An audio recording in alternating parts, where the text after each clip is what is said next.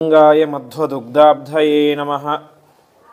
ವಿಷ್ಣುತೀರ್ಥಕಲ್ಪವೃಕ್ಷೋ ವಿಷ್ಣುತೀರ್ಥಶ್ಚ ಕಾಮಧುಕ್ ಚಿಂತಾಮಣಿರ್ವಿಷ್ಣುತೀರ್ಥೋ ಯತೀಂದ್ರಃ ಸರ್ವಕಾಮದಃ. ತಪಸ್ವಾಧ್ಯಾಯ ಶುಶ್ರೂಷಾ ಕೃಷ್ಣಪೂಜಾರತಂ ಮುನಿಂ ವಿಶ್ವೇಶಮಿಷ್ಟದಂ ವಂದೇ ಪರಿವ್ರಾಟ್ ಚಕ್ರವರ್ತಿನಂ. ಶ್ರೀಗುರುಭ್ಯೋ ನಮಃ.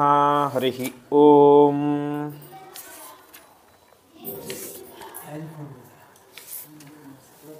ವೇದವ್ಯಾಸದೇವರು ರಚನೆ ಮಾಡಿರುವಂತಹ ಪುರಾಣ, ಅದು ಭಾಗವತ ಪುರಾಣ. ಅದರ 6 ದಿವಸದ ಪ್ರವಚನವನ್ನು ಕೇಳಿದ್ದೇವೆ.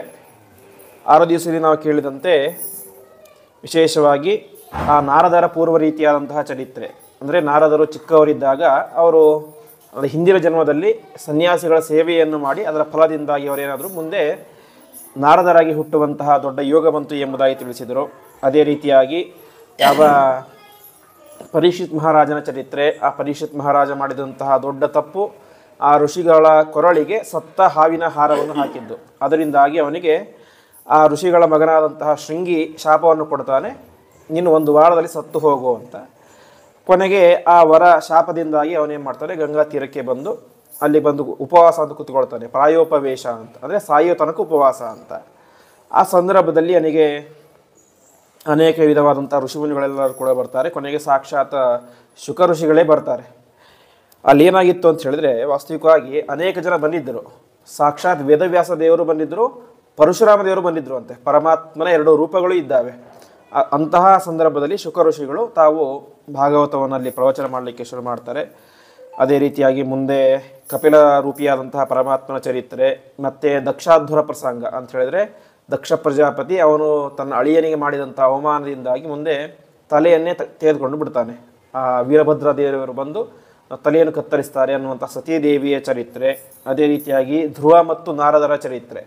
ಆ ಧ್ರುವ 6 ವರ್ಷದ ಬಾಲಕ 6 ತಿಂಗಳು ತಪಸ್ಸನ್ನು ಮಾಡಿ ಪರಮಾತ್ಮನ ಅನುಗ್ರಹಕ್ಕೆ ಪಾತ್ರನಾಗ್ತಾನೆ, ಆ ಚರಿತ್ರೆ. ಅದೇ ರೀತಿಯಾಗಿ ಪೃಥು ಮಹಾರಾಜನ ಚರಿತ್ರೆ. ಪೃಥುವಿನಿಂದಾಗಿ ಭೂಮಿಗೆ ಪೃಥ್ವಿ ಅಂತ ಹೆಸರು ಬಂತು ಅಂತ ಕೇಳಿದ್ವಿ. ಮುಂದೆ ಜಡಭರತೋಪಾಖ್ಯಾನ. ಆ ಭರತ ಜಿಂಕೆಯ ಮೇಲಿನ ವ್ಯಾಮೋಹದಿಂದಾಗಿ ಮುಂದಿನ ಜನ್ಮದಲ್ಲಿ ಜಿಂಕೆಯಾಗಿ ಹುಟ್ಟುತ್ತಾನೆ ಎನ್ನುವಂಥ ಚರಿತ್ರೆ ಕೇಳಿದ್ವಿ. ಅದೇ ರೀತಿಯಾಗಿ ಮುಂದೆ ಅಜಾಮಿಳೋಪಾಖ್ಯಾನ, ಅಂದರೆ ಅಜಾಮಿಳ ನಾರಾಯಣ ಅಂತ ತನ್ನ ಮಗನನ್ನು ಕರೆದು ಅದರಿಂದಾಗಿ ಏನಾಯಿತು, ಮುಂದೆ ಅವನು ಮೋಕ್ಷವನ್ನು ಪಡೆದ ಅಂತ ಚರಿತ್ರೆಯನ್ನು ಕೇಳಿದ್ವಿ. ಅದೇ ರೀತಿಯಾಗಿ ವೃತ್ರಾಸುರ. ಆ ವೃತ್ರಾಸುರ ದೊಡ್ಡ ಅಸುರ, ದೇವತೆಗಳ ಮೇಲೆ ಯುದ್ಧಕ್ಕೆ ಅಂತ ಹೋದಾಗ ಎಷ್ಟು ಪ್ರಯತ್ನ ಮಾಡಿದರೂ ಕೂಡ ಅವನನ್ನು ಸಂಹಾರ ಮಾಡಲಿಕ್ಕೆ ಸಾಧ್ಯನೇ ಆಗೋದಿಲ್ಲ. ಕೊನೆಗೆ ಎಲ್ಲ ದೇವಾನುದೇವತೆಗಳು ಕೂಡ ದದೀಚಿ ಅನ್ನುವಂಥ ಋಷಿಗಳ ಹತ್ತಿರ ಹೋಗಿ ಅವರ ಬೆನ್ನಿನ ಮೂಳೆಯಿಂದ ಒಂದು ವಜ್ರಾಯುಧವನ್ನು ಮಾಡಿ ಅವನನ್ನು ಸಂಹಾರ ಮಾಡ್ತಾರೆ. ಇಷ್ಟು ಚರಿತ್ರೆ 6ನೇ ಸ್ಕಂದದಲ್ಲಿ ಬರುತ್ತೆ. ಮುಂದೆ 7ನೇ ಸ್ಕಂದದಲ್ಲಿ ವಿಶೇಷವಾಗಿ ನರಸಿಂಹದೇವರ ಚರಿತ್ರೆ ಮತ್ತು ಪ್ರಹ್ಲಾದನ ಚರಿತ್ರೆ. 8ನೇ ಸ್ಕಂದದಲ್ಲಿ ಗಜೇಂದ್ರ ಮೋಕ್ಷ, ಆ ಆನೆ ಮತ್ತು ಮೊಸಳೆಯ ಚರಿತ್ರೆ. ಅದಾದ ಮೇಲೆ ದೇವತೆಗಳು ಮತ್ತು ದೈತ್ಯರು ಸೇರಿಕೊಂಡು ಮಾಡಿದಂತಹ ಸಮುದ್ರ ಮಥನ. ಅದಾದ ಮೇಲೆ ವಾಮನ ಚರಿತ್ರೆ, ವಾಮನ ಮತ್ತು ಬಲಿಚಕ್ರವರ್ತಿಯ ಚರಿತ್ರೆಯನ್ನು ತಿಳಿಸಿ ಮುಂದೆ 9ನೇ ಸ್ಕಂದದಲ್ಲಿ ಅನೇಕ ವಿಧವಾದಂತಹ ರಾಜರ ಚರಿತ್ರೆ. ಮೊದಲನೇದಾಗಿ ಅಂಬರೀಷನ ಚರಿತ್ರೆ, ಅಂಬರೀಷ ಮಾಡಿದಂತಹ ಚರಿತ್ರೆ. ಅದೇ ರೀತಿಯಾಗಿ ಚವನ ಋಷಿಗಳು ಮತ್ತು ಆ ಒಂದು ಹೆಂಡತಿ ಶರಿಯಾತಿ ಮಹಾರಾಜನ ಚರಿತ್ರೆ, ಸುಕನ್ಯೆ ಅವನ ಹೆಂಡತಿ, ಅವರಿಬ್ಬರ ಚರಿತ್ರೆ. ಅನಂತರ ಅಶ್ವಿನಿ ದೇವತೆಗಳಿಗೆ ಅವರಿಬ್ಬರು ಕೂಡ ತಾವೇನು ಮಾಡ್ತಾರೆ, ಚವನ ಋಷಿಗಳು ಹೋಮವನ್ನು ಮಾಡಿ ಅವರಿಗೆ ಅವತ್ತರಿಂದಾಗಿ ಹೋಮದಲ್ಲಿ ಸೋಮರಸ ಸಿಗಬೇಕು ಅಂತ ಪಾಲು ಸಿಗುವಂತೆ ಮಾಡ್ತಾರೆ. ಅನಂತರ ಸೌಭರಿ ಋಷಿಯ ಕತೆ, 50 ಶರೀರವನ್ನು ಪಡೆದು ಭೋಗ ಮಾಡಿದಂತಹ ಚರಿತ್ರೆ, ಸೌಭರಿ ಋಷಿಯ ಚರಿತ್ರೆ. ಅನಂತರ ಹರಿಶ್ಚಂದ್ರ, ಅಸತ್ಯ ಸುಳ್ಳನ್ನು ಹೇಳುವಂತಹ ಹರಿಶ್ಚಂದ್ರ. ಅದಾದ ಮೇಲೆ ಸಗರನ ಮಕ್ಕಳು, 60,000 ಜನ ಮಕ್ಕಳು ಅಶ್ವಮೇಧ ಯಾಗದಿಂದಾಗಿ ತಾವು ಎಲ್ಲಿಗೆ ಹೋಗ್ತಾರೆ, ಕಪಿಲ ಋಷಿಯ ಆಶ್ರಮಕ್ಕೆ ಹೋಗ್ತಾರೆ, ಪಾತಾಳಕ್ಕೆ. ಅಲ್ಲಿ ಹೋದಾಗ ಕಪಿಲ ಋಷಿಯ ಕೆಂಗಣ್ಣಿಗೆ ಗುರಿಯಾಗಿ ಬೂದಿಯಾಗಿ ಹೋಗ್ತಾರೆ. ಮುಂದೆ ಭಗೀರಥ ತಾನು ವಿಶೇಷವಾದಂತಹ ಪ್ರಯತ್ನವನ್ನು ಮಾಡಿ ಅವರ ಮೇಲೆ ಗಂಗೆಯನ್ನು ಹರಿಸಿ ಅವರನ್ನು ಉದ್ಧಾರ ಮಾಡ್ತಾನೆ. ಆಮೇಲೆ ರಾಮಾವತಾರದ ಚರಿತ್ರೆ. ಅಷ್ಟಾದ ಮೇಲೆ ಯಯಾತಿ, ಯಯಾತಿ ಅಂತ ಹೇಳಿದ್ರೆ ಆ ದೇವಯಾನಿ ಮತ್ತು ಶರ್ಮಿಷ್ಠೆ ಅಂತ ಇಬ್ಬರು ಹೆಂಡತಿಯರಿರ್ತಾರೆ. ಕೊನೆಗೆ ಶಾಪದಿಂದಾಗಿ ಅವನ ತಾರುಣ್ಯ ಹೋಗಿ ಮುದುಕತನ ಬಂದುಬಿಡುತ್ತೆ. ಕೊನೆಗೆ ತಾನು ತನ್ನ ಮಗನ ಹತ್ತಿರ ಪ್ರಾರ್ಥನೆ ಮಾಡಿದಾಗ ಮಗ ಒಪ್ಪಿಕೊಂಡು ಅವನ ತಾರುಣ್ಯವನ್ನು ತನ್ನ ತಂದೆಗೆ ಕೊಡ್ತಾನೆ. ಅವನ ಮುಪ್ಪನ್ನು, ಅಂದರೆ ವಯಸ್ಸಾಗಿದ್ದಂತಹ ಇದನ್ನು ತಾನು ಸ್ವೀಕಾರ ಮಾಡ್ತಾನೆ.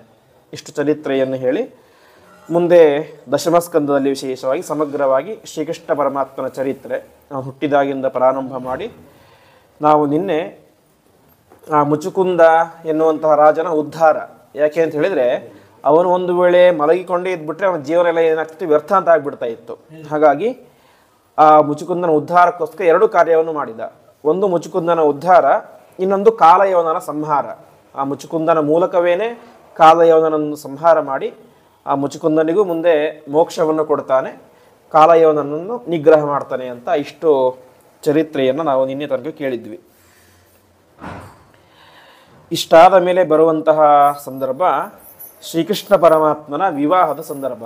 ನಾವು ಭಾಗವತದಲ್ಲಿ ಕೇಳುವಂತೆ ಶ್ರೀಕೃಷ್ಣ ಪರಮಾತ್ಮ ಆಗಿದ್ದು ಒಟ್ಟು 16,108 ಜನರೊಟ್ಟಿಗೆ ವಿವಾಹವಂತ. ಅದರಲ್ಲಿ ಮೊದಲ ವಿವಾಹ ಯಾರ ಜೊತೆ ಅಂತ ಹೇಳಿದ್ರೆ ರುಕ್ಮಿಣೀ ದೇವಿಯ ಜೊತೆ. ಅದು ಕೂಡ ಒಂದು ವಿಚಿತ್ರವಾಗಿ ನಡೆದು ಹೋಗಿಬಿಡುತ್ತೆ. ಈ ರುಕ್ಮಿಣಿ ಅವಳ ತಂದೆ ಭೀಷ್ಮಕ ರಾಜ ಅಂತ, ಆ ಭೀಷ್ಮಕ ರಾಜನ ಮಗಳು ರುಕ್ಮಿಣಿ, ಅವಳ ರಾಜಧಾನಿ ಕುಂಡಿನಪುರ ಅಂತ. ಅವಳಿಗೆ 4 ಜನ ಅಣ್ಣಂದಿರಿದ್ರು, ರುಗ್ಮಿ, ರುಗ್ಮಕೇಶ, ರುಗ್ಮಬಾಹು ಅಂತ. ಅದಕ್ಕೆಲ್ಲ ಅರ್ಥ ಏನು ಅಂತ ಹೇಳಿದ್ರೆ, ರುಗ್ಮ ಅಂತ ಹೇಳಿದ್ರೆ ಬಂಗಾರ ಅಂತೆ. ತನ್ನ ಮಕ್ಕಳಿಗೆ ಆ ರೀತಿಯ ವಿಚಿತ್ರವಾದ ಹೆಸರನ್ನು ಇಟ್ಟಿದ್ದ. ರುಗ್ಮಿ ಅಂತ ಹೇಳಿದ್ರೆ ಬಂಗಾರ, ರುಗ್ಮಬಾಹು ಅಂತ ಹೇಳಿದ್ರೆ ಬಂಗಾರದ ಕೈ ಇರುವವನು ಅಂತ, ರುಕ್ಮಿಣಿ ಅಂತ ಹೇಳಿದ್ರೆ ಬಂಗಾರಿ ಅಂತ, ಆ ರೀತಿಯ ಹೆಸರಿನ ಒಂದು ಪದ. ಆ ರೀತಿಯಾಗಿ ಆಗುತ್ತೆ. ರುಕ್ಮಿಣಿ ಬೇರೆ ಯಾರೋ ಅಲ್ಲ, ಸಾಕ್ಷಾತ್ ಮಹಾಲಕ್ಷ್ಮೀ ದೇವಿ. ಶ್ರೀಕೃಷ್ಣ ಪರಮಾತ್ಮ ಅವತಾರ ಮಾಡಿದಾಗ ಮಹಾಲಕ್ಷ್ಮೀ ದೇವಿ 2 ರೂಪದಿಂದ ಅವತಾರ ಮಾಡಿರ್ತಾಳೆ ಸಾಕ್ಷಾತ್ತಾಗಿ. ಒಂದು ಸತ್ಯಭಾಮೆಯಾಗಿ, ಇನ್ನೊಂದು ರುಕ್ಮಿಣಿಯಾಗಿ. ಉಳಿದವರಲ್ಲೆಲ್ಲ ಲಕ್ಷ್ಮೀದೇವಿ ಸನ್ನಿಧಾನ ಇರುತ್ತೆ ಮಾತ್ರ. ಜಾಂಬವತಿ ಆಗಲಿ ಅಥವಾ ಉಳಿದ 16,000 ಮಂದಿಯಲ್ಲಾಗಲಿ ಅವರೆಲ್ಲ ಪರಮಾತ್ಮನ ಹೆಂಡತಿಯರಾಗಿದ್ದಾರೆ ಅಂತ ಹೇಳಿದ್ರೆ ಲಕ್ಷ್ಮೀದೇವಿ ಸನ್ನಿಧಾನ ಇರಲೇಬೇಕು, ಇಲ್ಲದೆ ಆಗ್ಲಿಕ್ಕೆ ಸಾಧ್ಯ ಇಲ್ಲ. ಆದರೆ ಸಾಕ್ಷಾತ್ ಮಹಾಲಕ್ಷ್ಮೀ ದೇವಿಯರೇ ಯಾರು ಅಂತ ಹೇಳಿದ್ರೆ ಈ ರುಕ್ಮಿಣಿ ದೇವಿ ಮತ್ತು ಸತ್ಯಭಾಮಾದೇವಿ ಅಂತ. ಅದರಲ್ಲಿ ಮೊದಲ ವಿವಾಹವಾಗಿದ್ದು ಈ ರುಕ್ಮಿಣೀ ದೇವಿಯ ಜೊತೆ. ಪ್ರಾರಂಭದಲ್ಲಿ ಏನಾಗಿತ್ತು ಅಂತ ಹೇಳಿದ್ರೆ, ಒಂದು ಸಲ ಈ ಭೀಷ್ಮಕ ರಾಜ ಸ್ವಯಂವರವನ್ನು ಏರ್ಪಾಡು ಮಾಡಿರ್ತಾನೆ. ಆಗಿನ ಕಾಲದಲ್ಲಿ ಎಲ್ಲ ಒಂದು ಹೆಣ್ಣಿಗೆ ಮದುವೆ ಆಗಬೇಕು ಅಂತ ಹೇಳಿದ್ರೆ ಸುಮ್ಮನೆ ಯಾರಿಗೆ ಕೊಟ್ಟು ಮದುವೆ ಮಾಡೋ ರೀತಿ ಇಲ್ಲ, ಸ್ವಯಂವರ ಅಂತ ಆಗಬೇಕು. ಅವಳಿಗೆ ಯಾರು ಇಷ್ಟ ಆಗ್ತಾರೋ ಅದನ್ನೇ ಅದು ಸ್ವೀಕಾರ ಮಾಡಬೇಕು ಅಂತ, ಅಥವಾ ಯಾರು ತಮ್ಮ ಪರಾಕ್ರಮವನ್ನು ತೋರಿಸಬೇಕು. ಈಗ ನಾವು ಅರ್ಜುನ ಕಥೆಯನ್ನು ಕೇಳ್ತೇವೆ. ಅರ್ಜುನ ದ್ರೌಪದಿಯನ್ನು ಮದುವೆ ಆಗಬೇಕಾದ್ರೆ ಒಂದು ಸ್ವಯಂವರ ಇತ್ತು. ಏನಂತ ಹೇಳಿದ್ರೆ, ಮೇಲ್ಗಡೆ ಒಂದು ಮೀನನ್ನು ಕಟ್ಟಿರ್ತಾರೆ, ಕೆಳಗಡೆ ಎಣ್ಣೆ ಇರುತ್ತೆ. ತಲೆ ಕೆಳಗಡೆ ಮಾಡಿ ಎಣ್ಣೆಯನ್ನು ನೋಡ್ತಾ ಎಣ್ಣೆಯಲ್ಲಿ ಮೀನಿನ ಪ್ರತಿಬಿಂಬ ನೋಡಿ ಬಾಣ ಹೊಡಿಬೇಕು ಅಂತ. ಅದರಲ್ಲಿ ಯಾರು ಗೆಲ್ತಾರೋ ಅವರಿಗೆ ದ್ರೌಪದಿ ಅಂತ, ಆ ರೀತಿ ನಿಯಮ. ಹಾಗೆ ಒಂದು ದಿವಸ ಭೀಷ್ಮಕ ರಾಜನು ಕೂಡ ಸ್ವಯಂವರವನ್ನು ಏರ್ಪಾಡು ಮಾಡಿದ್ದ.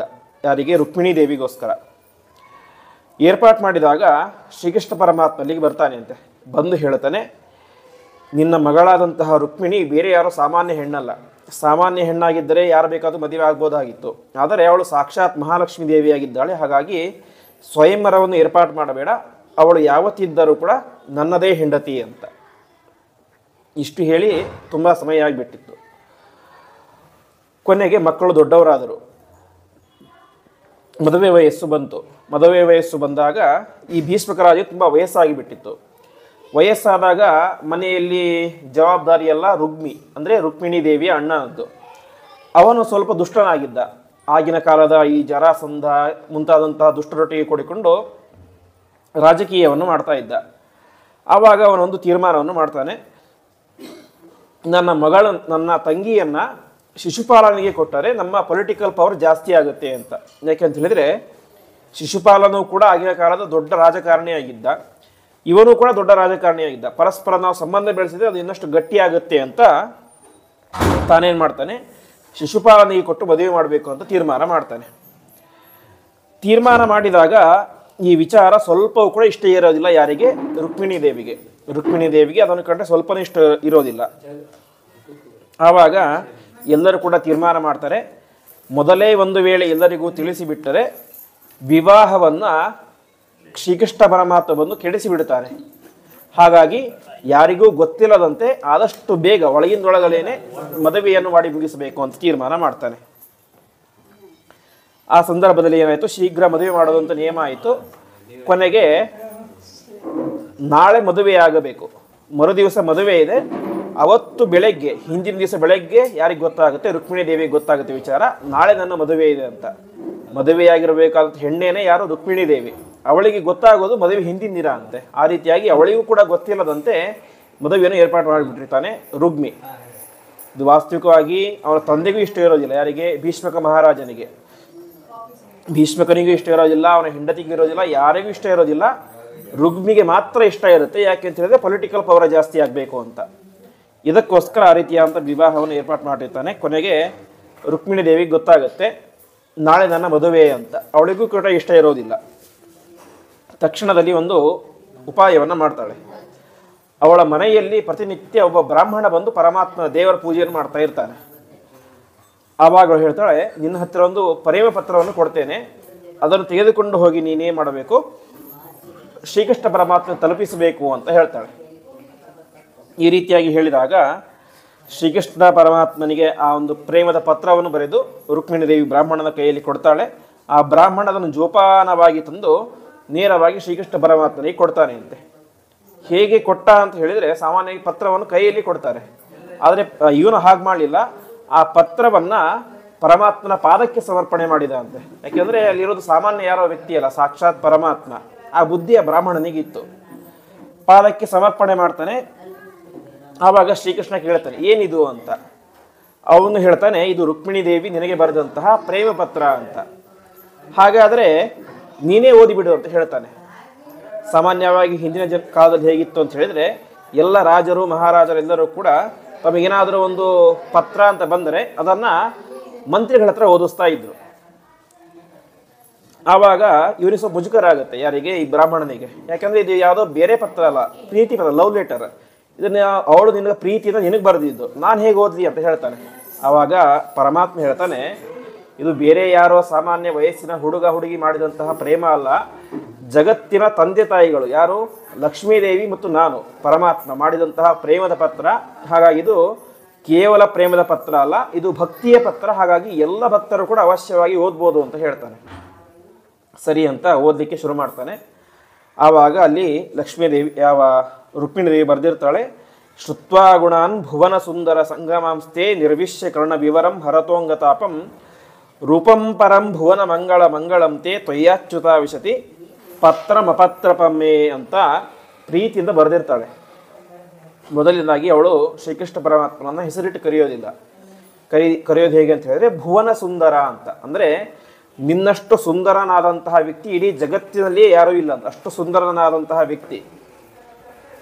ವಾಸ್ತವಿಕವಾಗಿ ಏನಾಗಿತ್ತು ಅಂದರೆ, ರುಕ್ಮಿಣಿ ದೇವಿ ಮತ್ತು ಶ್ರೀಕೃಷ್ಣ ಪರಮಾತ್ಮ ಇಷ್ಟು ವರ್ಷ ಆಗಿದೆ ಹುಟ್ಟಿ, ಇಬ್ಬರನ್ನು ಕೂಡ ಒಬ್ಬೊಬ್ಬರು ನೋಡೇ ಇರಲಿಲ್ಲ. ಆದರೆ ಪರಸ್ಪರ ಇಬ್ಬರಿಗೂ ಪ್ರೀತಿ ಇತ್ತು.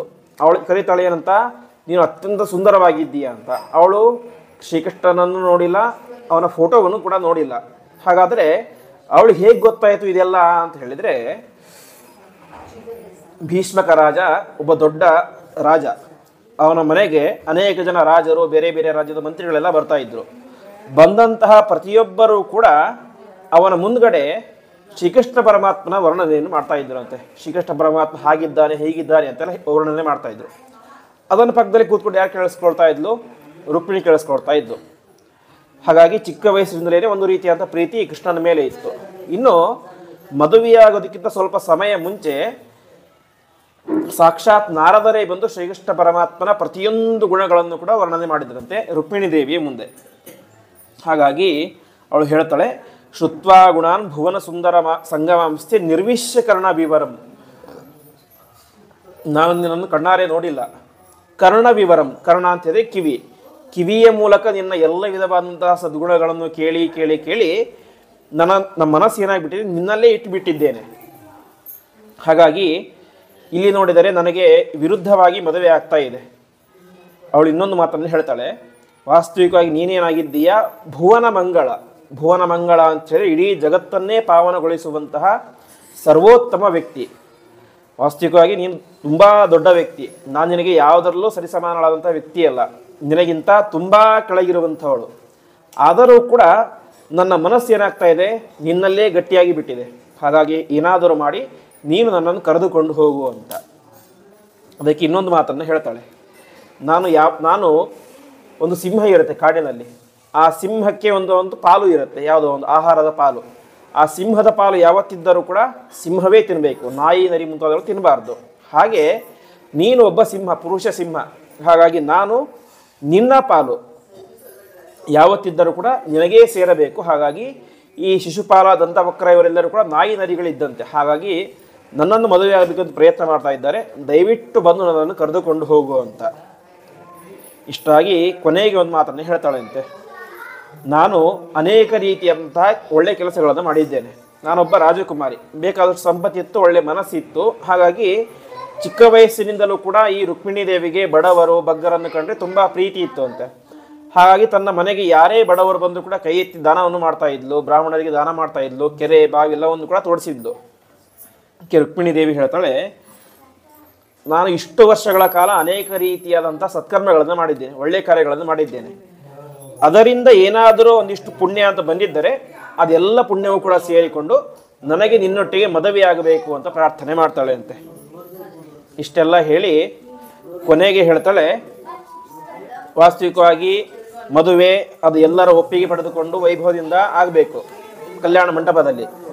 ಅದಕ್ಕೆ ರುಕ್ಮಿಣಿ ದೇವಿ ಹೇಳ್ತಾಳೆ, ಒಂದು ವೇಳೆ ನನ್ನ ತಂದೆ, ನಿನ್ನ ತಂದೆ, ನನ್ನ ತಾಯಿ, ನಿನ್ನ ತಾಯಿ ಒಪ್ಕೊಳ್ಳದೆ ಹೋದರೂ ಪರವಾಗಿಲ್ಲ, ನೀನೇ ಬಂದು ನನ್ನನ್ನು ರಾಕ್ಷಸ ವಿಧಾನದಿಂದ ಕರೆದುಕೊಂಡು ಹೋಗಿ ಮದುವೆಯಾಗು ಅಂತ ಹೇಳ್ತಾಳೆ. ಮದುವೆ ಅನೇಕ ರೀತಿ ಇದೆ. ಒಂದನೇದ್ದು ಗಾಂಧರ್ವ ವಿವಾಹ ಅಂತ. ಗಾಂಧರ್ವ ವಿವಾಹ ಅಂತ ಹೇಳಿದ್ರೆ ಪರಸ್ಪರ ಒಬ್ಬರನ್ನೊಬ್ಬರು ನೋಡಿದ ತಕ್ಷಣವೇ ಪ್ರೀತಿ ಉಂಟಾದಾಗ ಅಲ್ಲಿ ಮದುವೆ ಆಗಿಬಿಡ್ತಾರೆ. ಅದಕ್ಕೆ ಗಾಂಧರ್ವ ವಿಧಾನ ಅಂತ ಹೆಸರು. ಅಲ್ಲಿ ಯಾವುದೇ ರೀತಿಯಾದ ಪುರೋಹಿತರು, ತಂದೆ ತಾಯಿ, ಮಾಂಗಲ್ಯ ಯಾವುದೂ ಬೇಕಾಗಿಲ್ಲ, ಮನಸ್ಸು ಒಟ್ಟಿಗೆ ಸೇರಿದರೆ ಸಾಕು. ಅದಕ್ಕೆ ಗಾಂಧರ್ವ ವಿವಾಹ ಅಂತ ಹೆಸರು. ಇನ್ನೊಂದು ರಾಕ್ಷಸ ವಿಧಾನ ಅಂತ. ರಾಕ್ಷಸ ವಿಧಾನ ಅಂತ ಹೇಳಿದ್ರೆ ಮದುವೆ ಮಂಟಪದಲ್ಲಿ ಇರುವಂತಹ ಹೆಣ್ಣನ್ನು ಎತ್ತಿಕೊಂಡು ಹೋಗಿ ಆಗುವಂತಹ ವಿಧಾನ. ಈಗೇನಾಗಿದೆ, ಅವಳಿಗೆ ಮದುವೆ ಆಗಬೇಕಂತ ನಿಶ್ಚಯ ಆಗಿದೆ. ರುಕ್ಮಿಣಿ ದೇವಿಗೆ ನಾಳೆನೇ ಮದುವೆ, ಇನ್ನೇನು ಸಮಯ ಜಾಸ್ತಿ ಇಲ್ಲ. ಅವಳು ಎಲ್ಲಿರ್ತಾಳೆ? ಕಲ್ಯಾಣ ಮಂಟಪದಲ್ಲಿ ಇರ್ತಾಳೆ. ಅದಕ್ಕೆ ಸ್ವತಃ ರುಕ್ಮಿಣಿನೇ ಹೇಳ್ತಾ ಇದ್ದಾಳೆ, ನಿನಗೊಂದು ವೇಳೆ ಎಲ್ಲರನ್ನೂ ಒಪ್ಪಿಸಿ ಮದುವೆ ಆಗಲಿಕ್ಕೆ ಆಗದೇ ಹೋದರೆ ರಾಕ್ಷಸ ವಿಧಾನದಿಂದಲಾದರೂ ಕೂಡ ನನ್ನ ಮದುವೆ ಆಗು ಅಂತ. ಅರ್ಥಾತ್ ನನ್ನನ್ನು ಎತ್ತಿಕೊಂಡು ಹೋಗಿ ಆದರೂ ಮದುವೆ ಆಗು, ಒಟ್ಟಿನಲ್ಲಿ ನನ್ನನ್ನು ಮದುವೆಯಾಗಬೇಕು ಎಂಬುದಾಗಿ ಇಷ್ಟೆಲ್ಲ ಪ್ರಾರ್ಥನೆ ಮಾಡಿರ್ತಾಳೆ. ಆ ಪತ್ರದಲ್ಲಿ ಬರೆದಿರ್ತಾಳೆ. ಇಷ್ಟು ಪತ್ರವನ್ನು ಆ ವ್ಯಕ್ತಿ ಓದ್ತಾನೆ, ಬಂದಂತಹ ಬ್ರಾಹ್ಮಣ ಓದ್ತಾನೆ. ಈ ರೀತಿಯಾಗಿ ಓದಿದಾಗ ಆವಾಗ ಪರಮಾತ್ಮ ಏನು ಮಾಡ್ತಾನೆ ಅಂತೆ, ತಾನೂ ಕೂಡ ಒಂದು ಮಾತನ್ನು ಹೇಳ್ತಾನೆ, ನನ್ನ ಮನಸ್ಸಿನಲ್ಲಿಯೂ ಕೂಡ ಸಂಪೂರ್ಣವಾಗಿ ರುಕ್ಮಿಣಿ ದೇವಿಯೇ ತುಂಬಿಕೊಂಡು ಬಿಟ್ಟಿದ್ದಾಳೆ. ಹಾಗಾಗಿ ನೀನೇನು ಚಿಂತೆ ಮಾಡಬೇಡ, ನಾನು ಅವಶ್ಯವಾಗಿ ಬಂದು ಮದುವೆ ಆಗ್ತೇನೆ ಅಂತ ಅವನ ಕೈಯನ್ನು ಹಿಡಿದು ಹೇಳ್ತಾನೆ ಅಂತೆ. ಈ ರೀತಿಯಾಗಿ ಆ ರುಕ್ಮಿಣಿ ದೇವಿಯ ಪ್ರೇಮ ಪತ್ರವನ್ನು ತಂದುಕೊಟ್ಟಂತಹ ಬ್ರಾಹ್ಮಣ ಏನಿದ್ದಾನೆ ಅವನೇ ಮುಂದೆ ವಾದಿರಾಜರಾಗಿ ಅವತಾರ ಮಾಡಿದ್ದು ಎಂಬುದಾಗಿ ಸ್ವಪ್ನ ವೃಂದಾವನಾಖ್ಯಾನದಲ್ಲಿ ತಿಳಿಸ್ತಾರೆ. ಆ ರೀತಿಯಾಗಿ ಪರಸ್ಪರ ಲಕ್ಷ್ಮೀದೇವಿಯನ್ನು ಪರಮಾತ್ಮನನ್ನು ಸೇರಿಸಿದಂತಹ ಪುಣ್ಯದಿಂದಾಗಿ ಮುಂದೆ ಅವರು ವಾದಿರಾಜರಾಗಿ ಅವತಾರ ಮಾಡಿ ವಿಶೇಷವಾಗಿ ಪರಮಾತ್ಮನ ಸೇವೆಯನ್ನು ಮಾಡಿದರು ಅಂತ ತಿಳಿಸ್ತಾರೆ.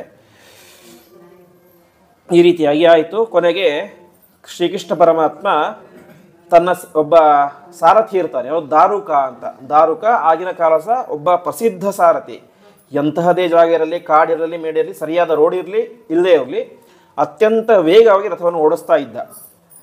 ಅವನನ್ನು ಕರೆದು ಹೇಳ್ತಾನೆ, ಈಗಲೇ ನಾವೆಲ್ಲಿಗೆ ಹೋಗಬೇಕು? ವಿದರ್ಭ ನಗರಿಗೆ, ಕುಂಡಿನಪುರಕ್ಕೆ ಹೋಗಬೇಕು ಅಂತ ತಿಳಿಸ್ತಾನೆ.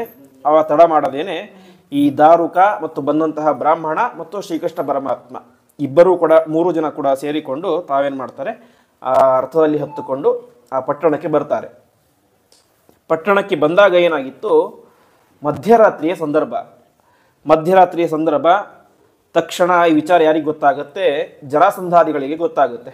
ಅವರು ಏನು ಮಾಡ್ತಾರೆ, ಮೊದಲೇ ಗೊತ್ತಿತ್ತು ಅವರಿಗೆ, ಶ್ರೀಕೃಷ್ಣ ಪರಮಾತ್ಮನಿಗೆ ಒಂದು ವೇಳೆ ವಿಚಾರ ಗೊತ್ತಾಗೇ ಆಗುತ್ತೆ, ಬಂದೇ ಬರ್ತಾನೆ ಅಂತ ಸ್ವಲ್ಪ ಸೆಕ್ಯೂರಿಟಿ ಜಾಸ್ತಿ ಮಾಡಿದರು. ಇಲ್ಲೇನಾಗ್ಬಿಟ್ಟಿತ್ತು, ಶ್ರೀಕೃಷ್ಣ ಪರಮಾತ್ಮ ಅವನ ಮನೆಗೆ ಬ್ರಾಹ್ಮಣ ಬಂದು ಎಲ್ಲವನ್ನು ಕೂಡ ಹೇಳಿದ. ಕೊನೆಗೆ ರಥದಲ್ಲಿ ಹತ್ತುಕೊಂಡು ಬಂದು ಬಿಟ್ಟ. ಬರಬೇಕಾದ್ರೆ ತನ್ನ ತಂದೆ ತಾಯಿಗಳಿಗೆ, ಅಣ್ಣನಿಗೆ, ಯಾರಿಗೂ ಒಂದು ಮಾತನ್ನು ಕೂಡ ಹೇಳೇ ಇರಲಿಲ್ಲ, ಬಲರಾಮನಿಗಾಗಲಿ ಈ ರೀತಿ ಹೋಗ್ತಾ ಇದ್ದೀನಿ ಅಂತ.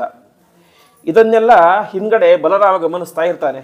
ಯಾರೋ ಒಬ್ಬ ಬಂದ ಏನೋ ಹೇಳಿದ, ಶ್ರೀಕೃಷ್ಣ ಪರಮಾತ್ಮ ಕಣ್ಣಲ್ಲಿ ನೀರು ಹಾಕ್ತಾ ಹಾಗೆ ಹೋಗ್ಬಿಟ್ಟ, ಏನಾಯ್ತೋ ಏನೋ ಅಂತ ಶ್ರೀಕೃಷ್ಣನೇ ಪರಮಾತ್ಮನಿಗೆ ಗೊತ್ತಾಗದಂತೆ ಹಿಂದ್ಗಡೆ ಫಾಲೋ ಮಾಡ್ಕೊಂಡು ಬರ್ತಾ ಇರ್ತಾನೆ.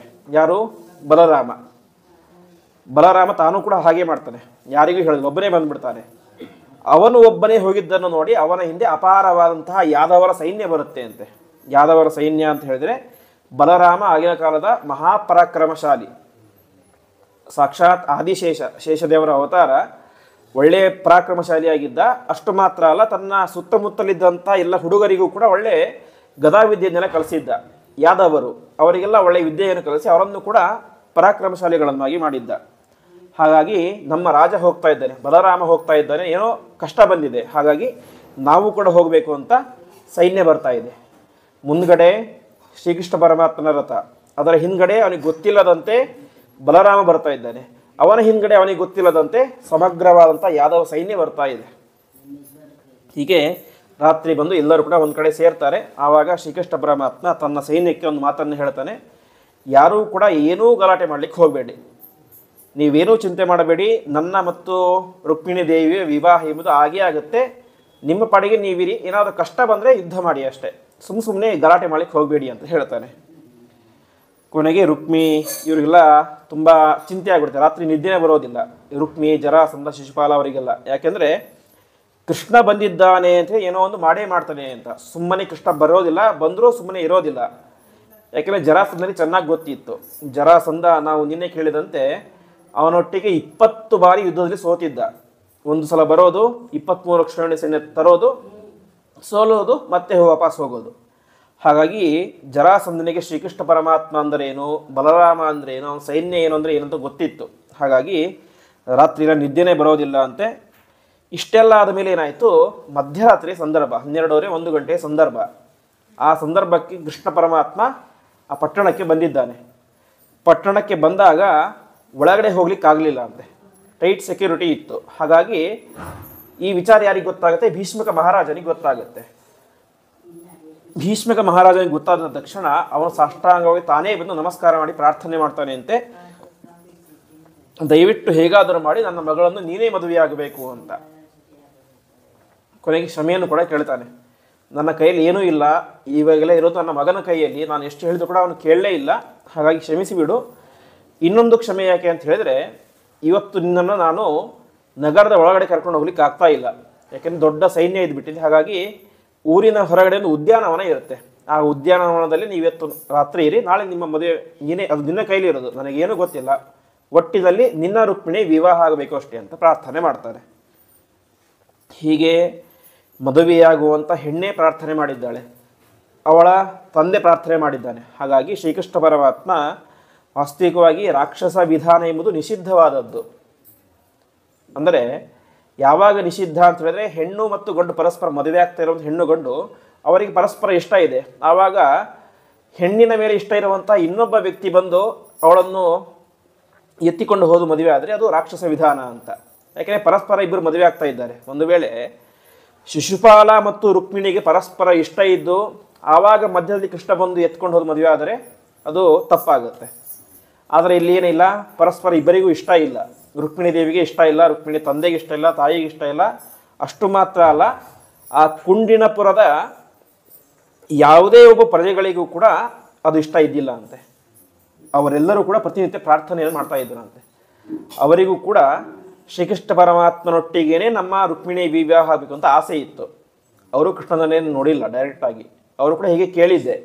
ಕೇಳಿ ಕೇಳಿ ಕೇಳಿ ಅವನು ಅಷ್ಟು ಸುಂದರನಾಗಿದ್ದಾನೆ, ಅಷ್ಟು ಒಳ್ಳೆಯ ಗುಣವಂತನಾಗಿದ್ದಾನೆ ಅಂತ ಹೇಳಿದರೆ, ನಮ್ಮ ರುಕ್ಮಿಣಿ ಕೂಡ ರುಕ್ಮಿಣಿಯಷ್ಟು ಸುಂದರವಾದಂತಹ ಹೆಣ್ಣು, ಅವಳಷ್ಟು ಗುಣವಂತಿಯಾದಂತಹ ಹೆಣ್ಣು ಇಡೀ ಜಗತ್ತಿನಲ್ಲಿ ಯಾರೂ ಇಲ್ಲ. ಹಾಗಾಗಿ ಅವರಿಬ್ಬರು ಸರಿಯಾದಂತಹ ಜೋಡಿ ಅಂತ ಪ್ರತಿನಿತ್ಯ ತಾವು ಪೂಜೆ ಮಾಡಿದ ಮೇಲೆ ಪ್ರಾರ್ಥನೆ ಮಾಡ್ತಾರೆ. ಪ್ರತಿಯೊಬ್ಬರು ಕೂಡ ತಮ್ಮ ತಮ್ಮ ಮನಸ್ಸಿನ ಅಭಿಷ್ಟಗಳನ್ನು ಹೇಳ್ಕೊಳ್ತಾರೆ. ಅವರಿಗೆ ಕುಂಡಿನಪುರದ ಜನರಿಗೆ ಯಾವುದೇ ರೀತಿಯಾದಂಥ ಸ್ವಾರ್ಥ ಇರಲಿಲ್ಲ ಅಂತೆ. ನಮಗೇನೂ ಬೇಡ, ನಮ್ಮದೇನಾದರೂ ಪುಣ್ಯ ಅಂತ ಇದ್ದರೆ ಅದರಿಂದ ರುಕ್ಮಿಣಿ ಕೃಷ್ಣರ ವಿವಾಹವಾಗಲಿ ಅಂತ. ಇದೇ ಸಂದರ್ಭ ರಾಮಾಯಣದಲ್ಲಿ ಬರುತ್ತೆ. ರಾಮಾಯಣದ ಪ್ರತಿಯೊಬ್ಬ ಜನರು ಕೂಡ ತಾವು ಪ್ರತಿನಿತ್ಯ ಪೂಜೆ ಎಲ್ಲವನ್ನು ಕೂಡ ಮಾಡಿ ಕೊನೆಗೆ ಪ್ರಾರ್ಥನೆ ಮಾಡ್ತಾ ಇದ್ದಿದ್ದೇನಂತ ಹೇಳಿದ್ರೆ, ನಮ್ಮ ಪುಣ್ಯದಿಂದ ರಾಮರಾಜರಾಗಬೇಕು ಅಂತ. ಈ ರೀತಿಯಾಗಿ ಯಾವಾಗ ಅವರೆಲ್ಲರೂ ಪ್ರಾರ್ಥನೆ ಮಾಡ್ತಾ ಇದ್ರು, ಕೊನೆಗೆ ಅವ್ರಿಗೆ ಗೊತ್ತಾಗುತ್ತೆ ಮಧ್ಯರಾತ್ರಿ ಸಂದರ್ಭದಲ್ಲಿ ಕೃಷ್ಣ ಪರಮಾತ್ಮ ಬಂದಿದ್ದಾನೆ ಅಂತ. ನಿದ್ದೆ ಮಾಡ್ತಾ ಇದ್ದಂಥ ಪ್ರತಿಯೊಬ್ಬರು ಕೂಡ ಇಡೀ ಊರನ್ನು ಬಿಟ್ಟು ಎಲ್ಲಿಗೆ ಬರ್ತಾರೆ, ಊರ ಹೊರಗಡೆ ಬಂದು ಕೃಷ್ಣ ಇದ್ದಲ್ಲಿಗೆ ಬರ್ತಾರೆ ಅಂತೆ. ಅವರು ಕೂಡ ಸಾಷ್ಟಾಂಗ ನಮಸ್ಕಾರ ಮಾಡಿ ಪ್ರಾರ್ಥನೆ ಮಾಡ್ತಾರೆ, ಕೃಷ್ಣ ನೀನು ನಮ್ಮ ರುಕ್ಮಿಣಿಯನ್ನು ಮದುವೆಯಾಗಬೇಕು ಅಂತ. ಹೀಗೆ ಇಡೀ ಜಗತ್ತಿನ ಜನತೆ ಪ್ರತಿಯೊಬ್ಬರು ಕೂಡ ಏನು ಮಾಡ್ತಾ ಇದ್ದಾರೆ, ಕೃಷ್ಣ ರುಕ್ಮಿಣಿಯರಿಗೆ ವಿವಾಹ ಆಗಬೇಕು ಅಂತ ಬಯಸ್ತಾ ಇದ್ದಾರೆ. ಕೊನೆಗೆ ಪರಮಾತ್ಮ ಹಾಗೇ ಆಗಲಿ ಅಂತ ಒಪ್ಕೊಳ್ತಾನೆ. ಇಷ್ಟೆಲ್ಲ ಆಯಿತು. ಮರು ದಿವಸ ಬೆಳಗಾಯಿತು. ಬೆಳಗಾದ ತಕ್ಷಣ ಎಲ್ಲ ಸ್ನಾನ ಎಲ್ಲವನ್ನು ಕೂಡ ಮಾಡಿ ಶುದ್ಧರಾಗಿ ರೆಡಿ ಆಗ್ತಾರೆ. ಆ ಸಂದರ್ಭದಲ್ಲಿ ಏನಾಗಿರುತ್ತೆ, ಮದುವೆ ದಿವಸ ಒಂದು ಗೌರಿ ಪೂಜೆ ಅಂತ ಮಾಡ್ತಾರೆ ಹೆಣ್ಣಿನ ಕಡೆಯಿಂದ. ಆ ಕಾಲದಲ್ಲಿ ಹೆಣ್ಣು ಮೌನವಾಗಿರಬೇಕು ಅಂತ ಹೇಳ್ತಾರೆ. ವಾಸ್ತವಿಕ ಇವತ್ತು ಮಾಡೋದೇನು ಅಂತ ಹೇಳಿದ್ರೆ, ಆ ಕಲ್ಯಾಣ ಮಂಟಪದಲ್ಲಿಯೇ ಗೌರಿ ಪೂಜೆ ಎಂಬುದಾಗಿ ಮಾಡಿಬಿಡ್ತಾರೆ. ಹಿಂದಿನ ಕಾಲದಲ್ಲಿ ಎಲ್ಲ ಮದುವೆ ಎಂಬುದು ಮನೆಯಲ್ಲಿ ಆಗ್ತಾ ಇತ್ತು, ಕಲ್ಯಾಣ ಮಂಟಪದಲ್ಲಿ ಆಗ್ತಾ ಇರಲಿಲ್ಲ. ಹಾಗಾಗಿ ಮನೆಯ ಹತ್ತಿರ ಇರುವಂತಹ ಗೌರಿ ದೇವಸ್ಥಾನಕ್ಕೇನೆ ಹೋಗಿ ಅಲ್ಲಿ ಪೂಜೆಯನ್ನು ಮಾಡಿ ಮತ್ತೆ ಪುನಃ ಮನೆಗೆ ಬಂದು ಅಲ್ಲಿ ಮದುವೆ ಎಂಬುದು ಆಗ್ತಾ ಇತ್ತು. ಅದೇ ರೀತಿಯಾಗಿ ಕುಂಡಿನಪುರದಲ್ಲಿ ಒಂದು ದೇವಸ್ಥಾನ ಇತ್ತು, ಅಂಬಿಕಾಗ್ರಹ ಅಂತ, ಅಂದರೆ ಪಾರ್ವತೀ ದೇವಿಯ ದೇವಸ್ಥಾನ, ಗೌರಿಯ ದೇವಸ್ಥಾನ.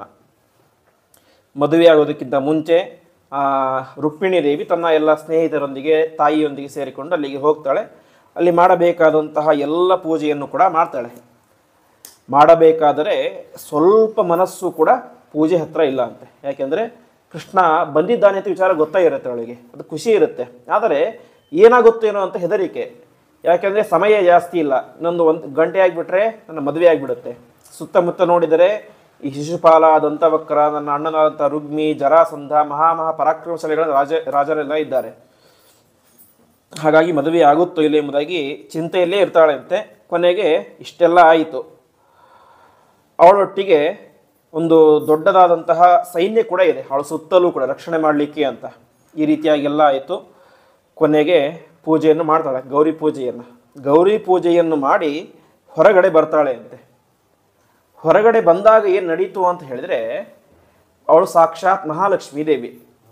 ಮಹಾಲಕ್ಷ್ಮೀ ದೇವಿ ತನ್ನ ಇಡೀ ಸೌಂದರ್ಯವನ್ನು ಆ ಕ್ಷಣದಲ್ಲಿ ಹೊರಗಡೆ ತೋರಿಸ್ತಾಳೆ ಅಂತೆ. ತನ್ನಲ್ಲಿದ್ದಂತಹ ಸೌಂದರ್ಯ, ಅವಳು ಸಾಮಾನ್ಯವಾಗಿ ಒಬ್ಬ ಮನುಷ್ಯ ಹೆಣ್ಣು ಹೇಗಿರ್ಬೇಕು ಹಾಗಿದ್ಲು. ಇವಾಗ ತನ್ನ ಮೂಲ ರೂಪದ ಸೌಂದರ್ಯವನ್ನು ಹೊರಗಡೆ ಪ್ರದರ್ಶನ ಮಾಡ್ತಾಳೆ ಅಂತೆ.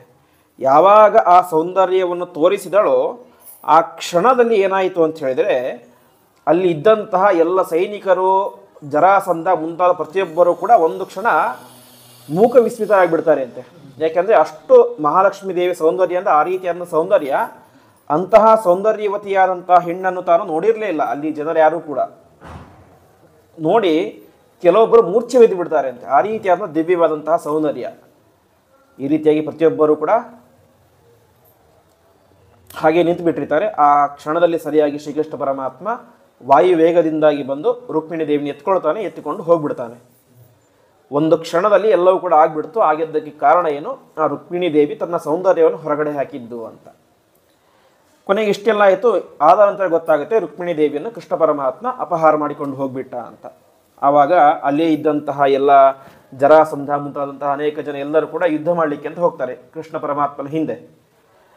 ಆವಾಗ ಶ್ರೀಕೃಷ್ಣ ಪರಮಾತ್ಮ ಒಬ್ಬನೇ ಇರಲಿಲ್ಲ, ಅವನೊಟ್ಟಿಗೆ ಬಲರಾಮ ಇದ್ದ. ಬಲರಾಮನ ಜೊತೆಗೆ ಅಪಾರವಾದಂಥ ಯಾದವ ಸೈನ್ಯ ಇತ್ತು. ಯಾದವ ಸೈನ್ಯ ಎಷ್ಟು ಪರಾಕ್ರಮಶಾಲಿಯಾಗಿತ್ತು ಅಂತ ಹೇಳಿದರೆ, ಮುಂದೆ ಇದೇ ಯಾದವರ ಸೈನ್ಯ ಮಹಾಭಾರತ ಯುದ್ಧದಲ್ಲಿ ಕೌರವರ ಕಡೆ ನಿಂತುಕೊಂಡು ಪಾಂಡವರೊಟ್ಟಿಗೆ ಯುದ್ಧ ಮಾಡುತ್ತೆ.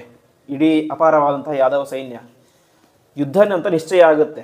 ಆವಾಗ ಶ್ರೀಕೃಷ್ಣ ಪರಮಾತ್ಮನ ಸಹಾಯ ಬೇಕು ಅಂತ ಅರ್ಜುನ ಮತ್ತು ದುರ್ಯೋಧನ ಇಬ್ಬರು ಕೂಡ ಬರ್ತಾರೆ ಅಂತೆ.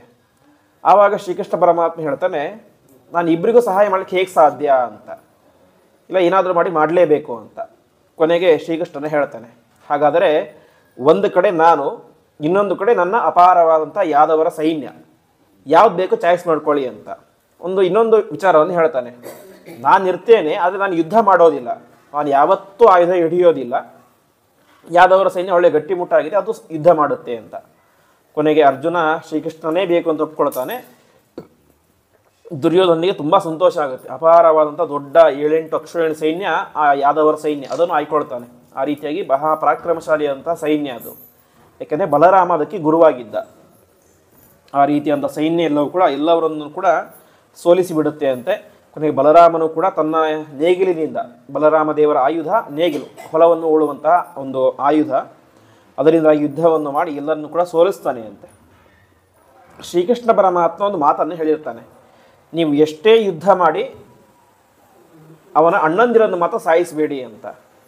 ಯಾಕೆ ಅಂತ ಹೇಳಿದರೆ, ಇವತ್ತು ರುಕ್ಮಿಣಿ ನನ್ನ ಹೆಂಡತಿ, ಹೆಂಡತಿ ಅಣ್ಣನನ್ನು ಸಾಯಿಸಿದರೆ ಅದು ಅಮಂಗಲ, ರುಕ್ಮಿಣಿಗೆ ನನ್ನ ಮೇಲೆ ದ್ವೇಷ ಬರುತ್ತೆ ಅಷ್ಟೇ. ಹಾಗಾಗಿ ಯಾರು ಕೂಡ ಸಾಯಿಸಬೇಡಿ, ಸೋಲಿಸಿ ಅಷ್ಟೇ ಎಂಬುದಾಗಿ ಹೇಳಿರ್ತಾನೆ. ಹಾಗಾಗಿ ಎಲ್ಲ ಯಾದವರು ಕೂಡ ಹುಷಾರಾಗಿ ಯುದ್ಧ ಮಾಡಿ ಯಾರನ್ನು ಕೂಡ ಸಾಯಿಸದಂತೆ ಸೋಲಿಸಿ ಬರ್ತಾರೆ ಅಂತೆ.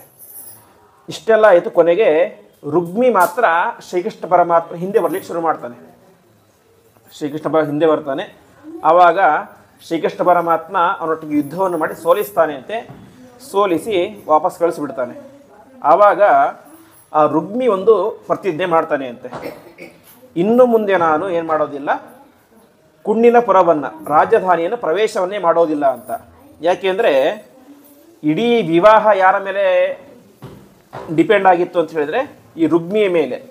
ಯಾಕೆಂದರೆ ತಂದೆ ತಾಯಿಗೆ ಇಷ್ಟ ಇಲ್ಲ, ರುಕ್ಮಿಣಿಗೆ ಇಷ್ಟ ಇಲ್ಲ, ಬೇರೆ ಯಾರಿಗೂ ಇಷ್ಟ ಇಲ್ಲ. ಇಷ್ಟ ಇರೋದು ಯಾರಿಗೆ? ರುಗ್ಮಿಗೆ ಮಾತ್ರ. ತನ್ನ ಲಾಭಕ್ಕೋಸ್ಕರ ಮದುವೆ ಮಾಡಿಸ್ತಾ ಇದ್ದ ಅವನು. ಹಾಗಾಗಿ ಅವನ ಮೇಲೆ ಡಿಪೆಂಡ್ ಆಗಿತ್ತು. ಇವಾಗ ಏನಾಯಿತು, ಮದುವೆನೇ ನಿಂತು ಹೋಗ್ಬಿಡ್ತು, ಅದು ಕೂಡ ಎಲ್ಲರ ಮುಂದೆ ನೋಡ್ತಾ ಇರಬೇಕಾದ್ರೇನೆ. ಹಾಗಾಗಿ ಅವನಿಗೆ ಅವಮಾನ ಆಗಿ ತಾನೇನು ಮಾಡ್ತಾನೆ, ಕೃಷ್ಣನನ್ನು ಸಂಹಾರ ಮಾಡದ ಹೊರತು ನಾನೇನು ಮಾಡೋದಿಲ್ಲ, ಈ ನಗರಕ್ಕೆ ಪ್ರವೇಶ ಮಾಡೋದಿಲ್ಲ ಅಂತ ಸಂಕಲ್ಪ ಮಾಡ್ತಾನೆ. ಕೊನೆಗೆ ಕುಂಡಿನಪುರದ ಹೊರಗಡೆಯೇ ಒಂದು ಸಣ್ಣ ಹಳ್ಳಿಯನ್ನು ನಿರ್ಮಾಣ ಮಾಡ್ತಾನೆ, ಭೋಜಕಟ ಅಂತ. ಆ ಭೋಜಕಟವನ್ನು ನಿರ್ಮಾಣ ಮಾಡಿ ಅಲ್ಲಿ ರುದ್ರದೇವರನ್ನು ಕುರಿತು ವಿಶೇಷವಾದಂತಹ ತಪಸ್ಸನ್ನು ಮಾಡಿ ಒಂದು ಧನುಸ್ಸನ್ನು ಪಡೆದು, ಒಂದು ಬಿಲ್ಲನ್ನು ಪಡೆದು ಅನೇಕ ರೀತಿ ಮತ್ತೆ ಕೃಷ್ಣನ ಮೇಲೆ ಯುದ್ಧಕ್ಕೆ ಅಂತ ಹೋಗ್ತಾನೆ. ಸೋತು ವಾಪಸ್ ಬರ್ತಾನೆ. ಈ ರೀತಿಯಾಗಿ ಶ್ರೀಕೃಷ್ಣ ಪರಮಾತ್ಮ ಮತ್ತು ರುಕ್ಮಿಣಿ ದೇವಿ ಅವರಿಬ್ಬರು ಕೂಡ ಎಲ್ಲಿಗೆ ಬರ್ತಾರೆ? ಆ ಒಂದು ಮಥುರಾ ಪಟ್ಟಣಕ್ಕೆ, ದ್ವಾರಕಾ ಪಟ್ಟಣಕ್ಕೆ ಬರ್ತಾರೆ. ದ್ವಾರಕಾ ಪಟ್ಟಣದಲ್ಲಿ ವಾಸವಾಗಿರ್ತಾರೆ. ಯಾಕೆಂದರೆ ನಾವು ನಿನ್ನೆ ಕೇಳಿದಂತೆ ಆ ವೃಂದಾವನವನ್ನು ಮುಳುಗಿಸಿ ಮುಂದೆ ದ್ವಾರಕೆಯನ್ನು ನಿರ್ಮಾಣ ಮಾಡಿರ್ತಾನೆ ಪರಮಾತ್ಮ ಸಮುದ್ರದ ಮಧ್ಯದಲ್ಲಿ. ಅಲ್ಲಿಗೆ ಬರ್ತಾರೆ. ಆವಾಗ ಪ್ರತಿಯೊಬ್ಬರಿಗೊಂದು ಗ್ಯಾರಂಟಿ ಇರುತ್ತೆ, ನಿಶ್ಚಯ ಇರುತ್ತೆ. ಏನಂತ? ಶ್ರೀಕೃಷ್ಣ ಪರಮಾತ್ಮ ರುಕ್ಮಿಣಿ ದೇವಿಯನ್ನು ಕರೆದುಕೊಂಡು ಬಂದೇ ಬರ್ತಾನೆ ಅಂತ. ಹಾಗಾಗಿ ಊರ ದ್ವಾರದಲ್ಲಿಯೇ ಎಲ್ಲ ಹಿರಿಯ ನಾಗರಿಕರು, ಹೆಂಗಸರು ಎಲ್ಲರೂ ಕೂಡ ಆರತಿ ಹಿಡ್ಕೊಂಡು ರೆಡಿಯಾಗಿರ್ತಾರೆ. ಶ್ರೀಕೃಷ್ಣ ಪರಮಾತ್ಮ ಮತ್ತು ರುಕ್ಮಿಣಿ ಯಾವಾಗ ಬರ್ತಾರೆ ಅವ್ರನ್ನ ಸ್ವಾಗತ ಮಾಡಬೇಕು ಅಂತ. ಆವಾಗ ರುಕ್ಮಿಣಿ ಮತ್ತು ಶ್ರೀಕೃಷ್ಣರು ಅಲ್ಲಿಗೆ ಬರ್ತಾರೆ. ಬಂದಾಗ ವಿಶೇಷವಾಗಿ ಅವರೆಲ್ಲರೂ ಕೂಡ ತಾವು ಅವರಿಗೆ ಒಳ್ಳೆಯ ಮಂಗಳಾರತಿ ಎಲ್ಲವನ್ನು ಕೂಡ ಮಾಡಿ, ವಿಶೇಷವಾಗಿ ಮಂತ್ರಾಕ್ಷತೆ ಮತ್ತು ಲಾಜ ಅಂದರೆ ಭತ್ತರಳು ಅದೆಲ್ಲವನ್ನು ಕೂಡ ಹಾಕಿ ಮುಂದೆ ವೈಭವದಿಂದ ಶ್ರೀ ರುಕ್ಮಿಣಿ ಮತ್ತು ಶ್ರೀಕೃಷ್ಣ ಪರಮಾತ್ಮನ ವಿವಾಹವಾಗುತ್ತೆ. ರುಕ್ಮಿಣಿ ಶ್ರೀಕೃಷ್ಣ ಪರಮಾತ್ಮರ ವಿವಾಹ ಅಂತ ಹೇಳಿದರೆ ಅದರ ಅರ್ಥ ರುಕ್ಮಿಣಿ ಶ್ರೀಕೃಷ್ಣ ಪರಮಾತ್ಮ ಬೇರೆ ಬೇರೆ ಆಗಿದ್ದರು, ಇವತ್ತು ಮದುವೆ ಆದಮೇಲೆ ಒಟ್ಟಿಗೆ ಆದರು ಎಂಬುದಾಗಿ ಸರ್ವಥಾ ಅಲ್ಲ. ಅವರಿಬ್ಬರು ಮದುವೆ ಆದರು ಅಂತ ಹೇಳೋಕ್ಕೆ ಕಾರಣ ಏನು ಅಂತ ಹೇಳಿದ್ರೆ ಭಕ್ತರನ್ನು ಉದ್ಧಾರ ಮಾಡಲಿಕ್ಕೋಸ್ಕರ ಅಂತ.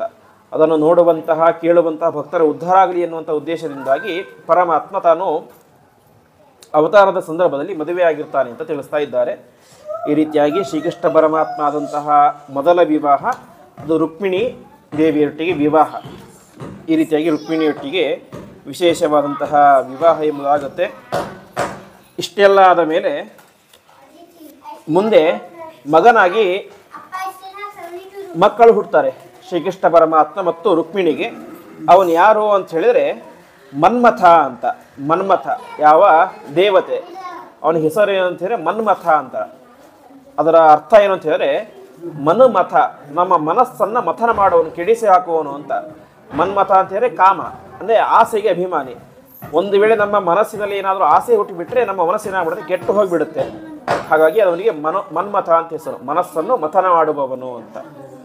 ಆ ಮನ್ಮಥನೇನೆ ರುಕ್ಮಿಣಿ ದೇವಿಯಲ್ಲಿ ಹುಟ್ಟಿರ್ತಾನೆ. ಆ ಸಂದರ್ಭದಲ್ಲಿ ಏನಾಗಿರುತ್ತೆ, ಒಂದು ದಿವಸ ಆ ಶಂಬರಾಸುರ ಎನ್ನುವಂತಹ ಒಬ್ಬ ರಾಕ್ಷಸ, ಆ ಶಂಬರಾಸುರ ಎನ್ನುವಂತಹ ರಾಕ್ಷಸ ಶ್ರೀಕೃಷ್ಣನ ಮನೆಗೆ ಬಂದು ಆ ಹುಟ್ಟಿದಂತಹ ಮಗುವನ್ನು ಮನ್ಮಥನನ್ನು ಎತ್ತಿಕೊಂಡು ಹೋಗಿಬಿಡ್ತಾನೆ ಅಂತೆ. ಎತ್ತಿಕೊಂಡು ಹೋಗ್ತಾನೆ. ಎತ್ತಿಕೊಂಡು ಹೋದಾಗ ನೇರವಾಗಿ ಸಮುದ್ರಕ್ಕೆ ಬಿಸಾಕಿಬಿಡ್ತಾನೆ ಅಂತೆ. ಶಂಬರಾಸುರ ದೊಡ್ಡ ದೈತ್ಯ, ಅವನೇನು ಮಾಡಿದ, ಆ ಮಗುವನ್ನು ಸಮುದ್ರಕ್ಕೆ ಬಿಸಾಕಿಬಿಟ್ಟ.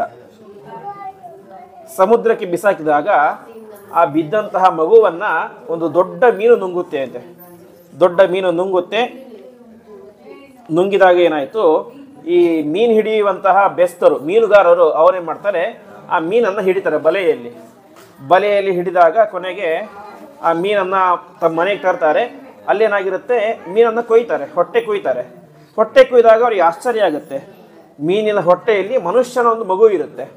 ತಕ್ಷಣವೇ ಅವರೇನು ಮಾಡ್ತಾರೆ, ಆ ಮಗುವನ್ನು ತೆಗೆದುಕೊಂಡು ತಮ್ಮ ರಾಜನ ಹತ್ರ ಕೊಡ್ತಾರೆ ಅಂತೆ. ರಾಜ ಬೇರೆ ಯಾರೋ ಅಲ್ಲ, ಇದೇ ಶಂಬರಾಸುರ. ಅದೇ ಯಾವ ವ್ಯಕ್ತಿ ಮಗುವನ್ನು ಸಮುದ್ರಕ್ಕೆ ಬಿಸಾಕಿದ್ನೋ ಅದೇ ವ್ಯಕ್ತಿ ರಾಜ. ಕೊನೆಗೆ ಮಗು ಬಂದು ಎಲ್ಲಿ ಸೇರಿತು? ಅವನ ಕೈಗೇನೆ ವಾಪಸ್ ಬಂದು ಸೇರಿತ್ತು. ಯಾವ ವ್ಯಕ್ತಿ ತನ್ನ ಶತ್ರು ಅಂತ ಕೊಲ್ಲಲಿಕ್ಕೆ ಪ್ರಯತ್ನ ಮಾಡಿದ್ನೋ ಅದೇ ಮಗುವನ್ನು ಇವತ್ತು ಅವನೇನು ಮಾಡ್ತಾ ಇದ್ದಾನೆ, ತನ್ನ ಮಗು ಅಂತ ಪ್ರೀತಿಯಿಂದ ಸಾಕಲಿಕ್ಕೆ ಶುರು ಮಾಡಿದ ಅಂತೆ. ಯಾಕೆಂದರೆ ಅವನಿಗೆ ಸಂತಾನ ಆಗಿರಲಿಲ್ಲ. ಕೊನೆಗೆ ಅದೇ ಮಗು ತನ್ನ ಮಗು ಅಂತ ಸ್ವೀಕಾರ ಮಾಡಿ ಸಾಕಲಿಕ್ಕೆ ಶುರು ಮಾಡ್ತಾನೆ. ಆ ಮನ್ಮಥನ ಹೆಂಡತಿ, ಶಂಬರಾಸುರನ ಹೆಂಡತಿ ಯಾರು ಅಂತಿದ್ರೆ ಅವ್ರು ರತಿದೇವಿ ಅಂತ. ಅವಳೇನೆ ಇವಾಗ ಮಾಯಾವತಿ ಅಂತ ಹುಟ್ಟಿರ್ತಾಳೆ. ಅವಳು ಈ ಯಾವ ಶಂಬರಾಸುರನ ಮನೆಯಲ್ಲಿ ವಾಸವಾಗಿರ್ತಾಳೆ. ಅವಳ ಹತ್ತಿರ ಮಗುವನ್ನು ಕೊಡ್ತಾನೆ, ನೀನು ಈ ಮಗುವನ್ನು ಸಾಕಬೇಕು ಅಂತ. ಕೊನೆಗೆ ಬೆಳಿಲಿಕ್ಕೆ ಶುರು ಮಾಡಿದ ತಕ್ಷಣ ಏನಾಯಿತು ಅಂತ ಹೇಳಿದರೆ ಅವನ ಹೆಸರು ಪ್ರದ್ಯುಮ್ನ ಅಂತ. ಆ ಮಗುವಿಗೆ ಪ್ರದ್ಯುಮ್ನ ಅಂತ ನಾಮಕರಣ ಆಗುತ್ತೆ. ಪ್ರದ್ಯುಮ್ನ ಬೆಳೆದು ದೊಡ್ಡವನಾಗ್ತಾನೆ. ದೊಡ್ಡವನಾದ ಮೇಲೆ ಏನಾಗುತ್ತೆ ಅಂತ ಹೇಳಿದ್ರೆ ಮಾಯಾವತಿ ಅಂತ, ಯಾರು ಈ ಶಂಬರಾಸುರನ ಹೆಂಡತಿ ಮಾಯಾವತಿ, ಅವಳಿಗೆ ಈ ಪ್ರದ್ಯುಮ್ನ ಮೇಲೆ ಪ್ರೀತಿ ಜಾಸ್ತಿ ಆಗಿ ಶುರುವಾಗುತ್ತೆ ಅಂತೆ. ಒಂದರ್ಥದಲ್ಲಿ ಮಾಯಾವತಿ ಯಾರು? ವಾಸ್ತವಿಕವಾಗಿ ಈ ಪ್ರದ್ಯುಮ್ನ ಸಾಕು ತಾಯಿ, ಶಂಬರಾಸುರನ ಹೆಂಡತಿ. ಇವಳು ಸಾಕ್ತಾ ಇದ್ದಾಳೆ ತಾಯಿಯಾಗಿ ಮಗುವನ್ನು. ಆದರೆ ಮೂಲ ರೂಪದಲ್ಲಿ ಏನು? ಇವರಿಬ್ಬರು ಕೂಡ ಗಂಡ ಹೆಂಡತಿ. ಯಾರು?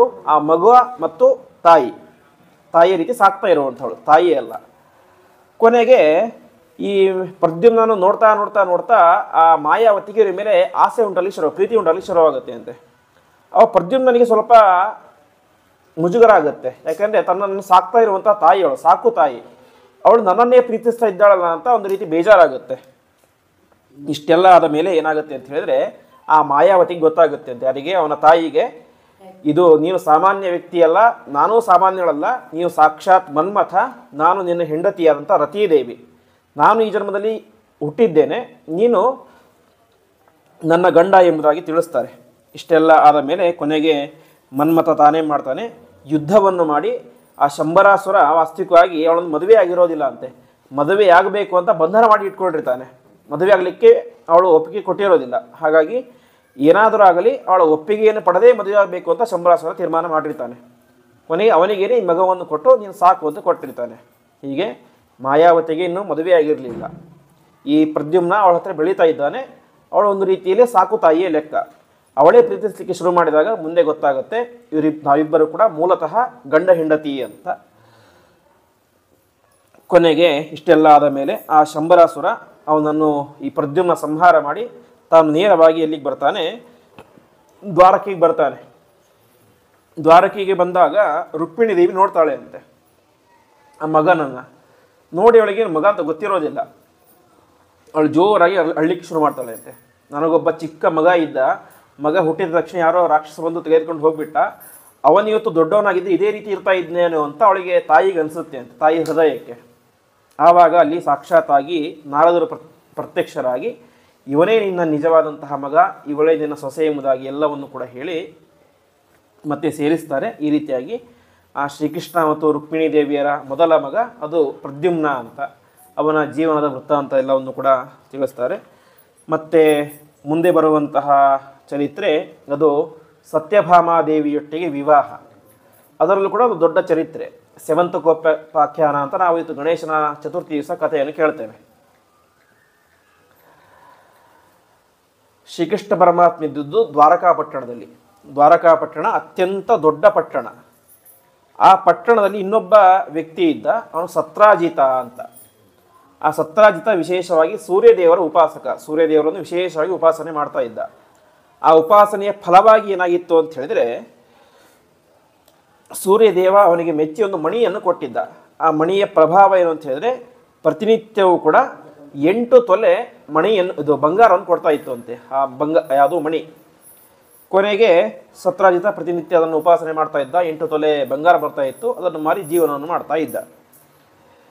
ಕೊನೆಗೆ ಒಂದು ದಿವಸ ಸತ್ರಾಜಿತ ತಾನೇ ಇಲ್ಲಿಗೆ ಬರ್ತಾನೆ, ಶ್ರೀಕೃಷ್ಣ ಪರಮಾತ್ಮನ ಮನೆಗೆ ಬರ್ತಾನೆ. ಬರಬೇಕಾದ್ರೆ ಕೊರಳಲ್ಲಿ ಆ ಸ್ಯವಂತಕ ಮಣಿ ಇರುತ್ತೆ. ಮಣಿಯನ್ನು ಹಾಕ್ಕೊಂಡು ಬಂದು ನೋಡ್ತಾನೆ. ಆವಾಗ ಶ್ರೀಕೃಷ್ಣ ಪರಮಾತ್ಮ ತಾನೇನು ಮಾಡ್ತಾನೆ, ಅದನ್ನು ಕೇಳ್ತಾನೆ ಅಂತೆ, ನನಗೆ ಕೊಡು ಅಂತ. ನನಗೆ ಕೊಡು ಅಂತೀರಿ, ಸ್ವಾರ್ಥಕ್ಕೋಸ್ಕರ ಕೇಳಿದ್ದಲ್ಲ, ಇದು ಕೇವಲ ನಿನ್ನ ಮನೆಗೆ ಮಾತ್ರ ಉಪಯೋಗ ಆಗ್ತಾ ಇದೆ.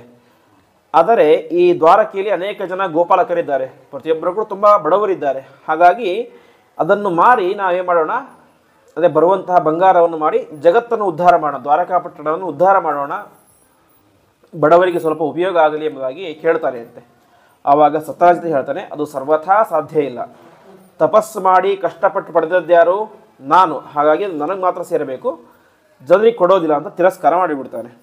ಆವಾಗ ಶ್ರೀಕೃಷ್ಣ ಪರಮಾತ್ಮ, ಸರಿ ನಿನ್ನಿಷ್ಟ, ನೀನು ಪಡೆದದ್ದು ಕೊಡೋದಿಲ್ಲ ಅಂದರೆ ಬಿಡು ಅಂತ ಬಿಟ್ಟು ಬಿಡ್ತಾನೆ.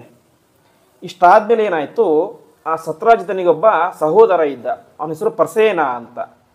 ಒಂದು ದಿವಸ ಪ್ರಸೇನ ಆ ಮಣಿಯನ್ನು ಹಾಕಿಕೊಂಡು ಬೇಟೆಯಾಡಲಿಕ್ಕೆ ಅಂತ ಕಾಡಿಗೆ ಹೋಗಿರ್ತಾನೆ.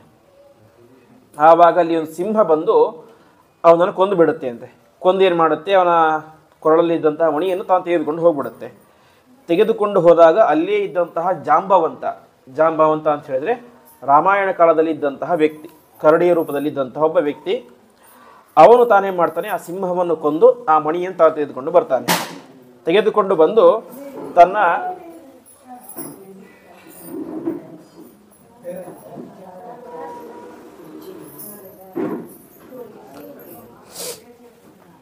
ಆ ಮಣಿಯನ್ನು ತೆಗೆದುಕೊಂಡು ಬಂದು ತನ್ನ ಮನೆಯಲ್ಲಿ ಒಂದು ಪುಟ್ಟ ಮಗು ಇರುತ್ತೆ, ಆ ಪುಟ್ಟ ಮಗುವಿನ ತೊಟ್ಟಿಲಿಗೆ ಕಟ್ತಾರೆ ಅಂತೆ. ಆ ತೊಟ್ಟಿಲನ್ನು ಅವನ ಹಿರಿಯ ಮಗಳಾದಂತಹ ಜಾಂಬವತಿ ತೂಗ್ತಾ ಇರ್ತಾಳೆ. ಹೀಗೆ ಆಗ್ತಾ ಇತ್ತು. ಈ ಕಡೆ ಸತ್ರಾಜಿತನಿಗೆ ಟೆನ್ಷನ್ ಶುರುವಾಗುತ್ತೆ. ಯಾಕೆಂತ ಹೇಳಿದ್ರೆ ಪ್ರಸೇನ ಇನ್ನೂ ವಾಪಸ್ ಹೋದವ್ರು ಬಂದೇ ಇಲ್ಲ, ಕಾಡಿಗೆ ಹೋದವನು ಅಂತ. ಏನಾಗಿದೆ ಅಂತ ನೋಡ್ಲಿಕ್ಕೆ ಹೋಗ್ತಾನೆ. ಅಲ್ಲಿ ನೋಡಿದರೆ ಪ್ರಸೇನನ ದೇಹ ಶವ ಬಿದ್ದಿದೆ, ಕೊರಳಲ್ಲಿ ಏನಿಲ್ಲ, ಮಣಿ ಇಲ್ಲ.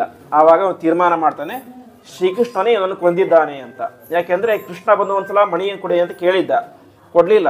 ಅದಕ್ಕೋಸ್ಕರ ತಾನೇ ಬಂದು ಸಂಹಾರ ಮಾಡಿ ಮಣಿಯನ್ನು ತೆಗೆದುಕೊಂಡು ಹೋಗಿದ್ದಾನೆ ಅಂತ ಅವನ ಮೇಲೆ ಅಪವಾದವನ್ನು ಹೊರಿಸ್ಬಿಡ್ತಾನೆ. ಎಲ್ಲ ಕಡೆ ಹೇಳ್ತಾನೆ, ಕೃಷ್ಣನೇ ನಾವು ತಮ್ಮನನ್ನು ಕೊಂದಿದ್ದಾನೆ ಎಂಬುದಾಗಿ ಅಪವಾದ ಹೊರಿಸಲಿಕ್ಕೆ ಶುರು ಮಾಡ್ತಾನೆ. ಕೊನೆಗೆ ಶ್ರೀಕೃಷ್ಣ ಪರಮಾತ್ಮ ತಾನು ಇದನ್ನು ಕೇಳಿ ತುಂಬ ಬೇಜಾರಾಗಿ ಏನಾಗಿದ್ದಾನೆ ಏನು ಅಂತ ವಿಚಾರಣೆ ಮಾಡ್ಕೊಂಬರ್ಲಿಕ್ಕೆ ಅಂತ ಕಾಡಿಗೆ ಹೋಗ್ತಾನೆ. ಕಾಡಿಗೆ ಹೋಗಿ ನೋಡ್ತಾನೆ, ಅಲ್ಲಿ ಪ್ರಸೇನನ ಶವ ಬಿದ್ದಿರುವಂಥ ಸ್ಥಳಕ್ಕೆ ಹೋಗ್ತಾನೆ. ಅಲ್ಲಿ ಸೂಕ್ಷ್ಮವಾಗಿ ಗಮನಿಸ್ತಾನೆ, ಅಲ್ಲಿ ಒಂದು ಹುಲಿಯ ಹೆಜ್ಜೆ ಗುರುತಿರುತ್ತೆ. ಕೊನೆಗೆ ಆ ಸಿಂಹದ ಹೆಜ್ಜೆ ಗುರುತಿರುತ್ತೆ. ಅದನ್ನು ಹಿಡಿದುಕೊಂಡು ಹೋಗ್ತಾನೆ. ಅಲ್ಲಿ ಜಾಂಬವಂತನ ಗುಹೆ ಹತ್ರ ಇರುತ್ತೆ. ಅಲ್ಲಿ ಹೋಗಿ ನೋಡ್ತಾನೆ, ಜಾಂಬವಂತ ತನ್ನ ಗುಹೆಯಲ್ಲಿ ತನ್ನ ಚಿಕ್ಕ ಮಗುವಿನ ತೊಟ್ಟಿಲ ಮೇಲೆ ಆ ಮಣಿಯನ್ನು ಕಟ್ಟಿ ಆಟ ಆಡಿಸ್ತಾ ಇರ್ತಾನೆ. ಆ ತೊಟ್ಟಿಲನ್ನು ದೊಡ್ಡ ಮಗಳಾದಂತಹ ಜಾಂಬವತಿ ತೂಗ್ತಾ ಇರ್ತಾಳೆ. ಆವಾಗ ಶ್ರೀಕೃಷ್ಣನಿಗೆ ಗೊತ್ತಾಗುತ್ತೆ, ಆ ಪ್ರಸೇನನನ್ನು, ಸತ್ರಾಜಿತನ ತಮ್ಮನನ್ನು ಒಂದು ಸಿಂಹ ಕೊಂದಿದೆ, ಆ ಸಿಂಹವನ್ನು ಈ ಜಾಂಬವಂತ ಕೊಂದು ಮಣಿಯನ್ನು ತಾನು ತೆಗೆದುಕೊಂಡಿದ್ದಾನೆ ಅಂತ. ಆವಾಗ ತಕ್ಷಣದಲ್ಲಿ ಏನೇ ಒಳಗಡೆ ಹೋಗ್ತಾನೆ. ಒಳಗಡೆ ಹೋಗಿ ಈ ರೀತಿ ಹೇಳ್ತಾನೆ, ನನ್ನ ಮೇಲೆ ಅಪವಾದ ಬಂದಿದೆ, ದಯವಿಟ್ಟು ಆ ಮಣಿಯನ್ನು ಕೊಡುವಂತ ಪ್ರಾರ್ಥನೆ ಮಾಡ್ತಾನೆ. ಈ ರೀತಿಯಾಗಿ ಪ್ರಾರ್ಥನೆ ಮಾಡಿದಾಗ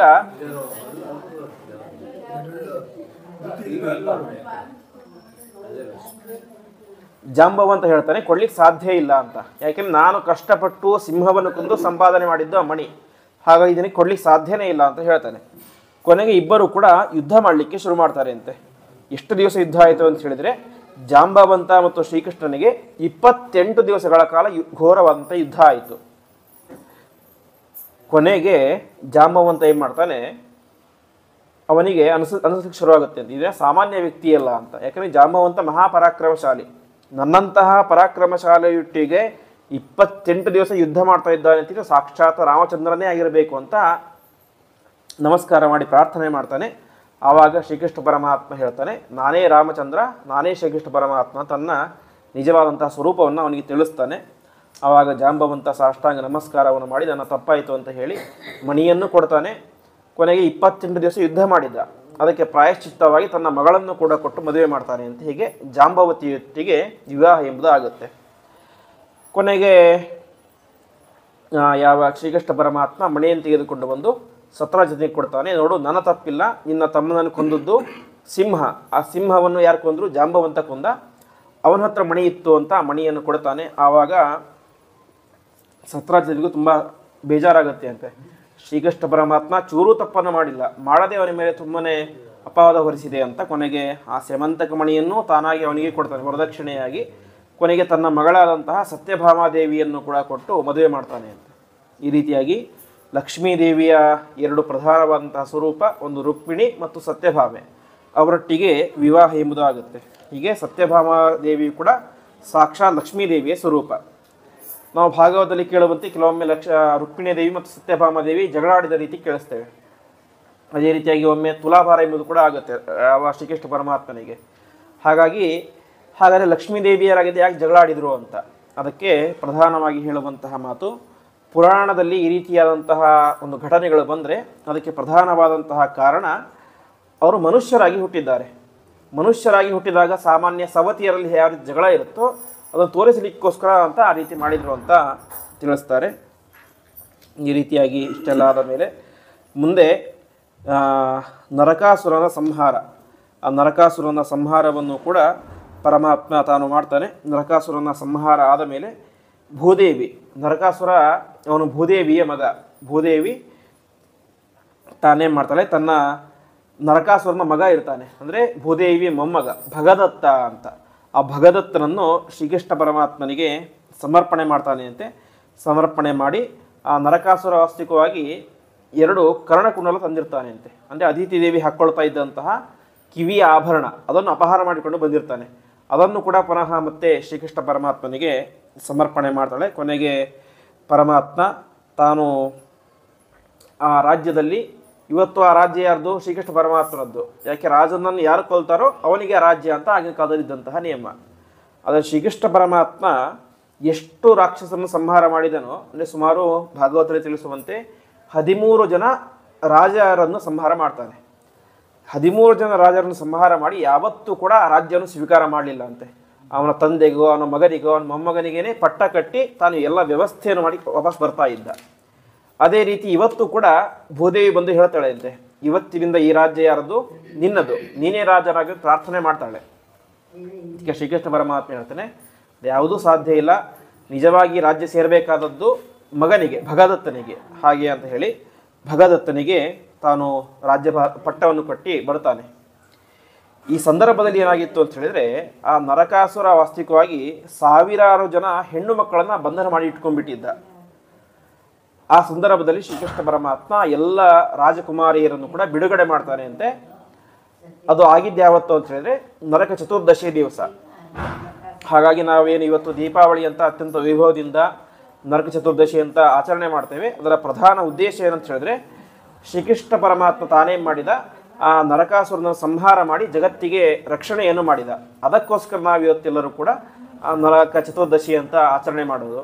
ಅದೇ ರೀತಿಯಾಗಿ ಮರುದಿವಸ ಮತ್ತೆ ಮುಂದೆ ಬಲಿಪಾಡ್ಯ ಅಂತ ಮಾಡ್ತೇವೆ. ಬಲಿಪಾಡ್ಯ ಮಾಡಿದ್ದಕ್ಕೆ ಆ ಬಲಿಯನ್ನು ನಿಗ್ರಹ ಮಾಡಿದ್ದಕ್ಕೆ, ವಾಮನ ರೂಪಿಯಾದಂತಹ ಪರಮಾತ್ಮ ಬಲಿಯನ್ನು ನಿಗ್ರಹ ಮಾಡಿದ್ದಕ್ಕೋಸ್ಕರ ಅದನ್ನು ಮಾಡ್ತೇವೆ. ಈ ರೀತಿಯಾಗಿ ಆಯಿತು. ಮುಂದೆ ದೇವೇಂದ್ರ ಮತ್ತು ಶ್ರೀಕೃಷ್ಣ ಮತ್ತು ಸತ್ಯಭಾಮಾದೇವಿ ಇಬ್ಬರು ಕೂಡ ಸೇರಿಕೊಂಡು ನೇರವಾಗಿ ಸ್ವರ್ಗಲೋಕಕ್ಕೆ ಹೋಗ್ತಾರೆ ಅಂತೆ. ಯಾಕೆ ಅಂತ ಹೇಳಿದರೆ, ಅಲ್ಲಿ ಏನಾಗಿತ್ತು, ನರಕಾಸುರ ಇದು ತಂದಿದ್ದ ಕರ್ಣಕುಂಡಲವನ್ನು, ಅದಿತಿ ದೇವಿಯದು. ಅದಿತಿ ದೇವಿ ಇರೋದು ಸ್ವರ್ಗಲೋಕದಲ್ಲಿ. ಅದಿತಿಯ ಮಕ್ಕಳೆಲ್ಲರೂ ಕೂಡ ದೇವತೆಗಳು. ಹಾಗಾಗಿ ಪರಮಾತ್ಮ ಕರ್ಣಕುಂಡಲವನ್ನು ಅದಿತಿ ದೇವಿಗೆ ಕೊಡಬೇಕು ಅಂತ ಸ್ವರ್ಗಲೋಕಕ್ಕೆ ಹೋಗ್ತಾನೆ. ಹೋಗಿ ಕೊಟ್ಟು ವಾಪಸ್ ಬರ್ತಾ ಇರ್ತಾನೆ. ಬರಬೇಕಾದ್ರೆ ಏನಾಗುತ್ತೆ ಅಂತ ಹೇಳಿದರೆ, ಆ ದೇವಲೋಕದಲ್ಲಿ ಒಂದು ಉದ್ಯಾನವನ ಇರುತ್ತೆ. ಆ ಉದ್ಯಾನವನದಲ್ಲಿ ಪಾರಿಜಾತ ವೃಕ್ಷ ಇರುತ್ತೆ. ಪಾರಿಜಾತ ವೃಕ್ಷವನ್ನು ನೋಡಿ ಸತ್ಯಭಾಮಾದೇವಿಗೆ ಆಸೆ ಆಗುತ್ತೆ ಅಂತೆ, ಈ ವೃಕ್ಷ ನಮ್ಮ ಮನೆಯಲ್ಲಿದ್ದರೆ ತುಂಬ ಚೆನ್ನಾಗಿರುತ್ತೆ ಅಂತ. ಅವ ತಕ್ಷಣದಲ್ಲಿ ಏನೇ ಪರಮಾತ್ಮ ತಾನು ಹಿಂದೆ ಮುಂದೆ ವಿಚಾರ ಮಾಡೋದಿಲ್ಲ, ನೇರವಾಗಿ ಪಾರಿಜಾತ ವೃಕ್ಷವನ್ನು ಎತ್ತಿಕೊಂಡು ಗರುಡನ ಮೇಲೆ ಇಟ್ಬಿಡ್ತಾನೆ ಅಂತೆ. ಆವಾಗ ದೇವೇಂದ್ರ ಅವನೊಟ್ಟಿಗೆ ಯುದ್ಧ ಮಾಡಲಿಕ್ಕೆ ಅಂತ ಹೋಗ್ತಾನೆ. ಯಾರೋ ಸಾಮಾನ್ಯ ವ್ಯಕ್ತಿ ಎಂಬುದಾಗಿ ತಿಳಿದುಕೊಂಡು ಯುದ್ಧ ಮಾಡಲಿಕ್ಕೆ ಅಂತ ಹೋಗ್ತಾನೆ. ಕೊನೆಗೆ ಆ ಯುದ್ಧದಲ್ಲಿ ಸೋತು ತಾನೇನು ಮಾಡ್ತಾನೆ, ಪಾರಿಜಾತ ವೃಕ್ಷವನ್ನು ಪರಮಾತ್ಮನಿಗೆ ಸಮರ್ಪಣೆ ಮಾಡ್ತಾನೆ. ಹೀಗೆ ಇಬ್ಬರು ಕೂಡ ರುಕ್ಮಿಣಿ ದೇವಿ ಮತ್ತು ಶ್ರೀಕೃಷ್ಣ ಪರಮಾತ್ಮ ಸ್ವರ್ಗಲೋಕಕ್ಕೆ ಹೋಗಿ ಅಲ್ಲಿ ಇದ್ದಂತಹ ದೇವತೆಗಳ ಉದ್ಧಾರವನ್ನೆಲ್ಲ ಮಾಡಿ ವಾಪಸ್ ಬರ್ತಾರೆ. ಇಷ್ಟೆಲ್ಲ ಆದ ಮೇಲೆ ಇನ್ನೊಬ್ಬ ವ್ಯಕ್ತಿಯ ಚರಿತ್ರೆ, ಅದು ಪೌಂಡ್ರಕ ವಾಸುದೇವ ಅಂತ. ಪೌಂಡ್ರಕ ವಾಸುದೇವ ಅಂತ ಹೇಳಿದರೆ, ವಾಸ್ತವಿಕವಾಗಿ ಅವನು ಈ ವಸುದೇವ ಇದ್ನಲ್ಲ ಅವನ ತಂಗಿಯ ಮಗ. ಶ್ರೀಕೃಷ್ಣ ಪರಮಾತ್ಮನಿಗೆ ಒಂದು ರೀತಿಯಲ್ಲಿ ಸೋದರ ಅತ್ತೆಯ ಮಗ. ಅವನ ಹೆಸರು ಪೌಂಡ್ರಕ ವಾಸುದೇವ ಅಂತ. ಅವನಿಗೆ ಈ ಶ್ರೀಕೃಷ್ಣ ಪರಮಾತ್ಮನ ಚರಿತ್ರೆಯನ್ನು ಕೇಳಿ ತುಂಬ ಜಲಸ್ಸಾಗ್ಬಿಟ್ಟಿತ್ತು. ನಾನು ಶ್ರೀಕೃಷ್ಣ ಪರಮಾತ್ಮ ರೀತಿ ಆಗಬೇಕು ಅಂತ ಪ್ರಯತ್ನ ಮಾಡ್ತಾ ಇದ್ದ, ಆದರೆ ಆಗ್ತಾ ಇರಲಿಲ್ಲ. ಕೊನೆಗೆ ಒಂದು ತೀರ್ಮಾನವನ್ನು ಮಾಡ್ತಾನೆ. ಏನಂತ ಹೇಳಿದರೆ, ತಾನು ಯುದ್ಧ ಮಾಡಲಿಕ್ಕೆ ಅಂತ ಬರ್ತಾನೆ ಅಂತ. ಯಾರ ಹತ್ರ? ಯಾದವರೊಟ್ಟಿಗೆ. ಆವಾಗ ಯಾದವರು ಹೇಳ್ತಾರೆ, ನೀನು ಶ್ರೀಕೃಷ್ಣ ಪರಮಾತ್ಮ ಇದೆಯಾ ಅಂತ ಹೇಳ್ತಾ ಇದ್ದೀಯಾ, ಆದರೆ ಶ್ರೀಕೃಷ್ಣ ಪರಮಾತ್ಮನಲ್ಲಿ ಏನೇನು ಲಕ್ಷಣ ಅಂತ ಇದ್ದಾವೋ ಅದು ಒಂದು ಕೂಡ ನಿನ್ನಲ್ಲಿ ಇಲ್ಲ ಅಂತ. ಆವಾಗ ಒಂದು ತೀರ್ಮಾನ ಮಾಡ್ತಾನೆ, ನಾನು ಶ್ರೀಕೃಷ್ಣ ಪರಮಾತ್ಮನ ರೀತಿ ಆಗಬೇಕು ಅಂತ. ಶ್ರೀಕೃಷ್ಣ ಪರಮಾತ್ಮ ಹೇಗೆ ಬರ್ತಾ ಇದ್ದ? ಎದೆಯಲ್ಲಿ ನಾನು ನಿನ್ನೆ ಕೇಳಿದಂತೆ ಶ್ರೀವತ್ಸ ಚಿಹ್ನೆ ಇತ್ತು, ಅಂದರೆ ಕೆಂಪು ಮತ್ತು ಕಪ್ಪು ಬಣ್ಣ ಮಿಕ್ಸಿತವಾದಂಥ ಒಂದು ಚಿಹ್ನೆ. ಕೊನೆಗೆ ತಾನೂ ಕೂಡ ಹಚ್ಕೊಳ್ಬೇಕು ಅಂತ ಮಾಡ್ಕೊಳ್ತಾನೆ. ನನ್ನ ಎದೆಯಲ್ಲಿ ಕೂಡ ಶ್ರೀವತ್ಸ ಚಿಹ್ನೆ ಬರಬೇಕು ಅಂತ. ಅದಕ್ಕೆ ಕಪ್ಪು ಹಚ್ಕೊಳ್ತಾನೆ, ಬಣ್ಣ ಹಚ್ಕೊಳ್ತಾನೆ. ಎಷ್ಟು ಹಚ್ಕೊಂಡ್ರು ಕೂಡ ಅದೇನಾಗ್ತಾ ಇತ್ತು, ಒಂದು ದಿವಸ ಇರ್ತಿತ್ತು, 2 ದಿವಸ ಇರ್ತಾ ಇತ್ತು, ವಾಪಸ್ ಹೋಗಿಬಿಡ್ತಾ ಇತ್ತು. ಕೊನೆಗೆ ಅವನಿಗೆ ಯಾವ ರೀತಿ ಹುಚ್ಚು ಇತ್ತು ಅಂತ ಹೇಳಿದರೆ, ತಾನೇ ತನ್ನ ಎದೆಗೆ ಬೆಂಕಿ ಹಚ್ಕೊಳ್ತಾನೆ ಅಂತೆ. ಯಾಕೆ? ಬೆಂಕಿನ ಸುಟ್ಟರೆ ಅದು ಕಲೆ ಹೋಗ್ಲಿಕ್ಕೆ ಸಾಧ್ಯ ಇಲ್ಲ. ಹಾಗೆ ತನ್ನಲ್ಲಿ ಶ್ರೀವತ್ಸ ಚಿಹ್ನೆ ಬರಬೇಕು ಅಂತ ತನ್ನ ಎದೆಗೆ ಬೆಂಕಿ ಹಚ್ಚಿಕೊಂಡಂತಹ ದೊಡ್ಡ ಹುಚ್ಚ ಅವನು ಪೌಂಡ್ರಕ ವಾಸುದೇವ. ಕೊನೆಗೇನು, ಶ್ರೀಕೃಷ್ಣ ಪರಮಾತ್ಮನಿಗೆ 4 ಭುಜಗಳು, ಎದೆನೇನು ಸುಟ್ಕೊಂಡ್ಬಿಟ್ಟ. ಕೈ ಹೇಗೆ ಮಾಡ್ಕೊಳ್ಳೋದು? ಕೊನೆಗೆ ಇವತ್ತು ನಾವು ಹೇಗೆ ನಾಟಕದಲ್ಲಿ ಆರ್ಟಿಫಿಷಿಯಲ್ ಕೈಗಳಿರ್ತವೆ, ಅದರಿಂದ ಥರ್ಮಾಕೋಲಿಂದ ಆ ಕೈಗಳನ್ನು ಮಾಡಿಕೊಂಡು ಅಂಟಿಸ್ಕೊಳ್ತಾನೆ ಅಂತೆ. ಮುಂದೆ ಏನು ಮಾಡಬೇಕು? ಗರುಡ ವಾಹನ, ಗರುಡನಲ್ಲಿ ಶ್ರೀಕೃಷ್ಣ ಪರಮಾತ್ಮ ಸಂಚಾರ ಮಾಡ್ತಾ ಇದ್ದ. ಕೊನೆಗೆ ತಾನೇ ಒಂದು ಆರ್ಟಿಫಿಷಿಯಲ್ ಒಂದು ಗರುಡನನ್ನು ಮಾಡಿಕೊಂಡು ಅದರ ಮೇಲೆ ಬರ್ತಾ ಇದ್ದ ಅಂತ. ಈ ರೀತಿಯಾಗಿ ಶ್ರೀಕೃಷ್ಣ ಪರಮಾತ್ಮ ಯಾವ ರೀತಿಯಾಗಿ ಬರ್ತಾ ಇದ್ನೋ ಆ ರೀತಿಯಾಗಿ ತಾನೆಲ್ಲವನ್ನು ಕೂಡ ಆರ್ಟಿಫಿಷಿಯಲ್ ಆಗಿ ಮಾಡಿಕೊಂಡು ಯುದ್ಧ ಮಾಡಲಿಕ್ಕೆ ಅಂತ ಬರ್ತಾನೆ. ಆವಾಗ ಶ್ರೀಕೃಷ್ಣ ಪರಮಾತ್ಮ ಒಂದೇ ಒಂದು ಬಾಣದಿಂದಾಗಿ ಅವನನ್ನು ನಿಗ್ರಹ ಮಾಡಿ ತಾನು ಅವನು ಸೋಲಿಸ್ತಾನೆ ಎಂಬುದಾಗಿ ಹೇಳ್ತಾರೆ.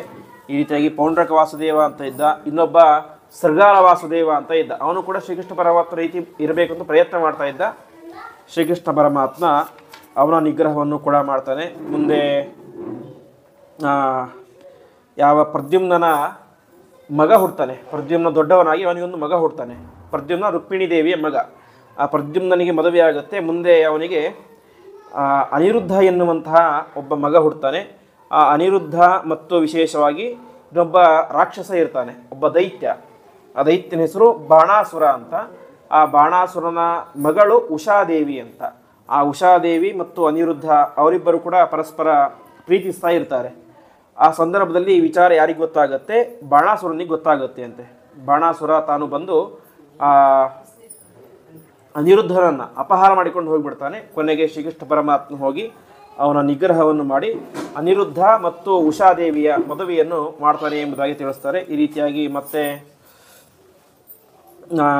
ಜಾಂಬವತಿ ದೇವಿಯ ಮಗನಾದಂತಹ ಸಾಂಬ, ಶ್ರೀಕೃಷ್ಣ ಪರಮಾತ್ಮನ ಇನ್ನೊಬ್ಬ ಹೆಂಡತಿ ಜಾಂಬವತಿ ದೇವಿ, ಅವನ ಮಗ ಸಾಂಬವಂತ, ಜಾಂಬವತಿಯ ಮಗ ಸಾಂಬ. ಆ ಸಾಂಬ ಏನು ಮಾಡಿಬಿಟ್ಟಿದ್ದ, ಒಬ್ಬಳನ್ನು ಪ್ರೀತಿಸ್ತಾ ಇದ್ದ. ಅವಳು ಬೇರೆ ಯಾರೋ ಅಲ್ಲ, ದುರ್ಯೋಧನನ ಮಗಳು. ದುರ್ಯೋಧನನ ಮಗಳನ್ನು ಶ್ರೀಕೃಷ್ಣ ಪರಮಾತ್ಮನ ಮಗ ಪ್ರೀತಿಸ್ತಾ ಇದ್ದಾನೆ. ಇಬ್ಬರು ಕೂಡ ಪರಸ್ಪರ ವಿರುದ್ಧ ವ್ಯಕ್ತಿತ್ವ. ಕೊನೆಗೇನಾಗುತ್ತೆ, ಸಾಂಬ ಆ ಲಕ್ಷಣೆಯನ್ನು ಅರ್ಥಾತ್ ದುರ್ಯೋಧನನ ಮಗಳನ್ನು ಅಪಹಾರ ಮಾಡಿಬಿಟ್ಟಿರ್ತಾನೆ. ಆವಾಗೇನಾಯಿತು, ಕೊನೆಗೆ ಅಪಹಾರ ಮಾಡಿದಾಗ ದುರ್ಯೋಧನ, ದುಶ್ಯಾಸನ, ಕರ್ಣ ಎಲ್ಲರೂ ಕೂಡ ಯುದ್ಧ ಮಾಡಲಿಕ್ಕೆ ಅಂತ ಈ ಯಾದವರ ಸೈನ್ಯದ ಮೇಲೆ ಬರ್ತಾರೆ. ಬಂದಾಗ ಏನಾಯಿತು, ಆವಾಗ ಅಲ್ಲಿ ಇದ್ದಂತಹ ಯಾವ ಬಲರಾಮ ಅವನು ವಾಸ್ತವಿಕವಾಗಿ ದುರ್ಯೋಧನನಿಗೂ ಗುರುವಾಗಿದ್ದ ಅಂತೆ. ದುರ್ಯೋಧನ ಅನೇಕ ವರ್ಷಗಳ ಕಾಲ ಬಲರಾಮನ ಹತ್ತಿರ ಗದಾವಿದ್ಯೆಯನ್ನು ಅಭ್ಯಾಸ ಮಾಡಿದ್ದ.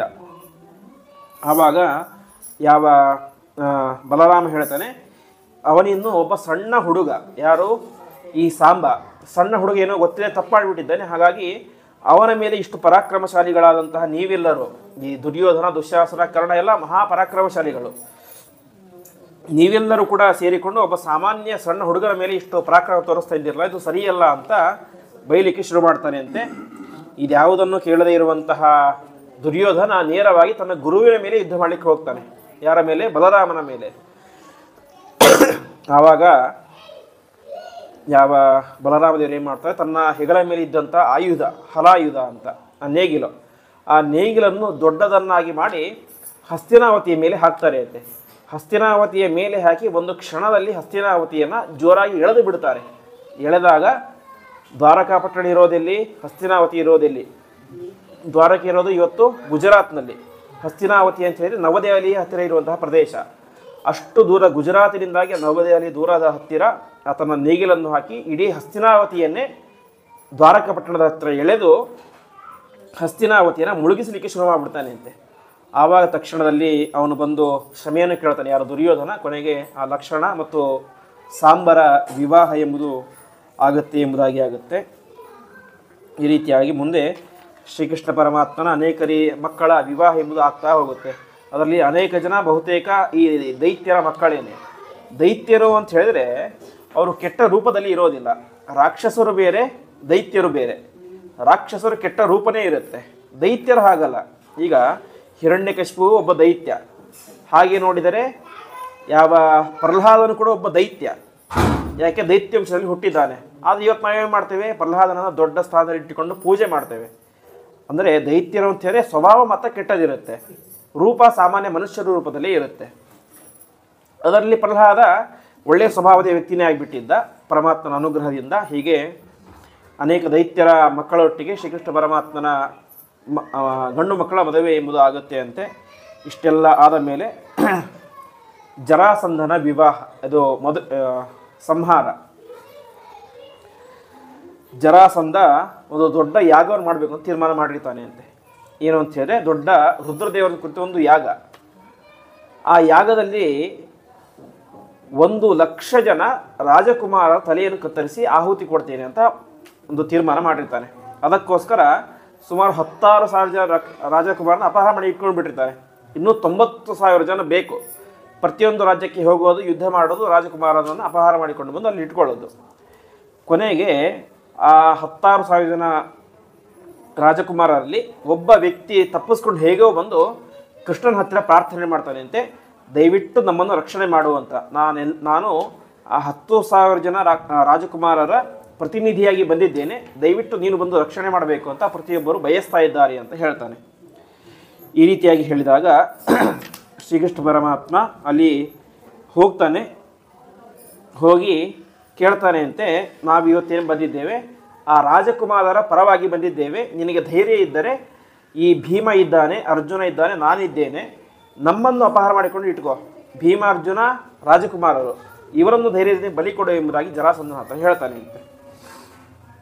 ಆವಾಗ ಜರಾಸಂಧ ಸರಿ ಯುದ್ಧ ಮಾಡ್ತೀನಿ ಅಂತ ಹೇಳ್ತಾನೆ. ಕೊನೆಗೆ ಶ್ರೀಕೃಷ್ಣ ಪರಮಾತ್ಮ ಹೇಳ್ತಾನೆ, ಸರಿ ನಾನಿದ್ದೇನೆ, ಭೀಮಸೇನ ಇದ್ದಾನೆ, ಅರ್ಜುನ ಇದ್ದಾನೆ, ನಿನಗಿದ್ರಲ್ಲಿ ಯಾರು ಬೇಕೋ ಅವ್ರನ್ನ ಚಾಯ್ಸ್ ಮಾಡ್ಕೊ.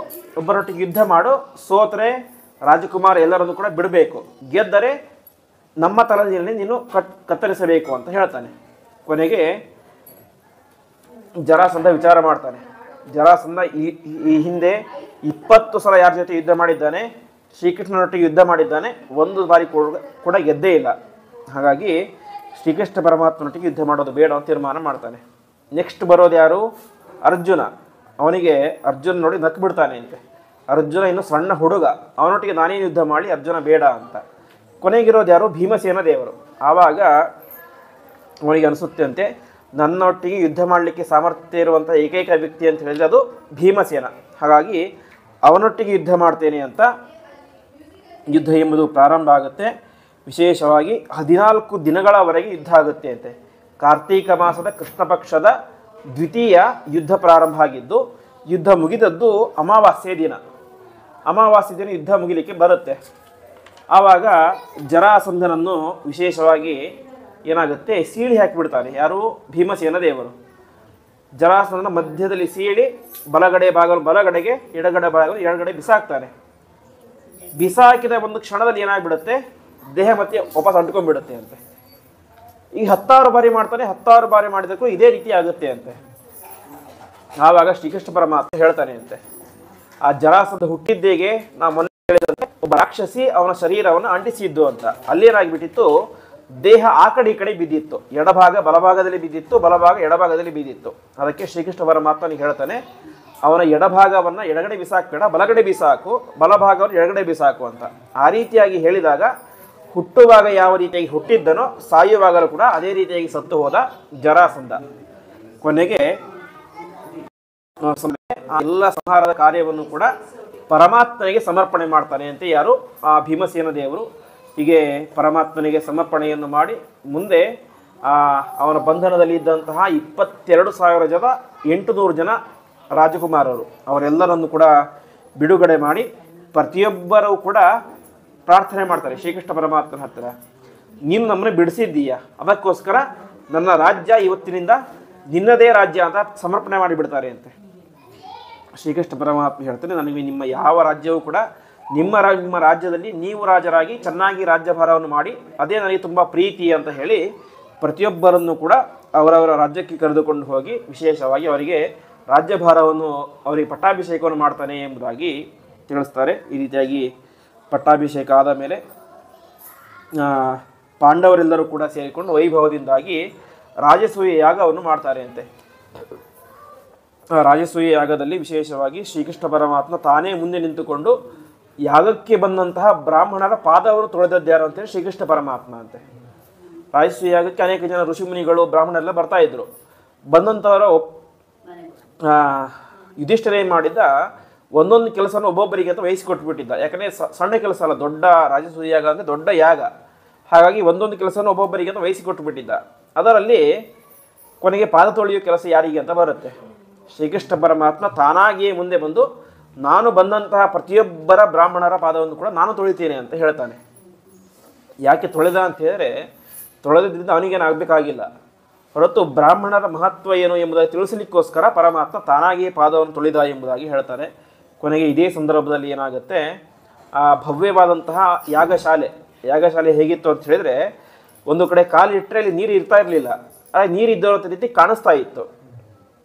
ಇನ್ನೊಂದು ಕಡೆ ನೀರು ಇರ್ತಾ ಇಲ್ಲ ಅಂತ ಕಾಣಿಸ್ತಾ ಇತ್ತು, ಅಲ್ಲಿ ಹೋಗಿ ಕಾಲಿಟ್ಟರೆ ದೊಡ್ಡ ಸರೋವರ ಇರ್ತಾ ಇತ್ತು. ಇದೇ ರೀತಿಯೇ ನಡೀತಾ ದುರ್ಯೋಧನ ಬಂದು ಒಂದು ಕಡೆ ಬಿದ್ದು ಬಿಡ್ತಾನೆ ಅಂತೆ. ನಡ್ಕೊಂಡು ಬರ್ತಾ ಇರ್ತಾನೆ, ಇದೇ ರೀತಿ ನೆಲ ಇರುತ್ತೆ, ಒಂದು ಹೆಜ್ಜೆ ಇಡ್ತಾನೆ, ದಪ್ಪನೆ ನೀರಲ್ಲಿ ಬಿದ್ದು ಬಿಡ್ತಾನೆ. ಅಂದರೆ ಆ ರೀತಿಯಾಗಿ ವಿಶ್ವಕರ್ಮ ಅದನ್ನು ನಿರ್ಮಾಣ ಮಾಡಿದ್ದ ಅಂತೆ. ನೀರು ಇದ್ದಲ್ಲಿ ನೀರು ಇಲ್ಲದೆ ಇರೋ ಥರ ಕಾಣಿಸೋದು, ಈ ರೀತಿ ಉಲ್ಟಾ ಕಾಣಿಸ್ತಿತ್ತು ಅಂತಹ ದಿವ್ಯವಾದಂತಹ ಮಂದಿರ. ಇದನ್ನು ನೋಡಿ ಮೇಲ್ಗಡೆ ಬಾಲ್ಕನಿಯಲ್ಲಿ ಯಾರಿರ್ತಾಳೆ, ದ್ರೌಪದಿ ದೇವಿ ಇರ್ತಾಳೆ, ಜೋರಾಗಿ ನಲಿಕ್ಕೆ ಶುರು ಮಾಡ್ಬಿಡ್ತಾಳೆ ಅಂತೆ. ದುರ್ಯೋಧನ ಅವಸ್ಥೆಯನ್ನು ನೋಡಿ ಅವತ್ತು ತೀರ್ಮಾನ ಮಾಡ್ತಾನೆ, ಹೇಗಾದರೂ ಮಾಡಿ ಈ ದ್ರೌಪದಿಯನ್ನು ವಸ್ತ್ರಾಪಹರಣ ಮಾಡಿ ಇವಳನ್ನು ಇವತ್ತು ಯಾವ ರೀತಿಯಾಗಿ ನನ್ನನ್ನು ನೋಡಿ ನಗ್ತಾ ಇದ್ದಾಳೋ ಅದೇ ರೀತಿ ಇವಳನ್ನು ನಾಳೆ ಎಲ್ಲರೂ ಕೂಡ ನೋಡಿ ನಗುವಂತೆ ಮಾಡಬೇಕು ಅಂತ ಪ್ರತಿಜ್ಞೆ ಮಾಡಿದಂಥವನು ಯಾರು, ದುರ್ಯೋಧನ. ಹೀಗೆ ಅನೇಕ ಚರಿತ್ರೆಗಳನ್ನು ತಿಳಿಸಿ ಮುಂದೆ ಸುಧಾಮನ ಚರಿತ್ರೆ. ಸುಧಾಮ ಶ್ರೀಕೃಷ್ಣ ಪರಮಾತ್ಮನ ಬಾಲ್ಯದ ಸ್ನೇಹಿತ, ಒಬ್ಬ ಬ್ರಾಹ್ಮಣ, ಅತ್ಯಂತ ಬಡವನಾದಂತಹ ವ್ಯಕ್ತಿ.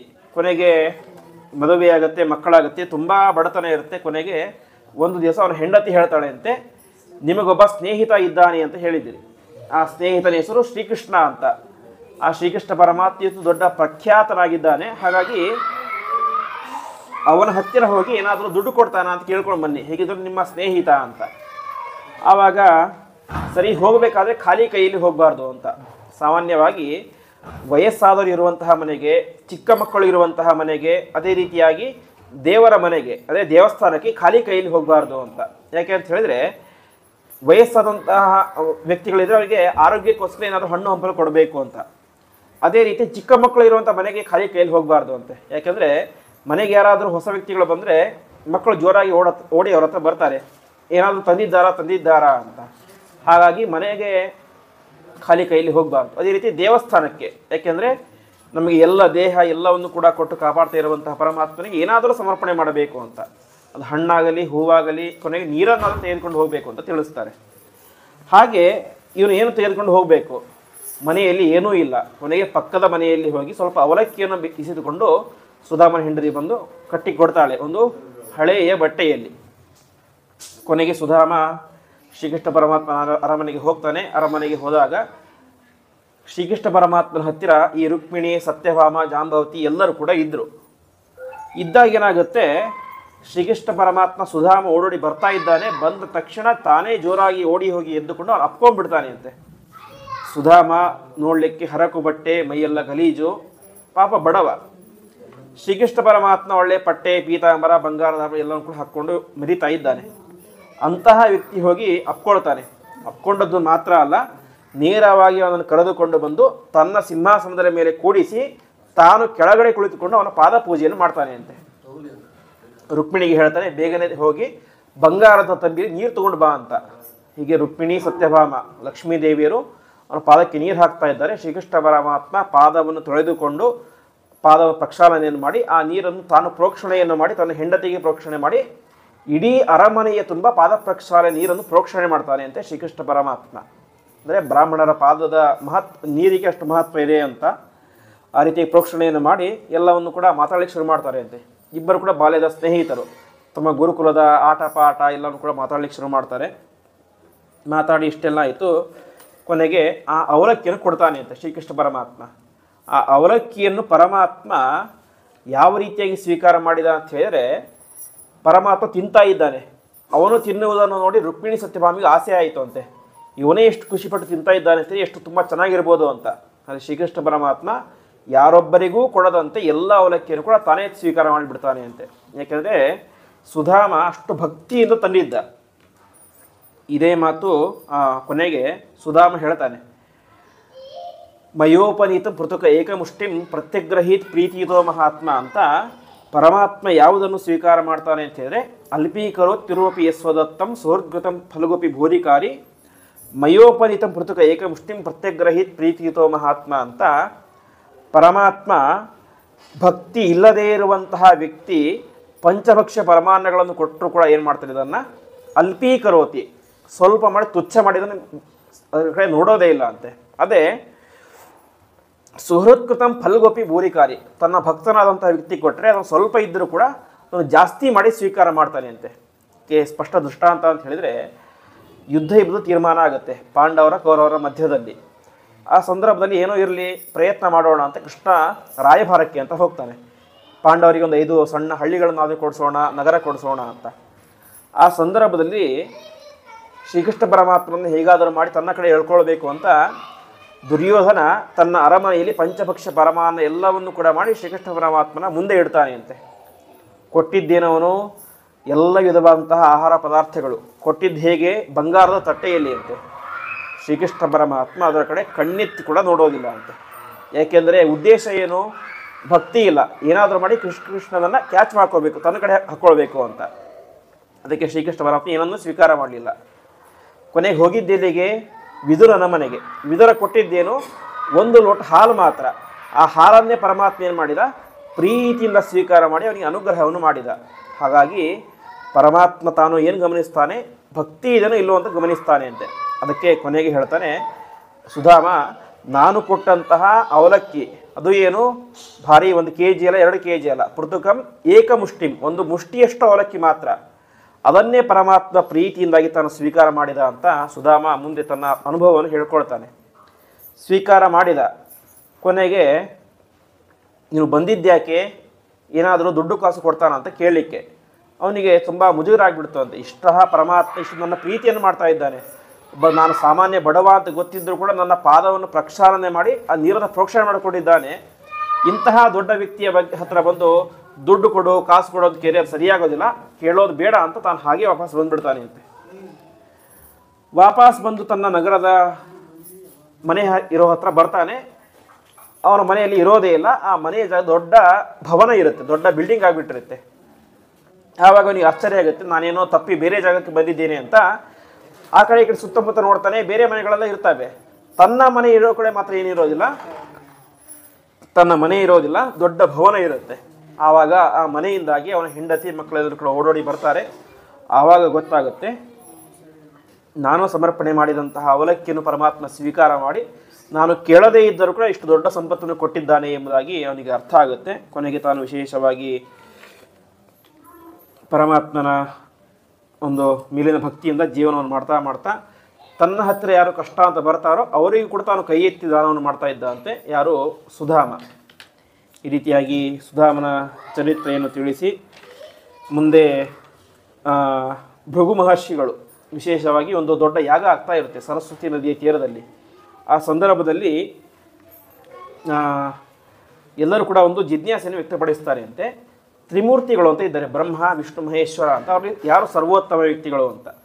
ಆವಾಗ ತಾನೇನು ಮಾಡ್ತಾನೆ, ಭೃಗು ಮಹರ್ಷಿಗಳು ಬರ್ತಾರೆ. ನಾನು ಹೋಗಿ ತೀರ್ಮಾನ ಮಾಡ್ಕೊಂಡು ಬರ್ತೇನೆ ಅಂತ ಸತ್ಯಲೋಕಕ್ಕೆ ಹೋಗ್ತಾರೆ. ಅದೇ ರೀತಿಯಾಗಿ ಕೈಲಾಸಕ್ಕೆ ಹೋಗ್ತಾರೆ. ಅಲ್ಲಿ ಅವರಿಗೆ ಸ್ಪಷ್ಟತೆ ಸಿಗೋದಿಲ್ಲ ಯಾರು ಸರ್ವೋತ್ತಮ ಅಂತ. ಕೊನೆಗೆ ತಾವು ವೈಕುಂಠಕ್ಕೆ ಬರ್ತಾರೆ. ವೈಕುಂಠಕ್ಕೆ ಬಂದಾಗ ಪರಮಾತ್ಮ ಮಲಗಿರ್ತಾನೆ. ಮಲಗಿರುವಂತಹ ಪರಮಾತ್ಮನ ಎದೆಗೆ ಏನು ಮಾಡ್ತಾರೆ ಅಂತೆ, ರುದ್ರದೇವರು ಒದ್ದು ಬಿಡ್ತಾರೆ ಅಂತೆ. ನಾನು ಬಂದಿದ್ದರೂ ಕೂಡ ಮಲ್ಕೊಂಡಿದ್ದೀಯಲ್ಲ ಅಂತ. ಆವಾಗ ಪರಮಾತ್ಮ ಏನು ಮಾಡ್ತಾನೆ, ತಾನು ತಕ್ಷಣದಲ್ಲಿ ಎದ್ದುಕೊಂಡು ನನ್ನ ತಪ್ಪಾಯಿತು ಅಂತ ಪ್ರಾರ್ಥನೆ ಮಾಡಿಕೊಂಡು ಅವರ ಪಾದವನ್ನು ಪ್ರಕ್ಷಾಳನೆ ಮಾಡ್ತಾರೆ ಎಂಬುದಾಗಿ ತಿಳಿಸಿ, ಕೊನೆಗೆ ಸರ್ವೋತ್ತಮ ಯಾರು ಅಂತ ಹೇಳಿದ್ರೆ ಪರಮಾತ್ಮನೇ ಎಂಬುದಾಗಿ ಭಾಗವತದ 10ನೇ ಸ್ಕಂದದಲ್ಲಿ ತಿಳಿಸ್ತಾರೆ. ಮುಂದೆ ಶುಕಾಚಾರ್ಯರ ಹತ್ತಿರ ಪರೀಕ್ಷಿತ ಮಹಾರಾಜ ಶ್ರೀಕೃಷ್ಣ ಪರಮಾತ್ಮ ಚರಿತ್ರೆ ಕೇಳ್ತಾನೆ. ಕೇಳಿ ತನ್ನ ಅನೇಕ ರೀತಿಯಾದಂತಹ ಪ್ರಶ್ನೆಗಳನ್ನು ಕೇಳ್ತಾನೆ. ಅದಕ್ಕೆಲ್ಲರೂ ಕೂಡ ಉತ್ತರವನ್ನು ಕೊಡ್ತಾರೆ. ಅದು ಶ್ರುತಿಗೀತೆ ಅಂತ ಪ್ರಸಿದ್ಧವಾದಂತಹ ಭಾಗವತದ ಭಾಗ. ಇಲ್ಲಿಗೆ 10ನೇ ಸ್ಕಂದ ಮುಗಿದು ಮುಂದೆ 11ನೇ ಸ್ಕಂದ ಎಂಬುದು ಪ್ರಾರಂಭ ಆಗುತ್ತೆ. ಈ 11ನೇ ಸ್ಕಂದದ ಪ್ರಾರಂಭದಲ್ಲಿ ಮನುಷ್ಯ ಅಳವಡಿಸಿಕೊಳ್ಳಬೇಕಾದಂತಹ ಭಾಗವತ ಧರ್ಮಗಳನ್ನು ಉಪದೇಶ ಮಾಡ್ತಾರೆ. ವಿಶೇಷವಾಗಿ 30 ಭಾಗವತ ಧರ್ಮಗಳು. ಅದರಲ್ಲಿ ಕೆಲವೊಂದು ಧರ್ಮಗಳನ್ನು ಇವತ್ತು ನೋಡೋಣ. ಮೊದಲನೇದಾಗಿ ನಾವು ಅಳವಡಿಸಿಕೊಳ್ಳಬೇಕಾದಂತಹ ಭಾಗವತ ಧರ್ಮ ಅಂತ ಹೇಳಿದರೆ ಶೌಚ ಅಂತ. ಶೌಚ ಅಂತ ಹೇಳಿದರೆ ಶುದ್ಧಿ. ಯಾವುದೇ ಕರ್ಮವನ್ನು ಮಾಡಬೇಕಾದರೂ ಕೂಡ ಶುದ್ಧಿಯಿಂದಾಗಿ ಸ್ನಾನಾದಿಗಳನ್ನೆಲ್ಲವನ್ನು ಕೂಡ ಮಾಡಿ ಆ ವಸ್ತ್ರವನ್ನು ಉಟ್ಟಿಕೊಂಡು ಮಡಿಯಿಂದಾಗಿ ಪ್ರತಿಯೊಂದು ಕಾರ್ಯವನ್ನು ಮಾಡಬೇಕು. ಅದು ಶೌಚ ಅಂತ. ಹಿರಿಯತ ಆದಂತಹ ಶೌಚ, ಶುದ್ಧಿ ಎಂಬುದು ಇದ್ದಾಗ ಪರಮಾತ್ಮನ ಸನ್ನಿಧಾನ ಅಲ್ಲಿ ಇರುತ್ತೆ ಎಂಬುದಾಗಿ ತಿಳಿಸ್ತಾ ಇದ್ದಾರೆ. ಅದೇ ರೀತಿಯಾಗಿ ಮುಂದೆ ಅನೇಕ ವಿಷಯಗಳನ್ನು ತಿಳಿಸ್ತಾ, ತಪಸ್ಸು ಎನ್ನುವುದು ಒಂದು ಭಾಗವತ ಧರ್ಮ ಅಂತ. ತಪಸ್ಸು ಅಂತ ಹೇಳಿದ್ರೆ ಕಾಡಿಗೆ ಹೋಗಿ ತಪಸ್ಸು ಮಾಡಲಿಕ್ಕೆ ಆ ರೀತಿಯ ತಪಸ್ಸಲ್ಲ. ತಪಸ್ಸು ಅಂತ ಹೇಳಿದರೆ ಕಾಮತ್ಯಾಗ ಪರಂ ತಪಃ ಅಂತ. ಬೇಡದೇ ಇರುವಂತಹ ವಿಷಯಗಳಲ್ಲಿ ಮನಸ್ಸನ್ನು ಹಾಕದೇ ಇರುವುದೇನೆ ನಿಜವಾದಂಥ ತಪಸ್ಸು ಅಂತೆ. ಅಂದರೆ ಪರಮಾತ್ಮನ ಕಡೆಯೇ ನಮ್ಮ ಮನಸ್ಸನ್ನು ಹಾಕಬೇಕು, ಅದು ನಿಜವಾದಂಥ ತಪಸ್ಸು ಅಂತ ತಿಳಿಸ್ತಾರೆ. ಅದೇ ರೀತಿಯಾಗಿ ತಿತಿಕ್ಷಾ ಅಂತ ತಿಳಿಸ್ತಾರೆ. ತಿತಿಕ್ಷಾ ಅಂತ ಹೇಳಿದರೆ ದುಃಖ ಬರಲಿ ಸುಖ ಬರಲಿ ಮನಸ್ಸನ್ನು ಕಂಟ್ರೋಲ್ ಮಾಡಿಕೊಂಡು ಒಂದೇ ರೀತಿಯಾಗಿ ಯಾವಾಗಲೂ ಇರೋದಕ್ಕೆ ತಿತಿಕ್ಷಾ ಎಂಬುದಾಗಿ ತಿಳಿಸ್ತಾರೆ ಅಂತೆ. ಅದೇ ರೀತಿಯಾಗಿ ಮೌನ ಅಂತ. ಮೌನ ಅಂತ ಹೇಳಿದರೆ ಸುಮ್ಮನೆ ಬಾಯಿ ಮುಚ್ಕೊಂಡಿರೋದಿಲ್ಲ ಅಂತ ಅಲ್ಲ ಅಂತೆ. ಅದು ಮೌನ ಅಂತ ಕರೆಸ್ಕೊಳ್ಳೋದಿಲ್ಲ. ಮೌನವಾಗಿ ಇದ್ದುಕೊಂಡು ಒಳಗಡೆ ಪರಮಾತ್ಮನ ಚಿಂತನೆಯನ್ನು ಮಾಡಬೇಕು, ಅದು ನಿಜವಾದಂತಹ ಮೌನ ಅಂತ ಕರೆಸ್ಕೊಳ್ಳುತ್ತೆ. ಅದೇ ರೀತಿಯಾಗಿ ಸ್ವಾಧ್ಯಾಯ. ಸ್ವಾಧ್ಯಾಯ ಅಂತ ಹೇಳಿದರೆ ತನ್ನ ಶಾಖೆ ವೇದವನ್ನು, ಕೆಲವೊಬ್ಬರು ಋಗ್ವೇದಿಗಳು ಇರ್ತಾರೆ, ಕೆಲವೊಬ್ಬರು ಯಜುರ್ವೇದಗಳು ಇರ್ತಾರೆ, ಕೆಲವೊಬ್ಬರು ಸಾಮವೇದಿಗಳು ಅಂತ ಇರ್ತಾರೆ. ತಮ್ಮ ತಮ್ಮ ಶಾಖೆಯ ವೇದವನ್ನು ಅವಶ್ಯವಾಗಿ ಅಧ್ಯಯನ ಮಾಡಿ ಅದರ ಅರ್ಥವನ್ನು ಕೂಡ ನಾವು ಆದಷ್ಟು ತಿಳಿಲಿಕ್ಕೆ ಪ್ರಯತ್ನ ಮಾಡಬೇಕು ಎಂಬುದಾಗಿ ತಿಳಿಸ್ತಾರೆ. ಯಾಕೆಂದರೆ ಯಾರು ಕೇವಲ ವೇದವನ್ನು ಮಾತ್ರ ಅಧ್ಯಯನ ಮಾಡಿ ಅದರ ಅರ್ಥವನ್ನು ತಿಳಿದುಕೊಳ್ಳುವುದಿಲ್ಲವೋ ಅಂತಹ ವ್ಯಕ್ತಿ ವೇದಭಾರಃ ಭರಾಕ್ರಾಂತಹ ಸವೈ ಬ್ರಾಹ್ಮಣ ಗರ್ಧವಃ ಅಂತ. ಅವನು ಕತ್ತೆಗೆ ಸಮಾನ ಅಂತ ಹೇಳ್ತಾರೆ. ಕತ್ತೆ ಏನು ಮಾಡುತ್ತೆ, ತನ್ನ ಮೈ ಮೇಲೆ ಆ ಭಾರವನ್ನು ಹೊತ್ಕೊಂಡು ಹೋಗುತ್ತೆ. ಇವತ್ತು ಅನೇಕ ಜನ ಕೆಲವೊಂದು ಪ್ರದೇಶಗಳಲ್ಲಿ, ಇದು ಗುಡ್ಡಗಾಡ ಪ್ರದೇಶಗಳಲ್ಲಿ ಕತ್ತೆಯ ಮೇಲೆ ಸಿಮೆಂಟು ಮಣ್ಣಲ್ಲಿ ಎಲ್ಲವೂ ಕೂಡ ಹೊರಿಸಿ ಹೋಗ್ತಾ ಇರ್ತಾರೆ. ಆ ರೀತಿಯಾಗಿ ವೇದವನ್ನು ಅಧ್ಯಯನವನ್ನು ಮಾಡಿ ವೇದದ ಅರ್ಥವನ್ನು ಸ್ವಲ್ಪವಾದರೂ ತಿಳಿದುಕೊಳ್ಳಿಲ್ಲ ಅಂತ ಹೇಳಿದರೆ ಆ ವ್ಯಕ್ತಿ ಭಾರವನ್ನು ಹೊತ್ತಿಕೊಂಡ ಕತ್ತೆಗೆ ಸಮಾನ ಅಂತ ಎಂಬುದಾಗಿ ತಿಳಿಸ್ತಾರೆ. ಅದೇ ರೀತಿಯಾಗಿ ಮುಂದೆ ತಿಳಿಸುವಂತಹ ಭಾಗವತ ಧರ್ಮ ಅದು ಬ್ರಹ್ಮಚರ್ಯ ಅಂತ. ಅಂದರೆ ಬ್ರಹ್ಮಚರ್ಯನಾಗಿರಬೇಕು. ಬ್ರಹ್ಮಚರ್ಯ ಅಂತ ಹೇಳಿದರೆ ಮನಸ್ಸಿನಲ್ಲಿಯೂ ಒಂದೇ ರೀತಿಯಾಗಿರಬೇಕು, ಮಾತಿನಲ್ಲಿಯೂ ಒಂದೇ ರೀತಿ ಇರಬೇಕು, ಕ್ರಿಯೆಯಲ್ಲೂ ಒಂದೇ ರೀತಿಯಾಗಿರೋದು. ಅಂದರೆ ಮನಸ್ಸಿನಲ್ಲಿ ಏನೋ ಒಂದು ಇರೋದು, ಮಾತಲ್ಲಿ ಏನೋ ಒಂದು ಹೇಳೋದು, ಮಾಡಬೇಕಾದ್ರೆ ಇನ್ನೊಂದನ್ನು ಮಾಡೋದು, ಅದು ಸರಿಯಲ್ಲ ಅಂತೆ. ಹೊರತು ಬ್ರಹ್ಮಚರ್ಯ ಎಂಬುದು ಇರಬೇಕು. ಅದೇ ರೀತಿಯಾಗಿ ಕಾಮವನ್ನು ಬಿಡಬೇಕು ಎಂಬುದಾಗಿ ತಿಳಿಸ್ತಾ ಇದ್ದಾರೆ. ಅದು ನಿಜವಾದಂತಹ ಬ್ರಹ್ಮಚರ್ಯ ಅಂತ ಕರೆಸ್ಕೊಳ್ಳುತ್ತೆ. ಅದೇ ರೀತಿಯಾಗಿ ಮುಂದೆ ಚೀರವಸನಂ ಅಂತ. ಚೀರವಸನಂ ಅಂತ ಹೇಳಿದರೆ ವಾಸ್ತವಿಕವಾಗಿ ಅರ್ಥ ನಾರುಮಡಿ, ಕೆಟ್ಟ ಬಟ್ಟೆ ಅಂತ ಅರ್ಥ, ಹರಿದು ಹೋದಂಥ ಹಳೆಯ ಬಟ್ಟೆ. ಚೀರವಸನಂ ಚಿಕ್ಷೇತಂ ಎಂಬುದಾಗಿ ಹೇಳ್ತಾರೆ. ಅಂದರೆ ಇದರ ಅರ್ಥ ಹಳೆಯ ಬಟ್ಟೆ ಉಟ್ಕೊಳ್ಬೇಕು ಅಂತ ಅರ್ಥ ಅಲ್ಲ. ಯಾವ ರೀತಿಯಾಗಿ ನಾವು ಒಂದು ಬಟ್ಟೆ ಹಳೆಯದಾದ್ಮೇಲೆ ಏನು ಮಾಡ್ತೇವೆ, ಅದನ್ನು ಬಿಸಾಕಿ ಹೊಸ ಬಟ್ಟೆಯನ್ನು ಹಾಕ್ಕೊಳ್ತೇವೆ, ಆವಾಗ ದುಃಖ ಪಡ್ತೇವ, ಹಳೆಯ ಬಟ್ಟೆ ಹೋಯ್ತಲ್ಲ ಅಂತ ಪಡೋದಿಲ್ಲ. ಆ ರೀತಿಯಾಗಿ ಪ್ರತಿಯೊಬ್ಬ ವ್ಯಕ್ತಿಯು ಕೂಡ ನಮ್ಮ ಮೇಲೆ ಇರುವಂತಹ ಈ ದೇಹ ಎಂಬುದು ಒಂದು ಬಟ್ಟೆಗೆ ಸಮಾನ. ಹೇಗೆ ಹಳೆಯ ಬಟ್ಟೆಯನ್ನು ಬಿಸಾಕ್ತೇವೆ, ಹೊಸ ಬಟ್ಟೆ ಹಾಕ್ಕೊಳ್ತೇವೋ, ಅದೇ ರೀತಿಯಾಗಿ ಜನನ ಮರಣ ಎಲ್ಲವೂ ಕೂಡ ಹಳೆಯ ಬಟ್ಟೆಯನ್ನು ಬಿಸಾಕಿ ಹೊಸ ಬಟ್ಟೆ ಹಾಕಿಕೊಂಡಂತೆ ಅಂತ ತಿಳಿದುಕೊಂಡು ದುಃಖವನ್ನು ಪಡಬಾರದು ಎಂಬುದಾಗಿ ತಿಳಿಸ್ತಾ ಇದ್ದಾರೆ. ಅದೇ ರೀತಿಯಾಗಿ ಪರಾರ್ಥೇಹ. ಪರಾರ್ಥೇಹ ಅಂತ ಹೇಳಿದರೆ ಇನ್ನೊಬ್ಬರ ದುಡ್ಡಿನ ಮೇಲೆ ಯಾವತ್ತೂ ಕೂಡ ಆಸೆ ಪಡಬಾರದು ಅಂತ. ಪರಮಾತ್ಮ ನಮಗೋಸ್ಕರ ಏನಂತ ಕೊಟ್ಟಿದ್ದಾನೋ ಅದರಲ್ಲಿ ಜೀವನವನ್ನು ಮಾಡಬೇಕು, ಇನ್ನೊಬ್ಬರ ಸಂಪತ್ತನ್ನು ತಾನು ಆಸೆ ಪಡಬಾರದು ಎಂಬುದಾಗಿ ತಿಳಿಸ್ತಾರೆ. ಇದು ಪರಾರ್ಥೇಹ ಅಂತ ಕರೆಸ್ಕೊಳ್ಳುತ್ತೆ. ಅದೇ ರೀತಿಯಾಗಿ ಸಂತೋಷಂ ಏನಕೇನಚಿತ ಅಂತ ಯಾವುದು ಸಿಕ್ಕಿರುತ್ತೋ ಅದರಲ್ಲಿ ಸಂತೋಷವನ್ನು ಪಡುವುದು, ಇದು ಒಂದು ಭಾಗವತ ಧರ್ಮ. ಅದೇ ರೀತಿಯಾಗಿ ಕೊನೆಗೆ ಹೇಳ್ತಾರೆ ಮನೋವಾಕ್ಕಾಯ ದಂಡ ಅಂತ. ಆ ಪರಮಾತ್ಮ ನಮಗೆ ಅನುಗ್ರಹವನ್ನು ಮಾಡಬೇಕು ಅಂತ ಹೇಳಿದ್ರೆ ಮನಸ್ಸನ್ನು ದೇಹವನ್ನು ಚೆನ್ನಾಗಿ ದಂಡನೆ ಮಾಡಿ, ಅಂದರೆ ಶ್ರಮವನ್ನು ಪಟ್ಟು ಪರಮಾತ್ಮನ ಉಪಾಸನೆಯನ್ನು ಮಾಡಬೇಕು, ಅದರಿಂದ ಪರಮಾತ್ಮ ಅನುಗ್ರಹ ಮಾಡ್ತಾನೆ ಎಂಬುದಾಗಿ ತಿಳಿಸ್ತಾರೆ. ಈ ರೀತಿಯಾಗಿ ಅನೇಕ ಧರ್ಮಗಳನ್ನು ಹೇಳಿ ಹೀಗೆ 30 ಭಾಗವತ ಧರ್ಮಗಳು. ಅಂದರೆ ಸಮಗ್ರ ಭಾಗವತವನ್ನು ಕೇಳೋದ್ರಿಂದಾಗಿ ನಾವು ಯಾವ ರೀತಿಯಾದಂಥ ಧರ್ಮಗಳನ್ನು ನಮ್ಮಲ್ಲಿ ಅಳವಡಿಸಿಕೊಳ್ಳಬೇಕು ಅನ್ನೋದನ್ನು ತಿಳಿಸುವಂತಹ ಭಾಗ, ಅದು ಭಾಗವತ ಧರ್ಮಗಳನ್ನು ತಿಳಿಸುವಂತಹ ಭಾಗ. ಹೀಗೆ ಹೇಳಿ ಮುಂದೆ ಅನೇಕ ರೀತಿಯಾದಂತಹ ಚರಿತ್ರೆಯನ್ನು ತಿಳಿಸಿ ಕೊನೆಗೆ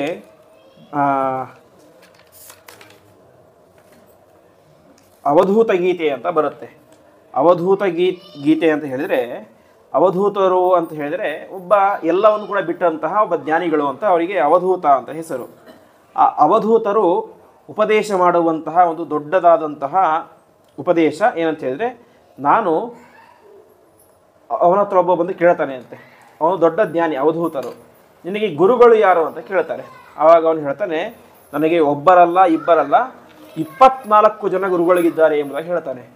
24 ಜನ ಗುರುಗಳು ಯಾರು ಅಂತ ಹೇಳಿದರೆ ಬೇರೆ ಯಾರೋ ಜೀವಂತ ಇರುವಂತಹ ವ್ಯಕ್ತಿಗಳು, ಮನುಷ್ಯರು ಗುರುಗಳಲ್ಲ ಅವನಿಗೆ, ಇಡೀ ಪ್ರಕೃತಿಯೇ ಅವನಿಗೆ ಗುರುವಾಗಿತ್ತು ಅಂತ. ನಾನು ಪ್ರಕೃತಿಯಿಂದ ಪಾಠವನ್ನು ಕಲಿತೆ ಎಂಬುದಾಗಿ ಹೇಳ್ತಾ ಹೋಗ್ತಾನೆ. ಯಾವುದು ಆ 24 ಅಂತ ಹೇಳಿದರೆ, ಮೊದಲನೇದಾಗಿ ಭೂಮಿ ಅಂತೆ. ಭೂಮಿಗೆ ನಾವು ಕರೆಯೋದೇನಂತ ಹೇಳಿದ್ರೆ ತುಂಬ ಕ್ಷಮಾಗುಣ ಇದೆ ಅಂತ. ಹೇಗೆಂತೇಳಿ ಭೂಮಿಯ ಮೇಲೆ ಪ್ರತಿನಿತ್ಯ ಓಡಾಡ್ತೇವೆ, ಎಂಜಲು ಉಗುಳ್ತೇವೆ, ಹೊಲಸನ್ನು ಮಾಡ್ತೇವೆ, ಎಲ್ಲವನ್ನು ಕೂಡ ಮಾಡ್ತೇವೆ. ಇಷ್ಟೆಲ್ಲ ಮಾಡ್ತಾ ಇದ್ರೂ ಕೂಡ ಏನಾಗಿದೆ, ಭೂಮಿ ಕ್ಷಮಾಗುಣದಿಂದಾಗಿ ಪ್ರತಿಯೊಬ್ಬರನ್ನು ಕೂಡ ಹೊತ್ತುಕೊಂಡಿದ್ದಾಳೆ. ಅದೇ ರೀತಿಯಾಗಿ ಇನ್ನೊಬ್ಬರು ನಮಗೆ ಏನಾದರೂ ಅಪಕಾರ ಮಾಡಿದರೂ ಕೂಡ ಅದು ನಮ್ಮ ಕರ್ಮಾನುಸಾರ ಅಂತ ತಿಳಿದುಕೊಂಡು ನಾವು ಕ್ಷಮಾಗುಣವನ್ನು ಆದಷ್ಟು ಬೆಳೆಸ್ಕೊಳ್ಬೇಕು ಅಂತ. ಅದನ್ನು ನಾನು ಭೂಮಿಯನ್ನು ನೋಡಿ ಕಲಿತೆ ಎಂಬುದಾಗಿ ಹೇಳ್ತಾರೆ. ಮುಂದೆ ವಾಯು ಅಂದರೆ ಗಾಳಿ ಪ್ರತಿಯೊಂದರ ಮೇಲೂ ಓಡಾಡುತ್ತೆ. ಒಳ್ಳೆಯ ಹೂವಿನ ಮೇಲೆ ಓಡಾಡುತ್ತೆ, ಕೆಟ್ಟ ವಸ್ತುಗಳ ಮೇಲೂ ಕೂಡ ಏನಾಗುತ್ತೆ, ಅದು ಓಡಾಡುತ್ತೆ. ಓಡಾಡಿದರೆ ಏನಾಗುತ್ತೆ, ಆ ವಾಯು ಎಂಬುದು ಪರಿಶುದ್ಧವಾಗಿ ಇರುತ್ತೆ. ಹೂವಿನ ಮೇಲೆ ಇದ್ದಾಗ ಹೂವಿನ ಪರಿಮಳ, ಹೊರಗಡೆ ಬಂದರೆ ಗಾಳಿ ಅದಕ್ಕೆ ಪರಿಮಳವೇ ಇಲ್ಲ. ಹೊಲಸಿನ ಮೇಲೆ ಇದ್ದಾಗ ಅದರ ಕೆಟ್ಟ ವಾಸನೆ, ಹೊರಗಡೆ ಬಂದ ಮೇಲೆ ಇರೋದಿಲ್ಲ. ಅದೇ ರೀತಿಯಾಗಿ ಜೀವನದಲ್ಲಿ ಕೂಡ ನಮಗೆ ಕೆಲವೊಮ್ಮೆ ಒಳ್ಳೆಯ ವ್ಯಕ್ತಿಗಳ ಸಂಪರ್ಕ ಆಗುತ್ತೆ, ಕೆಟ್ಟ ವ್ಯಕ್ತಿಗಳ ಸಂಪರ್ಕ ಆಗುತ್ತೆ, ಹೀಗೆ ಅನೇಕ ರೀತಿಯಾಗಿ ಆಗುತ್ತೆ. ಆದರೆ ನಾವು ಯಾವುದರ ಮೇಲೂ ಕೂಡ ಅಂದರೆ ಒಳ್ಳೆಯ ವ್ಯಕ್ತಿಗಳ ಸಂಪರ್ಕ ಆದಾಗ ಒಳ್ಳೆಯದನ್ನು ಅಳವಡಿಸಿಕೊಳ್ಳಬೇಕು. ಗಾಳಿ ಹೇಗೆ ಕೆಟ್ಟ ವಸ್ತುವಿನ ಮೇಲೆ ಹಾರಾಡಿದರೆ ಅದರ ಸಂಪರ್ಕ ಅದಕ್ಕೆ ಆಗೋದಿಲ್ಲವೋ, ಅದೇ ರೀತಿಯಾಗಿ ಕೆಲವೊಂದು ಸಲ ಅನಿವಾರ್ಯವಾಗಿ ದುಷ್ಟರ ಸಂಘವನ್ನು ಮಾಡಬೇಕಾದ ಪರಿಸ್ಥಿತಿ ಬರುತ್ತೆ. ಆದರೆ ಆ ಸಂದರ್ಭಕ್ಕೆ ಅದನ್ನು ಮಾತ್ರ ಮೀಸಲಿಟ್ಟುಕೊಂಡು ಅವರ ಗುಣಗಳನ್ನು ನಾವು ಅಳವಡಿಸಿಕೊಳ್ಳಬಾರದು ಎಂಬುದಾಗಿ ತಿಳಿಸ್ತಾ ಇದ್ದಾರೆ. ಅದೇ ರೀತಿಯಾಗಿ ಅನೇಕ ರೀತಿಯಾದಂತಹ ಗುಣಗಳನ್ನು ಹೇಳಿ, ಅದೇ ರೀತಿಯಾಗಿ ಅಗ್ನಿಯಂತೆ ನಾವಿರಬೇಕು ಅಂತ. ಅಂದರೆ ಯಾವುದನ್ನು ಕೂಡ ಅತಿಯಾಗಿ ಎಕ್ಸ್ಪೋಸ್ ಮಾಡಬಾರ್ದು ಅಂತ. ಬೂದಿ ಮುಚ್ಚಿದ ಕೆಂಡ ಇರುತ್ತೆ, ಮೇಲ್ನೋಡಲಿಕ್ಕೆ ಬೂದಿ, ಆ ಬೂದಿಯನ್ನು ಊದಿದರೆ ಒಳಗಡೆ ಏನಿರುತ್ತೆ, ಬೆಂಕಿ ಇರುತ್ತೆ. ಆ ರೀತಿಯಾಗಿ ನಮ್ಮನ್ನು ನಾವು ಆದಷ್ಟು ಮುಚ್ಚಿಕೊಂಡು ಇರಬೇಕು ಅಂತ. ಯಾರೋ ಮೆಚ್ಚುತ್ತಾರೆ, ಇನ್ನೂ ಯಾರೋ ಹೊಗಳುತ್ತಾರೆ ಅಂತ ನಮ್ಮಲ್ಲಿರುವಂಥ ಎಲ್ಲವನ್ನು ಎಕ್ಸ್ಪೋಸ್ ಮಾಡಬಾರ್ದು ಎಂಬುದಾಗಿ ತಿಳಿಸ್ತಾರೆ. ಆದಷ್ಟು ಏಕಾಂತದಲ್ಲಿ ಇದ್ದುಕೊಂಡು ತನ್ನ ಸಾಧನೆಯನ್ನು ಮಾಡಿಕೊಳ್ಳಬೇಕು ಎಂಬುದಾಗಿ ಅದನ್ನು ನಾನು ಅಗ್ನಿಯಿಂದ ಕಲಿತೆ ಅಂತ. ಹೇಗೆ ಬೂದಿ ಮುಚ್ಚಿದ ಕೆಂಡ, ಮೇಲ್ಗಡೆ ನೋಡಲಿಕ್ಕೆ ಬೂದಿ ಇರುತ್ತೆ, ಒಳಗಡೆ ಒಳ್ಳೆಯ ಕೆಂಡ ಉರಿತಾ ಇರುತ್ತೆ. ಆ ರೀತಿಯಾಗಿ ನಾವು ಇರಬೇಕು ಎಂಬುದಾಗಿ ತಿಳಿಸ್ತಾ ಇದ್ದಾರೆ. ಅದೇ ರೀತಿಯಾಗಿ ತಿಳಿಸಿ ಮುಂದೆ ಚಂದ್ರನಿಂದ ನಾನು ವಿದ್ಯೆಯನ್ನು ಕಲಿತೆ ಅಂತ. ಏನು ವಿದ್ಯೆ? ಚಂದ್ರ ಏನು ಮಾಡ್ತಾನೆ, ಅವನಿಗೆ ಶುಕ್ಲ ಪಕ್ಷದ ಹುಣ್ಣಿಮೆ ದಿನ ಏನಾಗಿರುತ್ತೆ, ಪೂರ್ಣ ಚಂದ್ರ ಫುಲ್ಲಾಗಿ ಇರ್ತಾನೆ. ಮುಂದೆ ಬರ್ತಾ ಏನಾಗುತ್ತೆ, ಕಡಿಮೆ ಆಗ್ತಾ ಒಂದು ಅಮಾವಾಸ್ಯೆ ದಿನ ಫುಲ್ ಕಡಿಮೆ ಆಗಿಬಿಡ್ತಾನೆ. ಅದೇ ವಾಸ್ತವಿಕವಾಗಿ ಇಲ್ಲಿ ಏನು ಕಡಿಮೆಯಾಗಿರೋದು, ಚಂದ್ರನ ಮಂಡಲಕ್ಕೆ. ಚಂದ್ರ ಅಂದರೆ ಅವನ ಚಂದ್ರ ಮೂಲ ಸ್ವರೂಪಕ್ಕೆ ಏನಾಗಿಲ್ಲ, ಹೆಚ್ಚು ಕಡಿಮೆ ಅನ್ನೋದಿಲ್ಲ. ಅದೇ ರೀತಿಯಾಗಿ ಇವತ್ತು ನಮ್ಮ ದೇಹದಲ್ಲಿ ಮಗು ಹುಟ್ಟಿದಾಗ ಚೆನ್ನಾಗಿ ಒಳ್ಳೆಯ ಮೃದುವಾಗಿ ಇರುತ್ತೆ. ಮತ್ತು ಬರ್ತಾ ದೇಹ ಗಟ್ಟಿ ಆಗ್ತಾ ಹೋಗುತ್ತೆ. ದೇಹದ ಮೇಲೆ ಕೂದಲು ಬರುತ್ತೆ, ತಲೆಯಲ್ಲಿ ಕೂದಲು ಬರುತ್ತೆ. ಒಂದು ವಯಸ್ಸಾಗುತ್ತೆ, ವಯಸ್ಸಾದ ಮೇಲೆ ಮತ್ತೆ ವಾಪಸ್ ದೇಹದಲ್ಲಿ ಒಂದು ಶಕ್ತಿ ಕಡಿಮೆಯಾಗಿ ದೇಹದಲ್ಲಿ ಅನೇಕ ರೀತಿಯಾದ ವಿಕಾರಗಳಾಗ್ತಾ ಇರ್ತವೆ. ಆ ವಿಕಾರಗಳೆಲ್ಲವೂ ಕೂಡ ಆಗೋದು ಯಾವುದಕ್ಕೆ, ನಮ್ಮ ದೇಹಕ್ಕೆ ಹೊರತು ನಮಗಲ್ಲ, ಜೀವನಿಗಲ್ಲ ಎಂಬುದಾಗಿ ತಿಳಿಬೇಕು. ಅಂದರೆ ಜೀವ ಬೇರೆ ಮತ್ತು ದೇಹ ಬೇರೆ ಎಂಬುದಾಗಿ ತಿಳಿಬೇಕು. ಅದನ್ನು ನಾನು ಚಂದ್ರನಿಂದ ಕಲಿತೆ ಎಂಬುದಾಗಿ ಹೇಳ್ತಾರೆ. ಅದೇ ರೀತಿಯಾಗಿ ಮುಂದೆ ಅನೇಕ ವಿಚಾರಗಳನ್ನು ಹೇಳ್ತಾ ಅಜಗರ, ಅಜಗರ ಅಂದರೆ ಹೆಬ್ಬಾವು, ಹೆಬ್ಬಾವಿನಿಂದ ಪಾಠ ಕಲಿತೀಯ ಅಂತ ಹೇಳ್ತಾರೆ. ಹೆಬ್ಬಾವಿನಿಂದ ಏನು ಅಂತ ಹೇಳಿದ್ರೆ, ಹೆಬ್ಬಾವಿಗೆ ಆಹಾರ ಬೇಕು ತಿನ್ನಲಿಕ್ಕೆ. ಆದರೆ ಹೆಬ್ಬಾವಿಗೆ ಆಹಾರ ಸಿಗಬೇಕು ಅಂತ ಅದು ಜಾಸ್ತಿ ಪ್ರಯತ್ನ ಮಾಡೋದಿಲ್ಲ ಅಂತೆ. ಸಿಕ್ತು, ಇಲ್ಲಾಂದರೆ ಒಂದು ಕಡೆ ಮಲ್ಕೊಂಡ್ಬಿಟ್ಟಿರುತ್ತೆ, ಅಲ್ಲಿ ತಾನಾಗಿ ಆಹಾರ ಬಂದರೆ ತಿನ್ನುತ್ತೆ, ಇಲ್ಲಾಂದರೆ ಹಾಗೆ ಎದ್ದು ಬಿಡುತ್ತೆ. ಅದೇ ರೀತಿಯಾಗಿ ನಾವು ಕೂಡ ಸುಖಕ್ಕೋಸ್ಕರ ಅತಿಯಾದ ಪ್ರಯತ್ನವನ್ನು ಮಾಡಬಾರ್ದು ಅಂತೆ. ಪ್ರಯತ್ನ ಮಾಡಬೇಕು, ಸುಖ ಬೇಕು ಪ್ರತಿಯೊಬ್ಬರಿಗೂ ಕೂಡ, ದುಃಖ ಬೇಕಂತ ಯಾರು ಬಯಸೋದಿಲ್ಲ. ಪ್ರತಿಯೊಬ್ಬರು ಸುಖವಾಗಿರಬೇಕು ಅಂತ ಬಯಸ್ತಾರೆ. ಆದರೆ ಸುಖಕ್ಕಾಗಿ ಅತಿಯಾದಂತಹ ಪ್ರಯತ್ನವನ್ನು ಮಾಡಬಾರದು ಎಂಬುದಾಗಿ ತಿಳಿಸ್ತಾರೆ. ಪರಮಾತ್ಮ ನಮ್ಮ ಕರ್ಮಕ್ಕೆ ಅನುಸಾರವಾಗಿ ಏನು ಸುಖ ಕೊಡಬೇಕು ಅದು ಕೊಟ್ಟೇ ಕೊಡ್ತಾನೆ. ಅದನ್ನು ಪಡೆಯಲಿಕ್ಕೋಸ್ಕರ ನಾವು ವಿಶೇಷ ಪ್ರಯತ್ನ ಮಾಡಬಾರದು ಎಂಬುದಾಗಿ ತಿಳಿಸ್ತಾ ಇದ್ದಾರೆ. ಅದೇ ರೀತಿಯಾಗಿ ಸಮುದ್ರ ಅದು ಮಳೆ ಬಂದರೂ ಒಂದೇ ರೀತಿ ಇರುತ್ತೆ, ಮಳೆ ಬರದೇ ಇದ್ರೂ ಒಂದೇ ರೀತಿ ಇರುತ್ತೆ, ಯಾವಾಗಲೂ ಪೂರ್ಣವಾಗಿ ಇರುತ್ತೆ. ಅದೇ ರೀತಿಯಾಗಿ ನಾವು ಕೂಡ ಏನಾಗಿರಬೇಕು, ಸ್ಥಿತಪ್ರಜ್ಞರಾಗಿರಬೇಕು ಅಂತ. ಅಂದರೆ ದುಃಖ ಬಂದಾಗ ಕುಗ್ಗೋದು, ಸುಖವಾದಾಗ ಹಿಗ್ಗೋದು ಆ ರೀತಿಯಾಗಿ ಮಾಡಬಾರ್ದು. ಸಮಾನವಾಗಿ ಪ್ರತಿಯೊಂದನ್ನು ಕೂಡ ಸಮಾನವಾಗಿ ಸ್ವೀಕಾರ ಮಾಡಬೇಕು. ಹೇಗೆ ಅಂದರೆ ಸಮುದ್ರದಂತೆ ಅಂತ. ಸಮುದ್ರದಲ್ಲಿ ಮಳೆಗಾಲ ಮುಗಿದ ಮೇಲೆ ನೀರು ಜಾಸ್ತಿ ಆಯಿತು ಅಂತ ಅನಿಸೋದಿಲ್ಲ, ಬೇಸಿಗೆ ನೀರು ಕಮ್ಮಿ ಆಗಿದೆ ಅಂತ ಅನಿಸೋದಿಲ್ಲ, ಯಾವಾಗಲೂ ಒಂದೇ ರೀತಿ ಇರುತ್ತೆ. ಆ ರೀತಿಯಾಗಿ ಇರಬೇಕು ಎಂಬುದಾಗಿ ತಾನು ಕಲಿತೆ ಎಂಬುದಾಗಿ ಹೇಳ್ತಾನೆ. ಅದೇ ರೀತಿಯಾಗಿ ಮೀನಿನಿಂದಾಗಿ ಒಂದು ಪಾಠವನ್ನು ಕಲಿತೆ ಅಂತ. ಇವತ್ತು ಮೀನು ಹಿಡಿಬೇಕಾದ್ರೆ ಏನು ಮಾಡ್ತಾರೆ, ಆ ಕೊಕ್ಕಿಗೆ ಒಂದು ಎರೆಹುಳವನ್ನು ಹಾಕಿ ಕೆಳಗಡೆ ಹಾಕ್ತಾರೆ. ಮೀನೇನು ಮಾಡುತ್ತೆ, ತನ್ನ ಜಿಹ್ವಾ ಚಾಪಲ್ಯ, ಆ ಮಾಂಸ ತಿನ್ನಬೇಕು ಅಂತ ಬರುತ್ತೆ, ತನ್ನ ಪ್ರಾಣವನ್ನು ಕಳೆದುಕೊಂಡು ಬಿಡುತ್ತೆ. ಅದೇ ರೀತಿಯಾಗಿ ವ್ಯಕ್ತಿಯು ಕೂಡ ಆದಷ್ಟು ರಸನೇಂದ್ರಿಯ, ಜಿಹ್ವೇಂದ್ರಿಯದ ಮೇಲೆ ತುಂಬ ನಿಗ್ರಹ ಇರಬೇಕು. ಆ ರೀತಿಯಾಗಿ ಏಕಾದಶಿ, ಉಪವಾಸ ಇತ್ಯಾದಿಗಳನ್ನು ಮಾಡಿ ತನ್ನ ದೇಹವನ್ನು ಶುದ್ಧ ಮಾಡಿಕೊಳ್ಳಬೇಕು ಅಂತ. ಅದನ್ನು ಕಲಿತಿದ್ದು ಯಾರನ್ನು ನೋಡಿ, ಮೀನನ್ನು ನೋಡಿ. ಒಂದು ವೇಳೆ ನಾವು ಕೂಡ ಮೀನಿನ ರೀತಿ ಆಹಾರದ ಕಡೆ ಜಾಸ್ತಿ ಒಲವನ್ನು ಕೊಟ್ಟುಬಿಟ್ರೆ ಮೀನು ಹೇಗೆ ಆ ಬಲೆಗೆ ಬಿದ್ದು ಮುಂದೆ ಇನ್ನೊಬ್ಬರ ಆಹಾರ ಆಗುತ್ತೋ ಅದೇ ರೀತಿಯಾಗಿ ನಾವು ಕೂಡ ನಾಶವಾಗ್ತೇವೆ ಎಂಬುದಾಗಿ ಅದನ್ನು ಅದರಿಂದ ಕಲಿತೆ ಎಂಬುದಾಗಿ ಹೇಳ್ತಾರೆ. ಇಷ್ಟೆಲ್ಲ ಆದ ಮೇಲೆ ಇನ್ನೊಬ್ಬ ವ್ಯಕ್ತಿ, ಒಬ್ಬ ಪಿಂಗಳ ಅಂತ.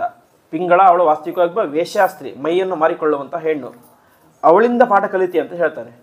ಅವಳಿಂದ ಏನು ಪಾಠ ಅಂತ ಹೇಳಿದ್ರೆ, ಅವಳು ಪ್ರತಿನಿತ್ಯ ರಾತ್ರಿ ಆದ ಮೇಲೆ ಒಂದು ಕಡೆ ಹೋಗಿ ನಿಂತ್ಕೊಳ್ತಾ ಇದ್ಲು, ಯಾರು ಗಂಡಸರು ಬರ್ತಾವೆ ಕಾಯ್ತಾ ಇದ್ಲು. ಹೀಗೆ ಕಾದ್ಲು ಒಂದು ದಿವಸ ಏನಾಯಿತು ಅಂತ ಹೇಳಿದ್ರೆ, ಎಷ್ಟು ಹೊತ್ತು ಕಾಯ್ದರೂ ಕೂಡ ಯಾರು ಕೂಡ ಬರಲೇ ಇಲ್ಲ. ಕೊನೆಗೆ 2 ದಿನ ಆಯಿತು, 3 ದಿನ ಆಯಿತು, ಯಾರೂ ಕೂಡ ಬರಲೇ ಇಲ್ಲ ಅಂತೆ. ಇಷ್ಟಾದ ಮೇಲೆ ಅವಳಿಗೆ ಎಚ್ಚರ ಆಗುತ್ತೆ ಅಂತೆ, ನಾನು ಎಂಥ ದೊಡ್ಡ ತಪ್ಪು ಮಾಡ್ತಾ ಇದ್ದೇನೆ ಅಂತ. ಕೇವಲ ದುಡ್ಡಿಗೋಸ್ಕರ ನಾನು ಮೈಯನ್ನೇ ಮಾರ್ಕೊಂಡು ಬದುಕ್ತಾ ಇದ್ದೀನಲ್ಲ, ಇನ್ನೊಬ್ಬ ಪರಪುರುಷ ಬೇಕು ಅಂತ ಬಯಸ್ತಾ ಇದ್ದೇನೆ. ಆದರೆ ನನ್ನ ಒಳಗಡೆನೇ ಯಾರಿದ್ದಾರೆ, ಪರಮಪುರುಷನಾದಂತಹ ಪರಮಾತ್ಮ ಇದ್ದಾನೆ, ಅವನ ಎಚ್ಚರ ಏನಾಗಲಿಲ್ಲ, ನನಗೆ ಬರಲೇ ಇಲ್ಲ. ಪರಮಪುರುಷನನ್ನು ಬಿಟ್ಟು ಪರಪುರುಷನನ್ನು ಬಯಸ್ತಾ ಇದ್ದೀನಿ, ನನ್ನ ಎಂಥ ದೊಡ್ಡ ತಪ್ಪು ಅಂತ ಅವಳಿಗೆ ಪಶ್ಚಾತ್ತಾಪ ಆಗುತ್ತೆ ಅಂತೆ. ಅದು ನಿಜವಾದಂಥ ಘಟನೆ, ಭಾಗವತದಲ್ಲಿ ಬರುವಂಥ ಕತೆ. ಹಾಗಾಗಿ ಅವಳನ್ನು ನೋಡ ನಾನು ಹೇಗೆ ಕಲಿತೆ, ಪಾಠವನ್ನು ಕಲಿತೆ ಅಂತ. ಏನು ಪಾಠ ಅಂತ ಹೇಳಿದ್ರೆ, ನನ್ನ ಒಳಗಡೆ ಇರುವಂತಹ ಪರಮಾತ್ಮನನ್ನು ಮೊದಲು ನಾನು ತೃಪ್ತಿಪಡಿಸಬೇಕು, ಅವನು ಹೇಳಿದಂತೆ ನಡೆಯಬೇಕು ಅನ್ನೋದನ್ನು ಆ ಒಂದು ವೇಶ್ಯಾಸ್ತ್ರೀಯ ಮೂಲಕ ಕಲಿತೆ ಎಂಬುದಾಗಿ ತಿಳಿಸ್ತಾನೆ. ಅದೇ ರೀತಿಯಾಗಿ ಸರ್ಪ, ಹಾವಿನ ಮೂಲಕ ಪಾಠ ಕಲಿತೆ ಅಂತ. ಹಾವೇನು ಮಾಡುತ್ತೆ, ಅದು ಯಾವತ್ತೂ ಮನೆ ಕಟ್ಟೋದಿಲ್ಲ, ಇನ್ನೊಬ್ಬರು ಮನೆ ಕಟ್ಟಿದಲ್ಲಿ ಹೋಗಿ ವಾಸ ಮಾಡಲಿಕ್ಕೆ ಶುರುವಾಗುತ್ತೆ. ಆ ಇರುವೆಗಳು ಮನೆ ಕಟ್ಟಿರ್ತವೆ, ಪಾಪ ಗೂಡನ್ನು ಕಟ್ಟಿರ್ತವೆ, ಆ ಇರುವೆಗಳನ್ನೆಲ್ಲವನ್ನು ಕೂಡ ಓಡಿಸಿ ತಾನೇ ಮಾಡುತ್ತೆ, ಅದರೊಳಗಡೆ ಹೋಗಿ ವಾಸ ಮಾಡಲಿಕ್ಕೆ ಶುರುವಾಗುತ್ತೆ. ಅದೇ ರೀತಿಯಾಗಿ ನಾವು ಕೂಡ ಗೃಹಾರಂಭೋಹಿ ದುಃಖಾಯ ವಿಫಲಾಶ್ಚ ಧ್ರುವಾತ್ಮನಃ ಅಂತ ಕೇವಲ ಮನೆ ಕಟ್ಟುವುದು ಅದರ ಕಡೆಯೇ ಜಾಸ್ತಿ ಗಮನ ಕೊಡಬಾರ್ದು ಅಂತ ತಿಳಿಸ್ತಾ ಇದ್ದಾರೆ. ಈ ರೀತಿಯಾಗಿ ಹೇಳಿ ಮುಂದೆ ಜೇಡರ ಹುಳು ಅದೇನು ಮಾಡುತ್ತೆ, ಒಂದೆಲ್ಲೋ ಮನೆಯಲ್ಲಿ ಗೂಡು ಕಟ್ಟಿರುತ್ತೆ, ತನ್ನ ಹೊಟ್ಟೆಯಿಂದ ಆ ಒಂದು ವಿಶಿಷ್ಟವಾದ ದ್ರವವನ್ನು ಹೊರಗಡೆ ಹಾಕಿ ಕೊನೆಗೆ ಅದನ್ನು ವಾಪಸ್ ಒಳಗಡೆ ಎಳ್ಕೊಂಡು ಬಿಡುತ್ತೆ ಅಂತೆ.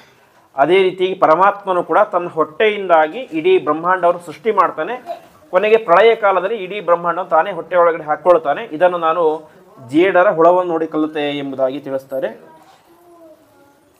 ಈ ರೀತಿಯಾಗಿ ಅನೇಕ ವಿಚಾರಗಳನ್ನು ಹೇಳಿ ಕೊನೆಗೆ ಏನಾಗುತ್ತೆ,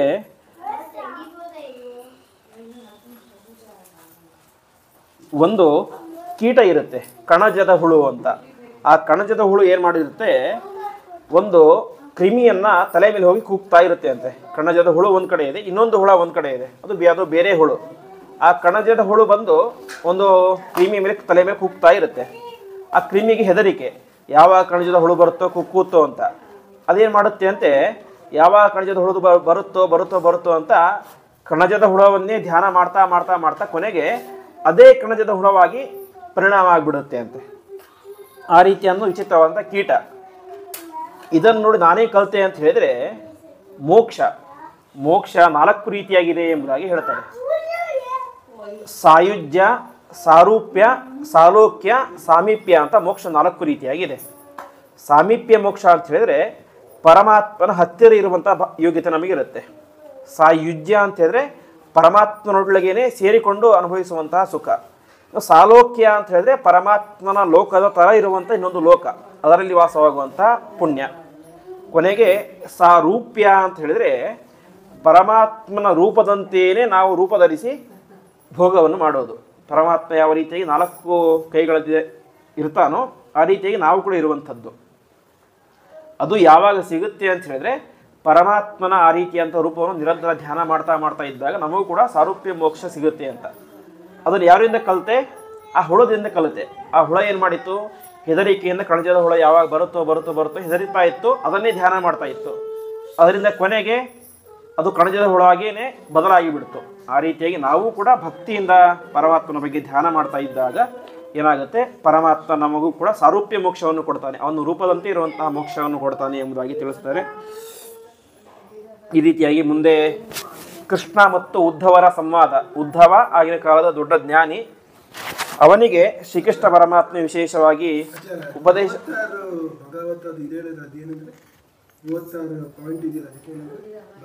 ಅವಧೂತ ಗೀತೆ, ಭಾಗವತ ಧರ್ಮಗಳು 30 ಧರ್ಮ. ಮುಂದೆ ಶ್ರೀಕೃಷ್ಣ ಪರಮಾತ್ಮ ಮತ್ತು ಉದ್ಧವರ ಸಂವಾದ. ಉದ್ಧವ ಅನೇಕ ರೀತಿಯಾದಂತಹ ಪ್ರಶ್ನೆಯನ್ನು ಮಾಡ್ತಾನೆ. ಪ್ರಶ್ನೆಯನ್ನು ಮಾಡಿ ಅದವನಿಗೆ ಉಪದೇಶವನ್ನು ಮಾಡ್ತಾನೆ. ಅದಕ್ಕೆ ಹೆಸರೇನು ಅಂತ ಹೇಳಿದ್ರೆ ಉದ್ಧವ ಗೀತೆ ಅಂತ. ಇವತ್ತು ಉದ್ಧವ ಗೀತೆ ಭಗವದ್ಗೀತೆಗಿಂತ ದೊಡ್ಡದಾದಂಥ ದೊಡ್ಡ ಗೀತೆ, ಪರಮಾತ್ಮನೇ ಉಪದೇಶ ಮಾಡಿದಂಥ ದೊಡ್ಡ ಗೀತೆ. ಆವಾಗ ಒಂದು ವಿಚಾರವನ್ನು ಪ್ರಶ್ನೆ ಮಾಡ್ತಾನೆ ಉದ್ಧವ, ನಿನಗೆ ಅತ್ಯಂತ ಪ್ರೀತಿಕರವಾದಂತಹ ವಿಚಾರ ಯಾವುದು ಅಂತ. ಆವಾಗ ಶ್ರೀಕೃಷ್ಣ ಹೇಳ್ತಾನೆ, ವೈಷ್ಣವೇ ಬಂದು ಸತ್ಕೃತ್ಯ ಹೃದಯಕ್ಕೆ ಧ್ಯಾನ ನಿಷ್ಠಯ ವಾಯೋ ಮುಖ್ಯ ದಿಯಾ ತೋಯೆ ದ್ರವ್ಯೈಹಿ ಸ್ತೋಯ ಪುರಸ್ಕೃತೈಹಿ ಅಂತ ಅವನು 4 ಅಂಶಗಳನ್ನು ಹೇಳ್ತಾನೆ ಅಂತೆ. ಮೊದಲನೆಯದ್ದು ವೈಷ್ಣವೇ ಬಂಧು ಸತ್ಕೃತ್ಯ ಅಂತ. ಅಂದರೆ ಪರಮಾತ್ಮನ ಪ್ರತಿಯೊಬ್ಬ ಭಕ್ತರನ್ನು ಕೂಡ ಅವನು ನನ್ನ ಬಂಧು ಅಂತ ತಿಳಿದುಕೊಂಡು ಅವನಿಗೆ ವಿಶೇಷ ಸತ್ಕಾರವನ್ನು ಮಾಡಬೇಕು. ಅದು ನನಗೆ ಅತ್ಯಂತ ಇಷ್ಟವಾದಂತಹ ವಿಚಾರ. ಯಾರ್ಯಾರು ಪರಮಾತ್ಮನ ಭಕ್ತರು ಅಂತಿದ್ದಾರೋ ಅವರಿಗೆ ವಿಶೇಷ ಸತ್ಕಾರವನ್ನು ಮಾಡಬೇಕು ಅಂತ. ಎರಡನೆಯದ್ದು ಹೃದಯಕ್ಕೆ ಧ್ಯಾನ ನಿಷ್ಠಯ ಅಂತ. ನಮ್ಮ ಹೃದಯದಲ್ಲಿ ವಿಶೇಷವಾಗಿ ಪರಮಾತ್ಮನ ಧ್ಯಾನವನ್ನು ಮಾಡಬೇಕು ಅಂತೆ. ಅದು ಪರಮಾತ್ಮನಿಗೆ ಅತ್ಯಂತ ಪ್ರೀತಿಕರವಾದಂತಹ ಸಂಗತಿ. ಮೂರನೆಯದ್ದು ವಾಯೋ ಮುಖ್ಯ ಧಿಯ ಅಂತ. ನಾವು ಇವತ್ತೆಲ್ಲರೂ ಕೂಡ ಏನೇ ಕಾರ್ಯಗಳನ್ನು ಮಾಡಿದರೂ ಕೂಡ ಭಾರತೀಯ ರಮಣ ಮುಖ್ಯ ಪ್ರಾಣಾಂತರ್ಗತ ಪರಮಾತ್ಮನಿಗೆ ಸಮರ್ಪಣೆ ಮಾಡ್ತೇವೆ. ಅದನ್ನು ಪರಮಾತ್ಮ ಹೇಳ್ತಾ ಇದ್ದಾನೆ. ವಿಶೇಷವಾಗಿ ಮುಖ್ಯ ಪ್ರಾಣದೇವರನ್ನು ಜೀವೋತ್ತಮ ಎಂಬುದಾಗಿ ತಿಳಿಸಿಕೊಂಡು ಅವರ ಒಳಗಡೆ ನನ್ನನ್ನು ಉಪಾಸನೆಯನ್ನು ಮಾಡಬೇಕು ಅಂತ ಪರಮಾತ್ಮ ಹೇಳಿದಂತಹ ಮಾತು.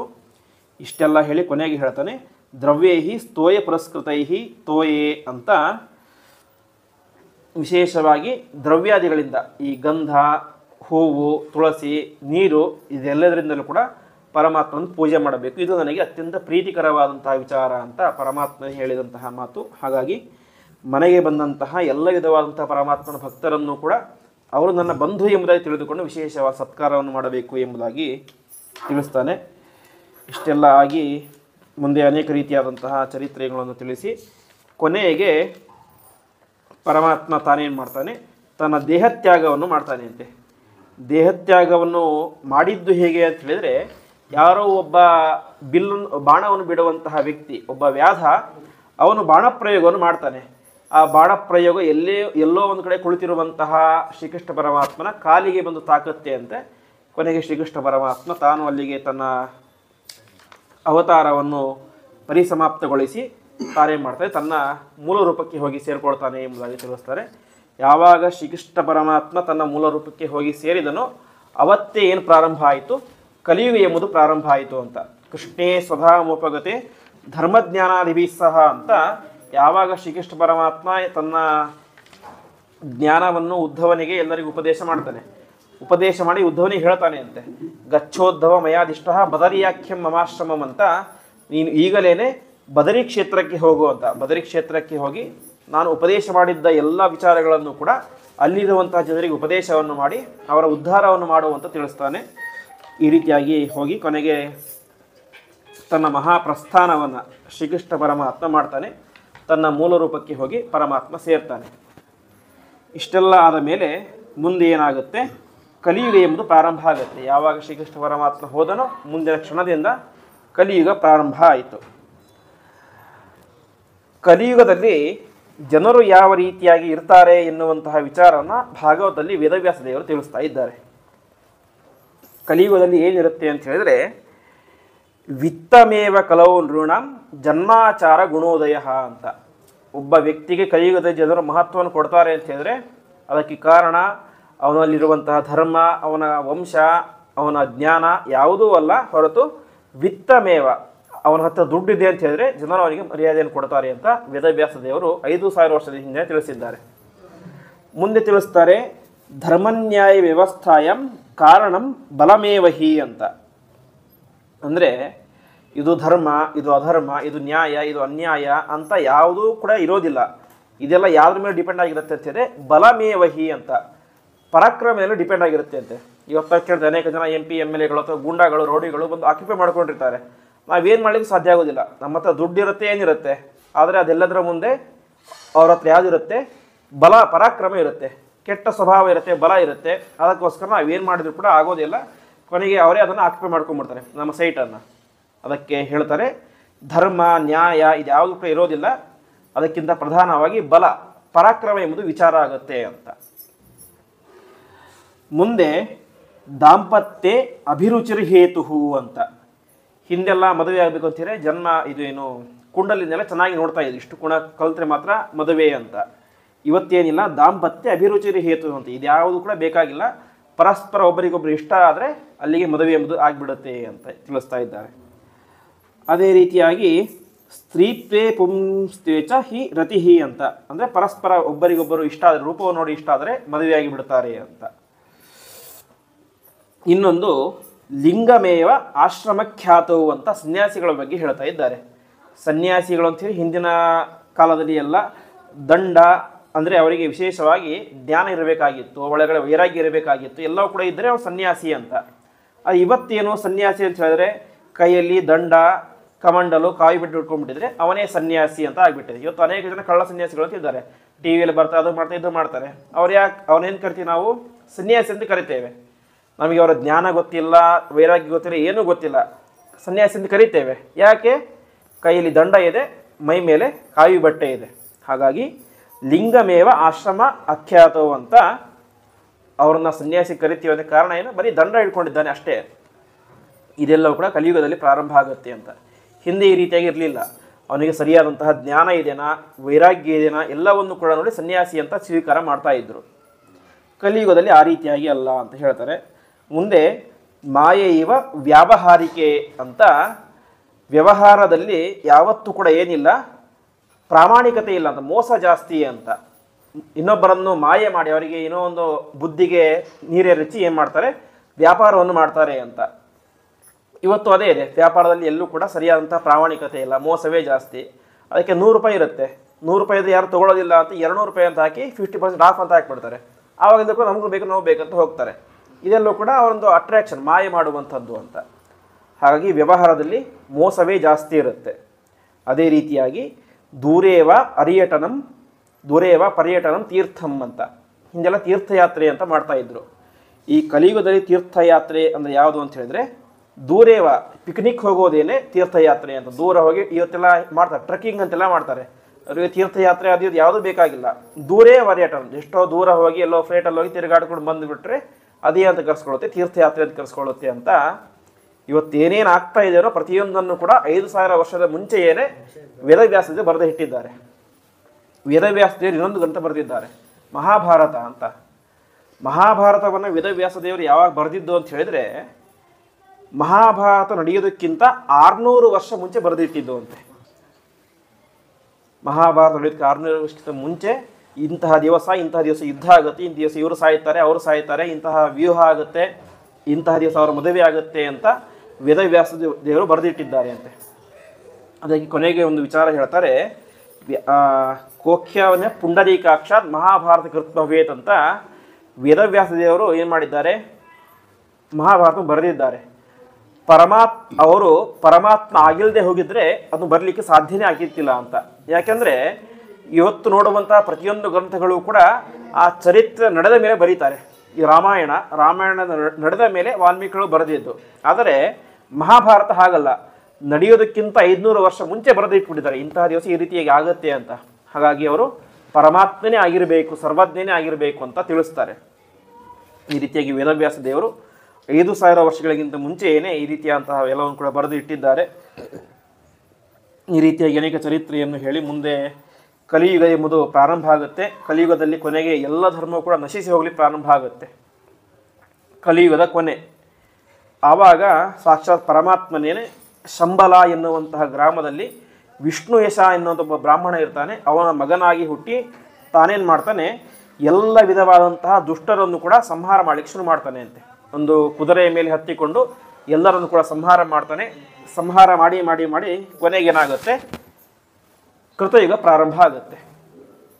ಕೃತಯುಗ ಪ್ರಾರಂಭ ಆಯಿತು ಅಂತೇಳಿ ಏನೋ ದೊಡ್ಡ ಪ್ರಳಯ ಆಯಿತು, ಎಲ್ಲರೂ ಕೂಡ ಮುಳುಗಿ ಹೋಗಿಬಿಟ್ರು, ಸತ್ತು ಹೋದ್ರು, ಮತ್ತೆ ಸೃಷ್ಟಿ ಆಯಿತು ಅಂತ ಅರ್ಥ ಅಲ್ಲ. ಇವತ್ತು ರಾತ್ರಿ ಏನಿದೆ, ಕಲಿಯುಗ ಇದೆ, ಎಲ್ಲರನ್ನು ಕೂಡ ಸಂಹಾರ ಮಾಡಿ ಹಾಕಿದಾಗ ಮರು ದಿವಸ ಬೆಳಗ್ಗೆ ಆಟೋಮೆಟಿಕ್ ಆಗಿ ಏನಾಗುತ್ತೆ, ಕೃತಯುಗ ಪ್ರಾರಂಭ ಆಗುತ್ತೆ ಅಂತ. ಈ ರೀತಿಯಾಗಿ ಆಗಿ ಇದೆಲ್ಲ ಯಾವ ರೀತಿ ಆಯಿತು ಅಂತ ಹೇಳಿದ್ರೆ, ಆ ಪರಮಾತ್ಮನ ವಾಸುದೇವ ಅಂಗಾರ ಗಾತಿ ಪುಣ್ಯ ಗಂಧ ನಿರಸ್ಪೃಶಂ ಅಂತ ಆ ಪರಮಾತ್ಮನ ದೇಹಕ್ಕೆ ಹಚ್ಚಿದಂತಹ ಆ ಪುಣ್ಯವಾದಂತಹ ಗಂಧ, ಅದರ ಪರಿಮಳದಿಂದಾಗಿಯೇ ಅಲ್ಲಿ ಇದ್ದಂತಹ ಜನರೆಲ್ಲರೂ ಕೂಡ ಸಾತ್ವಿಕರಾಗಿ ಬದಲಾಗಿ ಬಿಟ್ರು ಅಂತ ಹೇಳ್ತಾರೆ. ಶ್ರೀಕೃಷ್ಣ ಪರಮಾತ್ಮ ಎಲ್ಲರನ್ನೂ ಸಂಹಾರ ಮಾಡಲಿಲ್ಲ. ಯಾರು ಪರಮ ತಾಮಸರು ಕೆಟ್ಟ ವ್ಯಕ್ತಿಗಳಿದ್ದು ಅವರನ್ನು ಸಂಹಾರ ಮಾಡಿದ. ಉಳಿದಂತೆ ಸಾತ್ವಿಕರು ಇದ್ದರು. ಅವರು ಸಾತ್ವಿಕರು ಅಂತ ಪರಮ ಸಾತ್ವಿಕರು ಏನಲ್ಲ, ಯಾಕಂದರೆ ಕಲಿಯುಗದ ಕೊನೆಯಲ್ಲಿ ಇದ್ದಾರೆ. ಅವರು ಕೂಡ ಹಾಳಾಗಿ ಹೋಗಿಬಿಟ್ಟಿದ್ದಾರೆ. ಸ್ವಲ್ಪ ಮಾತ್ರ ಸಾತ್ವಿಕತೆ ಇದೆ. ಅವರನ್ನು ತನ್ನ ದೇಹದ ಪರಿಮಳದಿಂದಾಗಿಯೇ ಅವರನ್ನು ಸಾತ್ವಿಕರನ್ನಾಗಿ ಮಾಡಿ ಮುಂದೆ ಪ್ರಾರಂಭ ಆಗೋದು ಕೃತಯುಗ ಅಂತ. ಆ ಕೃತಯುಗದ ಬಗ್ಗೆ ಹೇಳಬೇಕಾದ್ರೆ, ಕೃತಯುಗದಲ್ಲಿ ಧರ್ಮ 4 ಪಾದ ಇತ್ತು ಅಂತೆ. ಅಂದರೆ 100ಕ್ಕೆ 100% ಧರ್ಮ ಇತ್ತು ಎಂಬುದಾಗಿ ತಿಳಿಸ್ತಾರೆ. ಅದು ಪ್ರಾರಂಭವಾಗಿದ್ದು ಈ ಪರಮಾತ್ಮನಿಂದಾಗಿ ಎಂಬುದಾಗಿ ತಿಳಿಸಿ ಮುಂದೆ ಮಹಾಪ್ರಳಯದ ಬಗ್ಗೆ ಹೇಳಲಿಕ್ಕೆ ಶುರು ಮಾಡ್ತಾರೆ. ಮಹಾಪ್ರಳಯ ಅಂದರೆ ಹೇಗಿರುತ್ತೆ ಅಂತ ಹೇಳಿದರೆ, ಮಹಾಪ್ರಳಯಕ್ಕಿಂತ 100 ವರ್ಷಗಳಿಗಿಂತ ಮುಂಚೆ ಒಂದು ಹನಿ ಕೂಡ ಮಳೆಯಾಗೋದಿಲ್ಲ. ಅದೇ ರೀತಿಯಾಗಿ ತಿನ್ನಲಿಕ್ಕೆ ಆಹಾರ ಸಿಗೋದಿಲ್ಲ. ಕೊನೆಗೆ ಹಸಿವೆ ಆಗ್ತಾ ಆಗ್ತಾ ಪ್ರತಿಯೊಬ್ಬ ಜನರು ಕೂಡ ಇನ್ನೊಬ್ಬ ಮನುಷ್ಯರನ್ನೇ ತಿನ್ನಲಿಕ್ಕೆ ಶುರು ಮಾಡ್ತಾರೆ ಅಂತೆ. ಈ ರೀತಿಯಾಗಿ ಆದಮೇಲೆ ಕೊನೆಗೆ ಸೂರ್ಯ ಆ ಸಮುದ್ರ ಎಲ್ಲವನ್ನು ಕೂಡ ಒಣಗಿಸಿ ಬಿಡ್ತಾನೆ. ಕೊನೆಗೆ ಸಂಕರ್ಷಣ ರೂಪಿಯಾದಂತಹ ಪರಮಾತ್ಮ ಅವನ ಹೊಕ್ಕಳಿನಿಂದಾಗಿ ಬಂದಂತಹ ದೊಡ್ಡ ಬೆಂಕಿ ಅದು ಜಗತ್ತನ್ನು ಸುಡಲಿಕ್ಕೆ ಶುರುವಾಗುತ್ತೆ. ಹೀಗೆ ಇಡೀ ಭೂಮಿ ಮಾತ್ರ ಅಲ್ಲ, ಸಮಗ್ರ ಬ್ರಹ್ಮಾಂಡ 14 ಲೋಕಗಳು ಅವೆಲ್ಲವೂ ಕೂಡ ಏನಾಗ್ತವೆ, ಆ ಪರಮಾತ್ಮನ ಬಂದಂತಹ ಬೆಂಕಿಯಲ್ಲಿ ಸುಟ್ಟುಕೊಂಡು ನಾಶವಾಗುತ್ತೆ. ಮತ್ತು ಮಧ್ಯದಲ್ಲಿ ಅನೇಕ ವರ್ಷಗಳ ಕಾಲ ಸುಪ್ತಿ ಕಾಲ ಅಂತ, ಅಂದರೆ ವಿಶ್ರಾಂತಿಯನ್ನು ಪಡೆಯುವಂಥ ಸಂದರ್ಭ. ಒಳಗಡೆ ಇರುವಂತಹ ಬ್ರಹ್ಮದೇವರು, ವಾಯುದೇವರು, ನಾವೆಲ್ಲರೂ ಕೂಡ ವಿಶ್ರಾಂತಿಯನ್ನು ಪಡೆಯುವಂಥ ಸಂದರ್ಭ. ಮತ್ತೆ ಪುನಃ ಅದು ಸೃಷ್ಟಿಯುವುದು ಪ್ರಾರಂಭ ಆಗುತ್ತೆ ಅಂತ. ಇದು ಮಹಾಪ್ರಳಯ ಅಂತ ಈ ರೀತಿಯಾಗಿ ಅದನ್ನು ತಿಳಿಸ್ತಾರೆ. ಈ ರೀತಿಯಾಗಿ ಇಷ್ಟೆಲ್ಲ ಅನೇಕ ರೀತಿಯಾದಂತಹ ಕಥೆಯನ್ನು ಪರಮಾತ್ಮ ಅವನಿಗೆ ಉಪದೇಶವನ್ನು ಮಾಡಿದಾಗ, ಆ ಶುಕಾಚಾರ್ಯ ಉಪದೇಶ ಮಾಡಿದಾಗ ಪರೀಕ್ಷಿತ್ ಮಹಾರಾಜನಿಗೆ ಅನಿಸುತ್ತೆ ಅಂತೆ, ನಾನು ಇನ್ನು ನನ್ನ ದೇಹವನ್ನು ಬಿಟ್ಟರೂ ಪರವಾಗಿಲ್ಲ ಅಂತ. ಯಾಕೆಂದರೆ ಇಷ್ಟೆಲ್ಲ ವಿಚಾರಗಳನ್ನು ಕೇಳಿದ್ದೇನೆ. ಈ ದೇಹ ಎಂಬುದು ನಶ್ವರ. ಪರಮಾತ್ಮನ ಪೂಜೆಯನ್ನು ಮಾಡೋದೇ ನಿಜವಾದಂತಹ ಸಾರ್ಥಕ್ಯತೆ. ಅಂತಹ ಪರಮಾತ್ಮನ ಪೂಜೆಯನ್ನು ನಾನು 1 ವಾರಗಳ ಕಾಲ ಮಾಡಿದ್ದೇನೆ, ನಿರಂತರವಾಗಿ ಶ್ರವಣವನ್ನು ಮಾಡಿದ್ದೇನೆ. ಹಾಗಾಗಿ ನನ್ನ ದೇಹ ಹೋದರೂ ಕೂಡ ಪರವಾಗಿಲ್ಲ ಎಂಬುದಾಗಿ ತೀರ್ಮಾನ ಮಾಡ್ತಾನೆ ಅಂತೆ.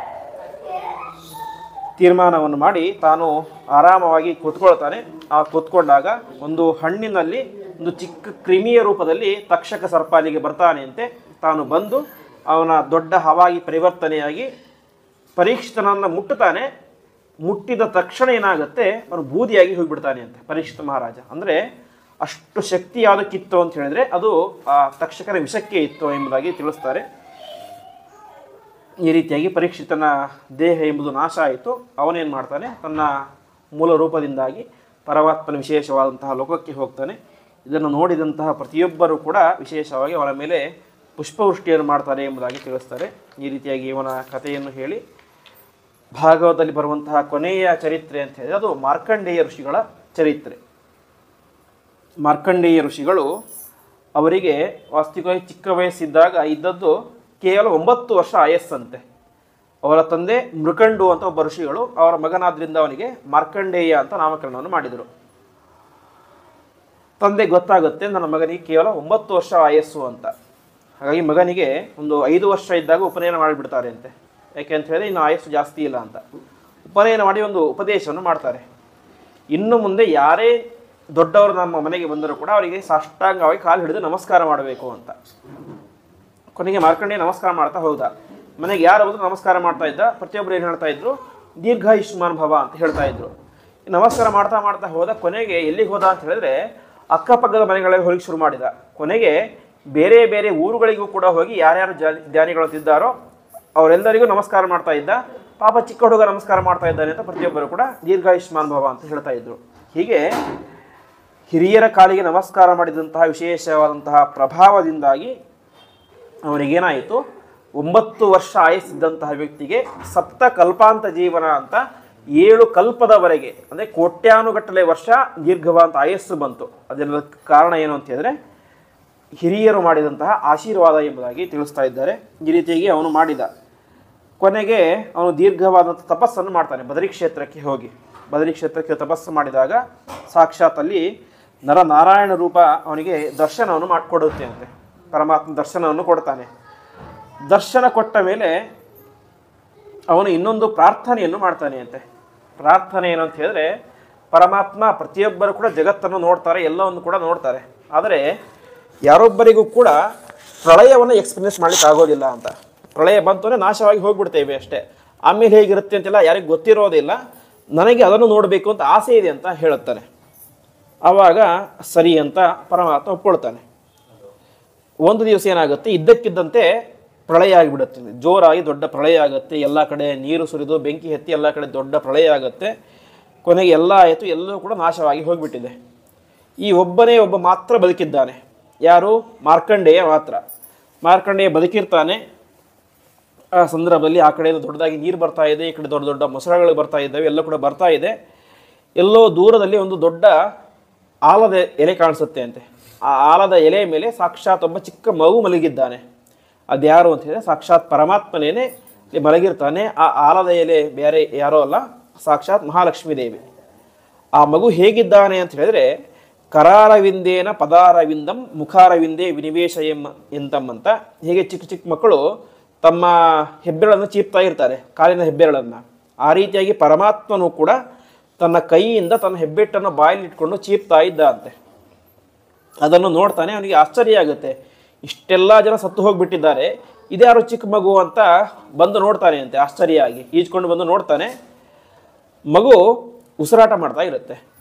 ಒಂದು ಸಲ ಉಸಿರಾಟದ ಒಳಗಡೆ ಗಾಳಿ ಎಳ್ಕೊಳ್ಳುತ್ತೆ. ಆ ಗಾಳಿಯ ಪ್ರಭಾವದಿಂದಾಗಿ ಆ ಮಾರ್ಕಂಡೇಯ ಋಷಿಗಳೇನಿದ್ದಾರೆ ಅವರು ಕೂಡ ಆ ಮೂಗಿನ ಜೊತೆಗೆ ಒಳಗಡೆ ಹೋಗಿಬಿಡ್ತಾರೆ ಅಂತೆ. ಉಸಿರಾಟದ ಗಾಳಿಯ ಜೊತೆಗೆ ಮಗುವಿನ ಹೊಟ್ಟೆ ಒಳಗಡೆ ಹೋಗಿಬಿಡ್ತಾರೆ. ಹೊಟ್ಟೆ ಒಳಗಡೆ ಹೋಗಿ ನೋಡ್ತಾರೆ. ಅಲ್ಲಿ ನೋಡಿದರೆ ವಿಶಿಷ್ಟವಾದಂತಹ ದೊಡ್ಡ ಬ್ರಹ್ಮಾಂಡ ಅಲ್ಲಿ ಕಾಣಿಸ್ತಾ ಇದೆ. ಪರಮಾತ್ಮನ ಹೊಟ್ಟೆಯ ಒಳಗಡೆ ಬ್ರಹ್ಮಾಂಡ, ಅಲ್ಲಿ ಮತ್ತೆ ಬೆಟ್ಟ ಗುಡ್ಡ ಅನೇಕ ರೀತಿಯ ಜಗತ್ತು ಕಾಣಿಸ್ತಾ ಇದೆ. ಇದೇನು ಆಶ್ಚರ್ಯ ಅಂತ ಆಶ್ಚರ್ಯ ಪಡ್ತಾನೆ. ತಕ್ಷಣ ಹೊರಗಡೆ ಬಂದುಬಿಡ್ತಾನೆ. ಯಾಕೆ? ಮಗು ಗಾಳಿಯಿಂದ ಹೊರಗಡೆ ಬಿಟ್ಟು ಬಿಡುತ್ತೆ ಅಂತೆ. ಇಷ್ಟು ಆದಾಗ ಅವನಿಗೆ ಗೊತ್ತಾಗುತ್ತೆ ಇದು ಪರಮಾತ್ಮ ನನಗೋಸ್ಕರ ಮಾಡಿದಂತಹ ದಿವ್ಯವಾದಂತಹ ಅನುಗ್ರಹ ಅಂತ. ಪರಮಾತ್ಮನ ವಿಶಿಷ್ಟವಾದಂತಹ ಚರಿತ್ರೆಯನ್ನು ತಾನು ಧ್ಯಾನವನ್ನು ಮಾಡಿ ಮುಂದೆ ಮಾರ್ಕಂಡೇಯ ಋಷಿಗಳು ವಿಶೇಷವಾದ ತಪಸ್ಸನ್ನು ಮಾಡಿ ರುದ್ರದೇವರ ವಿಶೇಷವಾದ ಅನುಗ್ರಹವನ್ನು ಪಡೆದು ಅವರಿಗೆ ಅಂದಿನಿಂದ ಮೃತ್ಯುಂಜಯ ಎಂಬುದಾಗಿ ಹೆಸರು ಬರುತ್ತೆ ಎಂಬುದಾಗಿ ತಿಳಿಸ್ತಾ ಇದ್ದಾರೆ.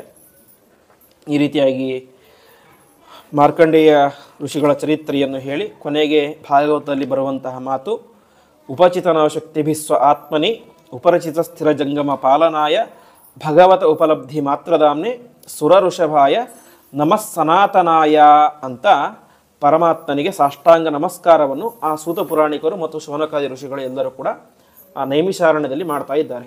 ನಾವು ಹಿಂದೆ ಕೇಳಿದಂತೆ ಎಲ್ಲ ಪುರಾಣಗಳನ್ನು ಕೂಡ ಉಪದೇಶ ಮಾಡಿದಂತಹ ಅಂದರೆ ಪ್ರವಚನ ಮಾಡಿದಂತಹ ವ್ಯಕ್ತಿಗಳು ಅದು ಸೂತ ಪುರಾಣಿಕರು, ಮಾಡಿದ್ದು ಶೌನಕಾದಿ ಋಷಿಗಳಿಗೆ. ಆ ರೀತಿಯಾಗಿ ಜನ್ಮಾದ್ಯಸ್ಯ ಯತೋನ್ವಯಾತ್ ಎಂಬುದಾಗಿ ಪ್ರಾರಂಭದ ಶ್ಲೋಕದಿಂದ ಶುರು ಮಾಡಿ ಕೊನೆಗೆ ಸುರ ಋಷಭಾಯ ನಮಃ ಸನಾತನಾಯ ಅಂತ ಇಲ್ಲಿಗೆ ಮುಗಿಸ್ತಾರೆ. ಹಾಗಾಗಿ ಮೊದಲ ಅಕ್ಷರ ಜ, ಕೊನೆಯ ಅಕ್ಷರ ಯ. ಹಾಗಾಗಿ ಇದನ್ನು ಶ್ರವಣ ಮಾಡಿದಂತಹ ವ್ಯಕ್ತಿಗಳಿಗೆ ಜೀವನದಲ್ಲಿ ವಿಶೇಷವಾದಂತಹ ಜಯ ಆಗುತ್ತೆ ಎಂಬುದಾಗಿ ತಿಳಿಸ್ತಾ ಇದ್ದಾರೆ. ಆ ರೀತಿಯಾಗಿ ವಿಶೇಷವಾಗಿ 1 ವಾರಗಳ ಕಾಲ ಸಾಕ್ಷಾತ್ ವೇದವ್ಯಾಸ ರೂಪಿಯಾದಂತಹ ಪರಮಾತ್ಮ ರಚನೆ ಮಾಡಿಕೊಟ್ಟಿರುವಂತಹ ಭಾಗವತದ ಪ್ರವಚನ ಎಂಬುದು ಆಗಿದೆ. ನೀವಿರೋದು ಬೇರೆ ಕಡೆ, ಏನೋ ಭಾರತಕ್ಕೆ ಅಂತ ಬಂದಾಗ ಬೇರೆ ಏನನ್ನು ಮಾಡದಂತೆ ವಿಶೇಷವಾಗಿ ಬದರಿ ಯಾತ್ರೆ, ತಿರುಪತಿ ಯಾತ್ರೆ ಅದನ್ನು ಮೀರಿಸುವಂಥದ್ದು ಭಾಗವತ ಸಪ್ತಾಹ ಅಂತ. ಯಾಕೆಂದರೆ ತ್ರಿವಿಕ್ರಮ ಪಂಡಿತಾಚಾರ್ಯ ವಾಯುಸ್ತುತಿಯಲ್ಲಿ ಒಂದು ಮಾತನ್ನು ಹೇಳ್ತಾರೆ ಕೊನೆಗೆ, ಒಂದೇ ಮಂದಾಕಿನಿ ಸತ್ ಸರಿ ದಮಲ ಜಲ ಸೇಕ ಸಾಧಿಕ್ಯ ಸಂಗಮ್ ಅಂತ. ಗಂಗಾ ನದಿ, ಯಮುನಾ ನದಿ, ಮಂದಾಕಿನಿ ಎಲ್ಲ ನದಿಗಳಲ್ಲೂ ಕೂಡ ಸ್ನಾನವನ್ನು ಮಾಡಿದರೆ ಎಷ್ಟು ಪುಣ್ಯ ಬರುತ್ತೋ ಅದಕ್ಕಿಂತ ಹೆಚ್ಚಿನ ಪುಣ್ಯ ಯಾವುದರಿಂದ ಬರುತ್ತೆ ಅಂತ ಹೇಳಿದ್ರೆ ಮಧ್ವಾಚಾರ್ಯರ ಶಾಸ್ತ್ರದ ಅಧ್ಯಯನದಿಂದ ಮತ್ತು ವೇದವ್ಯಾಸ ದೇವರ ರಚನೆ ಮಾಡಿದಂತಹ ಗ್ರಂಥಗಳ ಅಧ್ಯಯನದಿಂದ ಅದಕ್ಕಿಂತ ವಿಶಿಷ್ಟವಾದಂತಹ ಪುಣ್ಯ ಬರುತ್ತೆ ಎಂಬುದಾಗಿ ಹೇಳ್ತಾರೆ. ಹಾಗಾಗಿ ಅಂತಹ ವೇದವ್ಯಾಸ ದೇವರು ರಚನೆ ಮಾಡಿಕೊಟ್ಟಿರುವಂತಹ ದೊಡ್ಡ ಗ್ರಂಥ ಅದು ಭಾಗವತ. ಅದರ ಮೇಲೆ ಅದಕ್ಕೆ ವ್ಯಾಖ್ಯಾನವನ್ನು ಬರೆದಂಥವರು ಮಧ್ವಾಚಾರ್ಯರು ಭಾಗವತ ತಾತ್ಪರ್ಯ ಅಂತ ವ್ಯಾಖ್ಯಾನವನ್ನು ರಚನೆ ಮಾಡಿ ಭಾಗವತದಲ್ಲಿ ಅಲ್ಲಲ್ಲಿ ಬರುವಂತಹ ಸಂದೇಹಗಳಿಗೆ ನಮಗೆ ಉತ್ತರವನ್ನು ಕೊಡ್ತಾ ಹೋಗ್ತಾರೆ. ಆ ರೀತಿಯಾಗಿ ಶ್ರೀಮದ್ ಭಾಗವತ, ಅದೇ ರೀತಿಯಾಗಿ ಮಹಾಭಾಗವತ ಅದು ತಾತ್ಪರ್ಯ ನಿರ್ಣಯ ಅದೆಲ್ಲದರ ಪ್ರವಚನ ಕೂಡ 1 ವಾರ ಕಾಲ ನಡೆದಿದೆ. ಅದೇ ರೀತಿಯಾಗಿ ನಡೆದಂತಹ ಸಂದರ್ಭ ವಿಶೇಷವಾಗಿ ರಾಯರ ಆರಾಧನೆ ಮಧ್ಯದಲ್ಲಿ 3 ದಿವಸ ಆರಾಧನೆ ಇತ್ತು. ಆ ಸಂದರ್ಭದಲ್ಲಿ ಕೂಡ ಅದರ ಒಂದು ಶ್ರವಣವನ್ನು ಮಾಡಿದ್ದೇವೆ. ಇಷ್ಟೆಲ್ಲ ಮಾಡಿದ ಮೇಲೆ ಕೊನೆಗೆ ಒಂದು ಮಾತನ್ನು ಹೇಳ್ತಾರೆ, ಅನ್ನದಾನವನ್ನು ಮಾಡಬೇಕು ಅಂತ. ಯಾಕೆ ಅಂತ ಹೇಳಿದ್ರೆ ಪದ್ಮಪುರಾಣದಲ್ಲಿ ಒಂದು ಮಾತು ಬರುತ್ತೆ, ವಿಪ್ರಭೋಜನ ಮಾತ್ರೇಣ ವಿಂಗೋ ಸಾಂಗೋ ಭವೇಧ್ರುವಂ ಅಂತ. ಅಂದರೆ ಯಾವುದೇ ಕಾರ್ಯವನ್ನು ಮಾಡಲಿ ಬ್ರಾಹ್ಮಣರಿಗೆ ಭೋಜನವನ್ನು ಹಾಕಬೇಕು, ಸುಮಂಗಲ್ಯರಿಗೆ ಭೋಜನವನ್ನು ಹಾಕಬೇಕು ಅಂತ. ಯಾಕೆ ಹಾಕಬೇಕು ಅಂತ ಹೇಳಿದರೆ ಮಾಡಿದಂತಹ ಕಾರ್ಯಗಳಲ್ಲಿ ಲೋಪದೋಷಗಳು ಆಗೋದು ಸಹಜ ಅಂತೆ. ಎಂತಹ ದೊಡ್ಡ ಜ್ಞಾನಿಗಳು ದೊಡ್ಡ ಹೋಮವನ್ನು ಮಾಡಲಿ, ಎಷ್ಟೇ ಪರಿಶುದ್ಧವಾಗಿ ತಮ್ಮ ಮನೆಯಲ್ಲೇ ಬೆಳೆದಂತಹ ಹೂವು ಎಲ್ಲವನ್ನು ಕೂಡ ಹಾಕಿ ಹೋಮವನ್ನು ಮಾಡಿದರೂ ಕೂಡ ಅದರಲ್ಲಿ ಲೋಪದೋಷ ಆಗಿರುತ್ತೆ ಅಂತೆ. ಹಾಗಾಗಿ ಪ್ರವಚನವನ್ನು ಮಾಡಿದ್ದೇವೆ, 1 ವಾರ ನಾವು ಕೇಳಿದ್ದೀರಿ ನೀವು, ಅದರಲ್ಲೂ ಕೂಡ ಲೋಪದೋಷಗಳು ಆಗಿರುತ್ತೆ ಸಹಜವಾಗಿ. ಯಾಕೆಂದರೆ ನಾವೆಲ್ಲರೂ ಕೂಡ ಮನುಷ್ಯರು. ಒಂದು ಮಾತಿದೆ, ವಿರಿಂಚಿ ಸೃಷ್ಟಂ ಸಕಲಂ ಸದೋಷಂ ಅಂತ. ಅಂದರೆ ಬ್ರಹ್ಮದೇವರು ಏನೇನು ಸೃಷ್ಟಿ ಮಾಡಿದ್ದಾರೋ ಅದೆಲ್ಲದರಲ್ಲೂ ಕೂಡ ಏನಾದರೂ ಒಂದು ದೋಷ ಇದ್ದೇ ಇರುತ್ತೆ ಅಂತೆ. ಪರಿಪೂರ್ಣ ವ್ಯಕ್ತಿಗಳು ಅಂತ ಇರೋದು 3 ಜನ. ಯಾರು? ಬ್ರಹ್ಮದೇವರು, ಲಕ್ಷ್ಮೀದೇವಿ ಮತ್ತು ಪರಮಾತ್ಮ. ಬ್ರಹ್ಮದೇವರು ಮತ್ತು ವಾಯುದೇವರು ಇಬ್ಬರು ಸೇರಿ 1, ಲಕ್ಷ್ಮೀದೇವಿ ಮತ್ತು ಪರಮಾತ್ಮ. ಹಾಗಾಗಿ ಅವರಿಗೆ ಪರಶುಕ್ಲತ್ರಯರು ಅಂತ ಹೆಸರು. ಅಂದರೆ ಯಾವುದೇ ರೀತಿಯ ದೋಷ ಇಲ್ಲದೆ ಇರುವಂಥ ಪರಿಶುದ್ಧರು ಅಂತೇಳಿ ಅವ್ರು 3 ಜನ ಮಾತ್ರ ಅಂತ. ಉಳಿದವರೆಲ್ಲರೂ ಕೂಡ ಸಣ್ಣ ಸಣ್ಣ ಪುಟ್ಟ ತಪ್ಪನ್ನು ಮಾಡೇ ಮಾಡ್ತಾರೆ ಸಹಜ. ಹಾಗಾಗಿ ತಪ್ಪನ್ನು ಮಾಡಿ ಹಾಗೇ ಬಿಟ್ಬಿಟ್ರೆ ಅದೇ ಮಾಡುತ್ತೆ, ನಮಗೆ ಕೆಟ್ಟ ಫಲವನ್ನು ಕೊಡುತ್ತೆ. ಹಾಗಾಗಿ ತಪ್ಪನ್ನು ಪರಿಹಾರ ಮಾಡಿಕೊಳ್ಬೇಕು. ಇಲ್ಲಿ ಮಾಡಿರುವಂಥ ತಪ್ಪನ್ನು ಅಥವಾ ಯಜ್ಞ ಯಾಗಾದಿಗಳು ಮಾಡಬೇಕಾದ್ರೆ ಸಣ್ಣ ಸಣ್ಣ ಇರುವೆ ಬಿದ್ದಿರ್ತವೆ, ಏನೋ ಮಿಸ್ ಆಗಿ ತುಪ್ಪ ಶುದ್ಧ ಇರೋದಿಲ್ಲ, ಕಟ್ಟಿಗೆ ಶುದ್ಧ ಇರೋದಿಲ್ಲ, ಏನೋ ಎಲ್ಲ ಆಗಿರುತ್ತೆ. ಅದನ್ನೆಲ್ಲ ಕೂಡ ಹೇಗೆ ಪರಿಹಾರ ಮಾಡಿಕೊಳ್ಳೋದು ಅಂತ ಹೇಳಿದ್ರೆ ವಿಪ್ರ ಭೋಜನ ಮಾತ್ರೇಣ, ಬ್ರಾಹ್ಮಣರಿಗೆ ಆ ಭೋಜನವನ್ನು ಊಟವನ್ನು ಹಾಕಿಸಿದಾಗ ಅವರಲ್ಲಿ ಇರುವಂತಹ ಪರಮಾತ್ಮ ತೃಪ್ತನಾಗಿ ನಮ್ಮಿಂದ ಏನಾದರೂ ಲೋಪದೋಷಗಳು ಆಗಿದ್ದರೆ ಅವೆಲ್ಲವನ್ನು ಕೂಡ ಪರಿಹಾರ ಮಾಡ್ತಾನೆ ಎಂಬುದಾಗಿ ತಿಳಿಸ್ತಾ ಇದ್ದಾರೆ. ಹಾಗಾಗಿ ಮಾಡಿದಂತಹ ಬದರಿ ಯಾತ್ರೆ, ಅದೇ ತಿರುಪತಿ ಯಾತ್ರೆ, ವಿಶೇಷವಾಗಿ ಲಕ್ಷ್ಮೀನಾರಾಯಣ ಸಾಲಿಗ್ರಾಮದ ಪೂಜೆ, ಅದೇ ರೀತಿಯಾಗಿ ಭಾಗವತ ಸಪ್ತಾಹ, ಇದರಿಂದಾಗಿ ಆ ಭಾಗವತವನ್ನು ರಚನೆ ಮಾಡಿದಂತಹ ವೇದವ್ಯಾಸ ರೂಪಿಯಾದಂತಹ ಪರಮಾತ್ಮ ಆ ಸಮಗ್ರ ಭಾಗವತ ಯಾರನ್ನು ಪ್ರಧಾನವಾಗಿ ಹೇಳ್ತಾ ಇದೆ ಅಂತ ಹೇಳಿದ್ರೆ ಶ್ರೀಕೃಷ್ಣ ಪರಮಾತ್ಮನಂತ. ಹಾಗಾಗಿ ಶ್ರೀಕೃಷ್ಣ ಪರಮಾತ್ಮ ತಾನು ಪರಲೋಕ ಯಾತ್ರೆಯನ್ನು ಮಾಡಬೇಕಾದ್ರೆ ಒಂದು ವಿಚಾರವನ್ನು ತಿಳಿಸ್ತಾನೆ ಅಂತೆ ಅಲ್ಲಿದ್ದಂತಹ ಜನರಿಗೆ, ನೀವ್ಯಾರೂ ಕೂಡ ಬೇಸರ ಮಾಡ್ಕೊಳ್ಬೇಡಿ, ನನ್ನ ಒಂದು ರೂಪವನ್ನು ಭಾಗವತ ಗ್ರಂಥದಲ್ಲಿ ಇಟ್ಟು ನಾನು ಮುಂದೆ ಹೋಗ್ತೇನೆ ಎಂಬುದಾಗಿ ತಿಳಿಸ್ತಾನೆ. ಹಾಗಾಗಿ ಭಾಗವತ ಗ್ರಂಥ ಅಂತ ಹೇಳಿದ್ರೆ ಶ್ರೀಕೃಷ್ಣ ಪರಮಾತ್ಮನ ಒಂದು ರೂಪ. ಅದರಿಂದಾಗಿ ಆ ವೇದವ್ಯಾಸ ದೇವರು, ಆ ಶ್ರೀಕೃಷ್ಣ ಪರಮಾತ್ಮ, ಅದೇ ರೀತಿಯಾಗಿ ಮನೆ ದೇವರಾದಂತಹ ಲಕ್ಷ್ಮೀ ನರಸಿಂಹದೇವರು ಸುಪ್ರೀತರಾಗಿ ವಿಶಿಷ್ಟವಾದಂತಹ ಅನುಗ್ರಹವನ್ನು, ಜ್ಞಾನ, ಭಕ್ತಿ, ವೈರಾಗ್ಯ ಎಲ್ಲವನ್ನು ಕೂಡ ಕೊಟ್ಟು ನಿರಂತರವಾಗಿ ಇಡೀ ಕುಟುಂಬವನ್ನು ಕಾಪಾಡ್ತಾ ಇರಲಿ ಅಂತ ಪ್ರಾರ್ಥನೆಯನ್ನು ಮಾಡಿ ಈ 1 ವಾರದ ಸಮಗ್ರ ಭಾಗವತ ಪ್ರವಚನವನ್ನು ಆ ಮಧ್ವಾಚಾರ್ಯರು, ಅವರ ಅಂತರ್ಯಾಮಿಯಾದಂತಹ ವೇದವ್ಯಾಸ ರೂಪಿಯಾದಂತಹ ಪರಮಾತ್ಮ, ಅದೇ ರೀತಿಯಾಗಿ ಭಾಗವತ ಪ್ರತಿಪಾದ್ಯನಾದಂತಹ ಶ್ರೀಕೃಷ್ಣ ಪರಮಾತ್ಮನಿಗೆ ನಾವೆಲ್ಲರೂ ಕೂಡ ಸೇರಿಕೊಂಡು ಭಕ್ತಿಯಿಂದ ಸಮರ್ಪಣೆ ಮಾಡೋಣ. ಶ್ರೀಕೃಷ್ಣಾರ್ಪಣಮಸ್ತು.